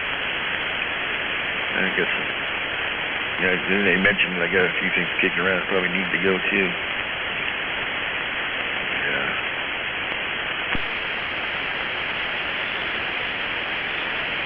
I got a Commodore VIC-20 and a Timex Sinclair that I don't use. Oh yeah, I have a ZX80. I was overjoyed when I got my 16K memory upgrade. I think it was like necessary, wasn't it? Oh, pretty much, yeah. Yeah, tape drive. I got a hard drive from my Commodore. A hard drive? Yeah, they made a big old freaking box for with a hard drive in it for the Commodores. I forget exactly how big that sucker was. I think it was 512 meg. No, it was smaller than that. It was like 250 something. That stuff was simple, small. Yeah. I got somewhere. I've got several gigantic Seagate hard drives that were never used. Oh yeah, I had a bunch of the old IBM platters, those big platters that they plug into the drive units. I had a bunch of those and a big cartridge put across. Cool, man. I remember my neighbor was working in Sinclair, and ZX80s and yeah. Anyway, he said he ran into a problem with his he was running batteries in his tape deck, and as the batteries wore, it changed the speed and the pitch of the programming, and you get to the point where if you didn't have similar speed running, it would cause problems in loading. Oh yeah, it wasn't synchronized properly. Yeah, there was a whole bunch of little things like that cropped up along the way. I use external power supplies for everything. Yeah, you got to. I mean, keep it consistent, right? Yeah, and I just donated my Hero robot here a while back to Seattle Computer Museum. Oh, those were cool. We had one in school, and then in high school we got a hold of one. And it was, already way out, old school, out of date kind of thing when we got it. And the teacher took it away from us because the guys were programming it to go around and cuss. A buddy of mine modified his and turned it into an automatic bartender, and it still works. Really? Yeah. Nothing's more fun than sitting there entering programming something like that with a number pad. Oh my God. Yeah, it took them about a month to program it properly, but it makes something over 100 mixed drinks now. He's updated along the way a little bit. Played around with it some more, but he's got a bar that it can run up and down, and it picks up the bottles, and pre-measure, it's right on every time. It never spills a drop. What do you do? Put a Raspberry Pi in there or something? What's that? Did he upgrade the computer inside of it, or what? Not a whole lot, really. He upgraded the peripherals, made them a little stronger than what they were. Originally, it wouldn't pick up a bottle. They weren't very strong. Yeah, well, his is pretty tough now, and he eliminated a whole lot of the plastic on it. His is mostly metal. Ted Ford. Cool. But it still looks the same, right? Yeah, well, you can tell it's a Hero. There's not much more than that. Okay. Hero 1, right? Yep. Those were a pretty penny. Yeah, I built a lot of machines since then.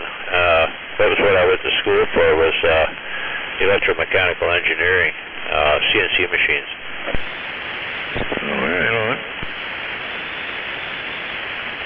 I had a bunch of automated stuff here. Half this house is automated.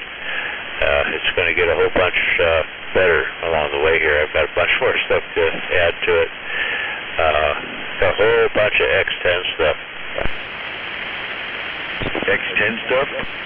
Yep, old X10 stuff. I don't even know what that is. I'm too young, I guess. It's kind of like the IBM Home Director. You can turn on lights, turn on appliances, things of that nature. Mine does a whole bunch beyond that. It controls fire suppression. cameras, a whole bunch of other shit. And at some point here, I'm working on a prototype robot for the yard.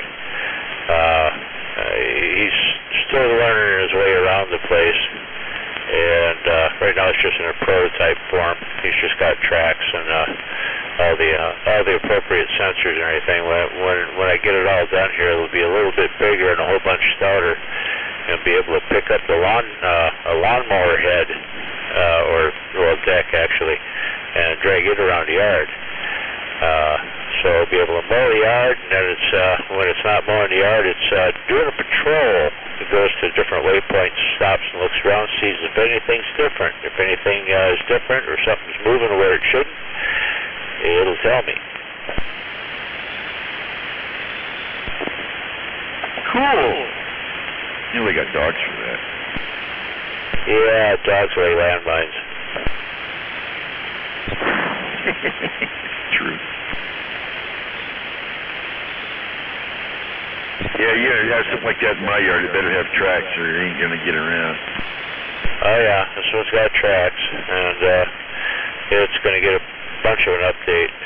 Right now it's very light and very small, using RC10 stuff for the most part. When I do the upgrade, it gets a what do you call it? Hover round base. It's a 2-motor hover round base, and that'll drive the 2 tracks instead of driving wheels. Remember those old lawnmowers that hovered? Oh yeah, Snapper Fimo. So, incorporate a robot on one of those or just get yourself around, But if I remember, they didn't really cut all that great. Well, they had to lift themselves up, and in the process, they pushed the grass down. When I do the deck for this robot, it'll probably be just a really heavy-duty weed whacker. It'll use weed whacker cables rather than string. Okay.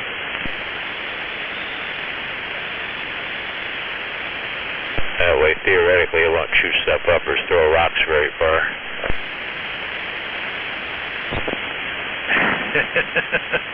Okay.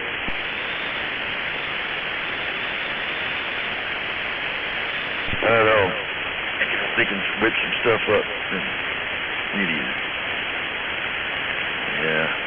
Well, man, sounds like you're having fun with it. I'm always doing something. I always got something going on, like this yard sale right now, getting rid of all this excess junk. But trying to clear out my excesses, because right now I can't really work in the shop. It's got too much crap in it. I've got another building I'm putting up outside here that's going to be a combination of tractor, barn, and all the excess crap in the garage here that's really not necessary. The raw materials. I shouldn't be storing raw materials where I'm working. My raw materials should be elsewhere, so I have the space to work. So that's a age-old dilemma there I suffer from. Yep, I got a full-bore shopsmith sitting in here. It's got all the attachments and then some. I've added some things. But I want to be able to use it. I can't even get close to it right now. Buddy of mine picked up a shopsmith not that long ago. Big son of a bitch. Yeah, I'm going to extend it a little bit so I can do 8-foot pillars and shit. Yeah, I want to be able to do turn porch pillars, rather than just being able to do, railing spindles and that sort of thing, and fix chairs. I want to be able to turn stuff a lot longer. Well, yeah. Immediately, that's what I thought of, was like, pillars on the porch when you said it. Pillars. Give it that, I suppose, give it that stately style. Yep. Yeah, I've got a whole bunch of router stuff, too. I've got some really cool things. I could do spirals. Oh, yeah? You got a jig? Yeah, and it's adjustable. I can, I wish I could make this work on the inside of a steel barrel, putting lens and grooves and stuff, but, yeah, I got a brooch too, so I can do that. It's just a royal pain in the ass. Why would you want it? Oh, make cannons. You mean a rifled barrel? Well, yeah, if you want to have accuracy, you got to have a rifled barrel, even if you are using compressed sawdust bullets filled with tempera paint. Yeah, we press them in a mold with some white glue and make a hollow body, and then fill it with tempera paint, put an end cap on it, glue it on, and you end up with a bullet that you can shoot at a hard object, and it goes poof, makes a big old colored poof, marks your spot. I have a half a harebrained idea here because I have excess number of lawn tractors. I'm going to make a small track vehicle with a air cannon on it, and well, actually I'm going to make several of them, and we're going to see how feasible it is and how much fun it is to shoot at each other. Personal tanks. I could get behind that. Yeah, the other problem is I got to have an area that is either really dense wood or a box canyon or something like that, something that has high walls around it, so I'm not, hitting the neighbors' houses and vehicles and shit. Well, fire marshmallows out of them. Yeah, well, I want to make these as real as I can. I want to be able to shoot 100 yards. Well, that's lost, if I want to shoot each other at that point. But what you said made me think of my pellet stove and using those pellets as ammunition. Yeah, they're not really shaped right. Yeah, but they're cylindrical. You can snap it off, throw it in there, and there you go. Like a pop gun, only there's a lot more of them available. Yeah, well, I'm looking at, these things having a barrel about 2 inches in diameter or larger. Presto log. The Presto log cannon. Yeah, just about.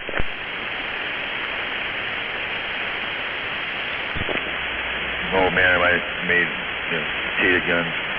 We made them big, so you had to buy those like French fry potatoes to fill the barrel, Boy, they had just you could really knock the shit out of it. We shot the door off a car one time. Yeah, we were doing it, banged the hell out of it. Shot a barrel with it. I mean, there's force there when you get the mixture just right. Oh, mercy. Oh yeah, there's that, and if you really want to make it go fast, you take the barrel itself and you put a tinfoil cap on the end of it, glued on, with some kind of sealant. There's a whole variety of them that you can use for that, and then you put another seal on the other end. Put your projectile inside, and then put a seal on the other end. Evacuate the barrel. Pull the air out of the barrel. And then your firing chamber sits behind the barrel. And you light that off. When it pops that rear seal, there ain't nothing ahead of that projectile to slow it down other sidewall friction. And if you do it right, you can make your projectile supersonic. Ooh, supersonic tater. Yep. Oh, that sounds fantastic. Yeah. If you want to really check out the idea, Google supersonic ping pong ball. You can fire a ping pong ball fast enough where it'll go right through the paddle. You'll correct in the process. Oh yeah, it's going to collapse it and everything, but it's moving fast enough to punch a hole through a ping pong paddle. That's nuts. Yeah, overkill.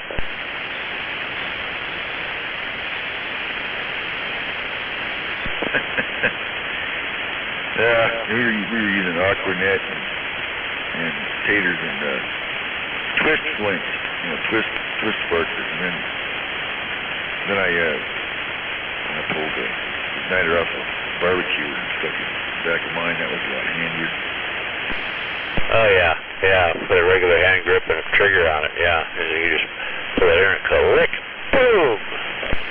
Yeah, well, I never put a hand grip on mine. I just put the igniter right into the middle of the end cap. Oh yeah. Smack it on its butt. There you go. The twist ones we had on the side of the barrel. I might have had a push button on the side, but it was easier to put them on the end.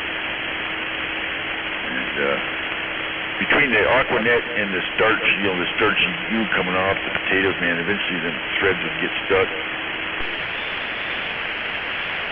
Oh yeah.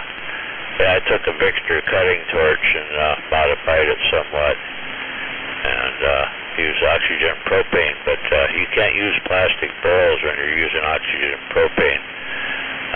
It's too fast. I'd be afraid of it blowing up and shattering and little pieces going everywhere. Yeah, that's why we make the walls fairly thick steel. They use Schedule 80 stuff. My cousin, their old man was a wildcat oil rig guy, and they get their hands on that, the oil well piping and make cannons out of that. They made this one cannon, holy smokes, it was loud, and it was something else, man. It was really real stuff. Freaking oil rig pipe. Oh yeah.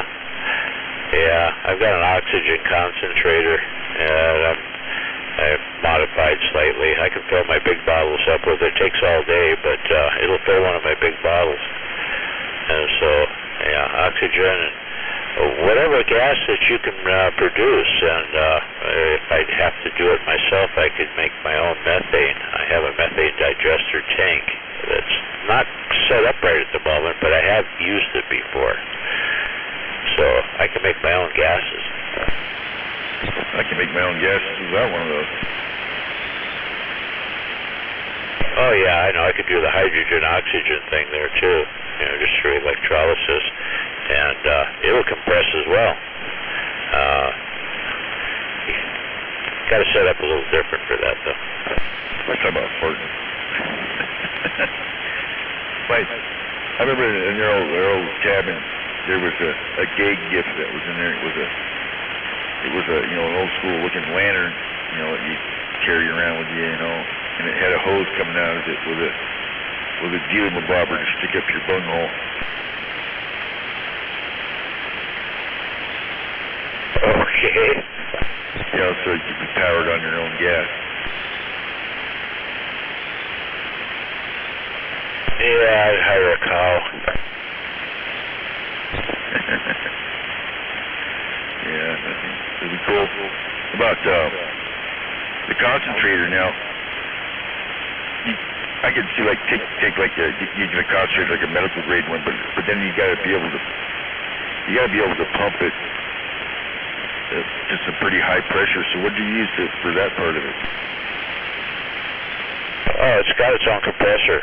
That was the main thing. It's actually made for filling the smaller bottles, but I did a little work on it and made an adapter so I can fill the big bottles. Oh, I get you. Okay, you weren't taking one that was just one of those carry around nose jobs. You're talking about one that was actually made to fill bottles in the first place. You're just making it too bigger. Oh, I get it. Yeah, it's an oxygen concentrator with the pump. And that's why I say it takes all day to fill the big bottle. So when it fills the big bottle, is it making liquid? No, it's not making a liquid. It's just pretty close to 80-something% oxygen. So it's not perfect, but it's pretty good. That's cool. That's cool. So it's cheaper to burn electricity and make it than it is to go buy it. Oh yeah, especially when the electricity is solar derived. I've got 6 120-watt solar panels on the roof. There you go. Like you just got it all covered, don't you? Yep, and I'm using Edison nickel iron batteries that are, well, the small bank that's on the RV, it's got solar panels too. The small bank on the RV is, they were made in the 1920s. The ones I'm using here in the shop were made in the early to mid 40s, right during the freaking World War II. Oh, that's when you just take them apart. You pull the plates out and stuff, right? Well, they're not plates. They're actually tubes with really, really tiny little slits in them. And the negative plate, or negative, well, I guess you could call them plates because they are in a row, kind of like a plate. But anyway, the negative side is iron oxide stuffed in there and compressed with nickel chips. And the nickel hydroxide side is nickel hydroxide 2 interspaced with nickel chips pressed into the tubes. And your electrolyte is simply, well, it's red devil lye, about a 20% solution. So they come apart though, right? Well, yeah, you can take them apart. I didn't. There's no need to, except for cleaning, and I just used agitator for that, or just fresh water, and hopefully get any iron oxide residue off the nickel side. That's usually what happens, is you get some migration of the iron oxide through the electrolyte, and it'll end up on the positive side, and it contaminates it, makes it a little less efficient. If you can rinse that all off and everything, and redo it with fresh electrolyte, you're good to go again.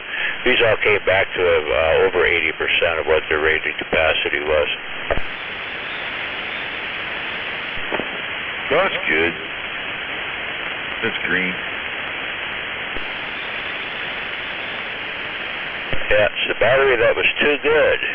So when Exide Corporation bought Edison Battery Corporation, they only made the damn things for a couple of years afterwards.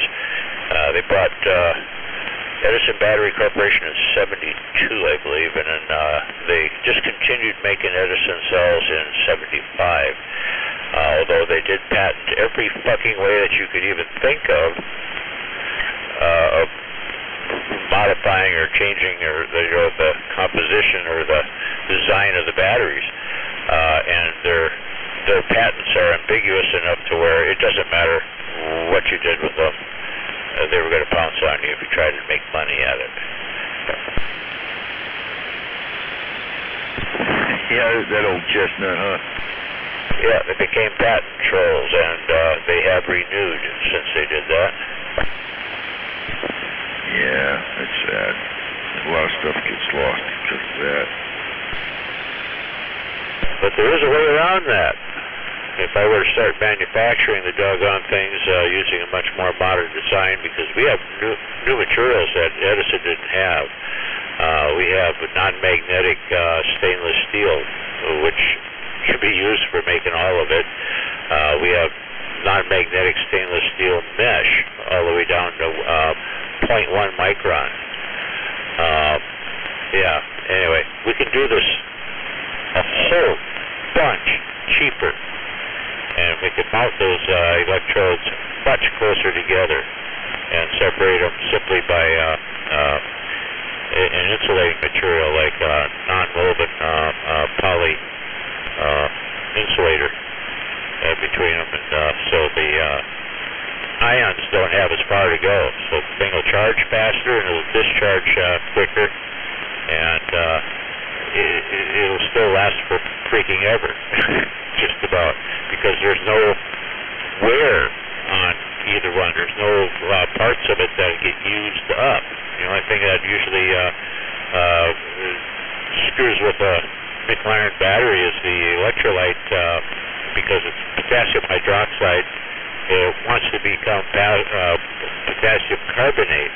If it gets a hold of the carbon dioxide in the air, it'll do that, and it just becomes weaker.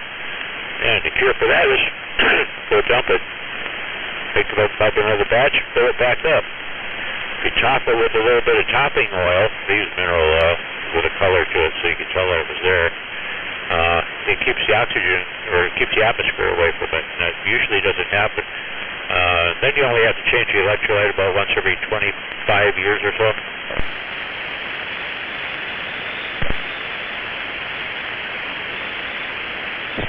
Crazy, man. I just lost my receive. Uh-oh. Well, we had some lightning. It's coming back. Yeah, it will be a lightning flash.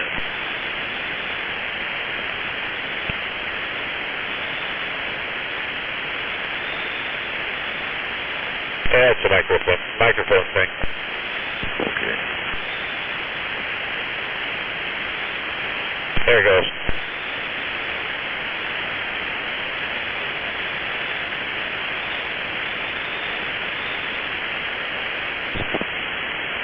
Speaking of which, I'll check my audio.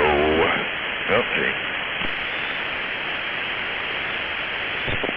I can hear this refrigerator running, I think. I'm going to unplug some.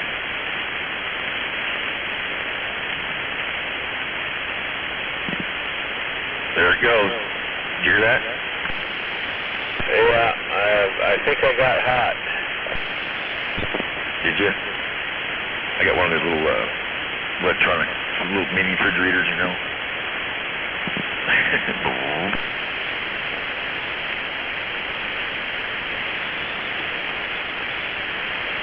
Yeah, I dialed everything back. Send any tone. 58 a.m. Whoops. Yeah, looks like almost 2 o'clock. About that time. Yeah, too late for a beer run. Yes, sir.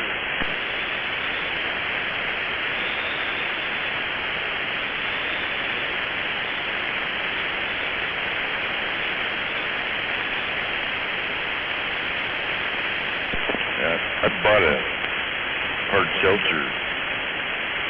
Brought it up at night and thinking, that's an often do. I'll have something on hand, but I just never end up drinking it. I don't.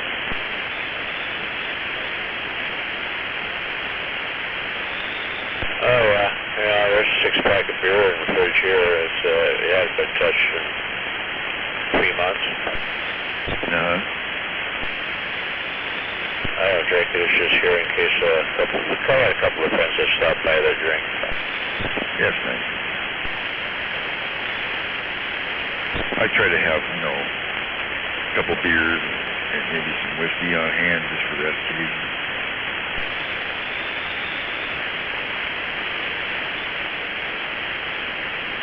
Yeah, I tend not to drink myself. I'm an instant asshole. I just add alcohol. No, I still enjoy a drink now and then, but I don't drink to drunk or nothing because I don't know. It lost its appeal. I mean, like I used to just love beer, man. But not anymore. I mean, I love a beer, but I don't love beer. You know what I mean? Oh yeah, every loaf of bread is a tragic story of a group of grains that could have become beer, but didn't.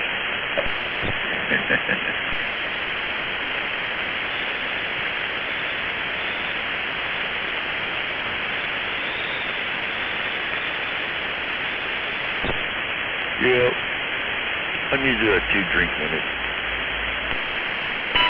It's 2 o'clock a.m. Tell that woman in the background to shut the hell up, would you?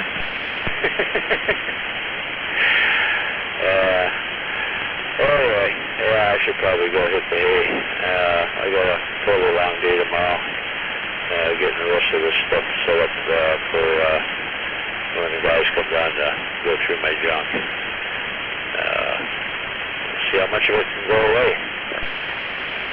10-4. Well, you have a good night there tomorrow and all that good stuff, and high cider away! Yep. Take care. 10-4.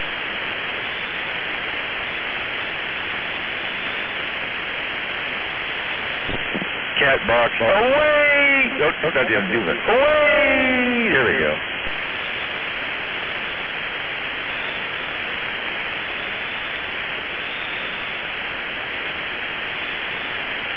Well, I just checked my match here. Yeah, not good. Uh-oh. Oh, I know what happened. It's fitting up there.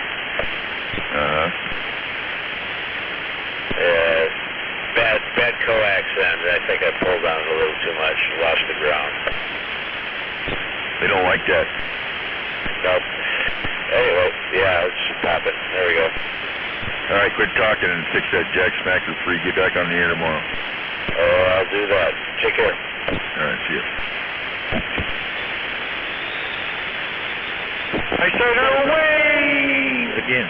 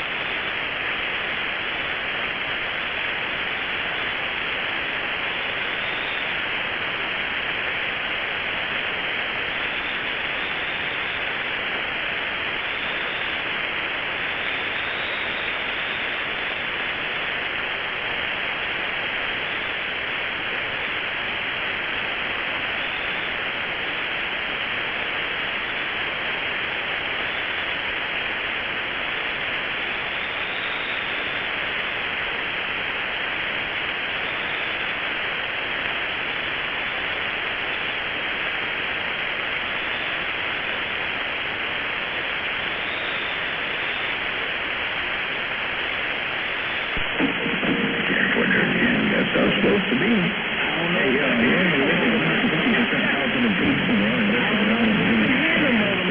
Hey, number 10. Hey, I don't know if I can hear. He's a big old cotton picker. I'll see you. Bye, bye, bye.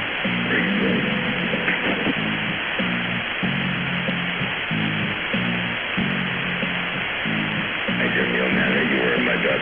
You were more about my dog. Oh, Mule Man, hey, who won't put the mom down on your ass? So feel free now, but before you do that, you gotta figure out how that works. You're for one in the wrong place doing the East Coast. You need to come out here and put the beam up over here if you're gonna do that. Because you don't have enough station to plug my ears. So don't even think about going that direction. You need to come out here and drop a key against me. Going the same direction. When I bump down here again, you're popped. Sounds super intelligent, well-spoken, well-read as well. Thank you, my friend. Please have a great day. I'll see ya. Oh, big happy Easter to you, too, by the way.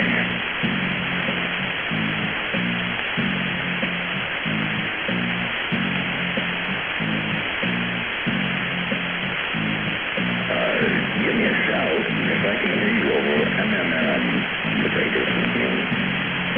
I've been inconsiderate because when others try to talk, so I'm supposed to know to my ducks that I can't hear her talking.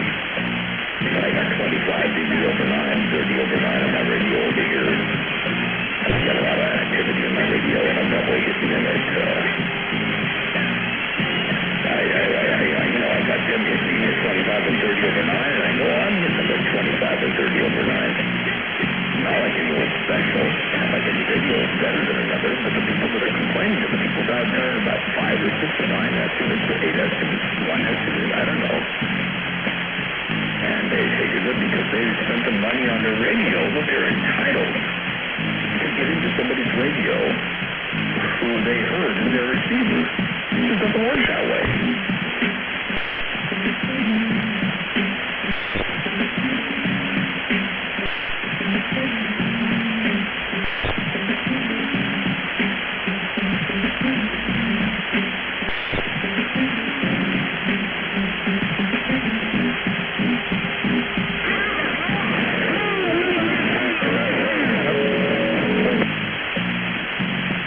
Nasty cotton pickers made me go outside and put my antenna in here.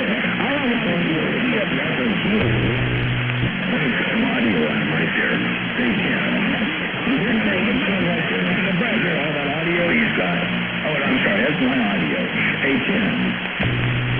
You hear all that audio, number one son's got radio station loading up, I'm all waving. I'm stepping, break.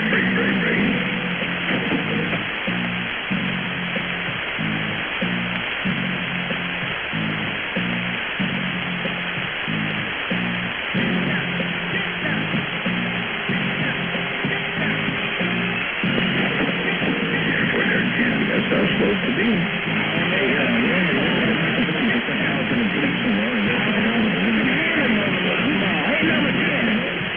don't know if I can hear. He's a big old cotton picker.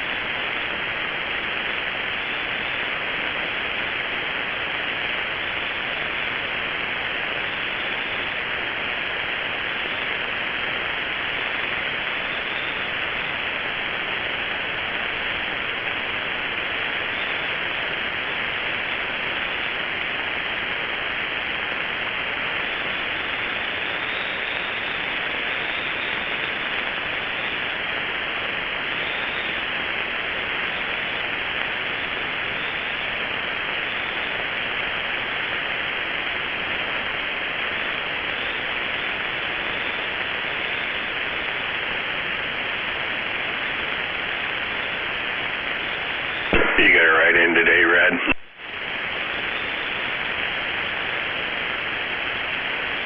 Yeah.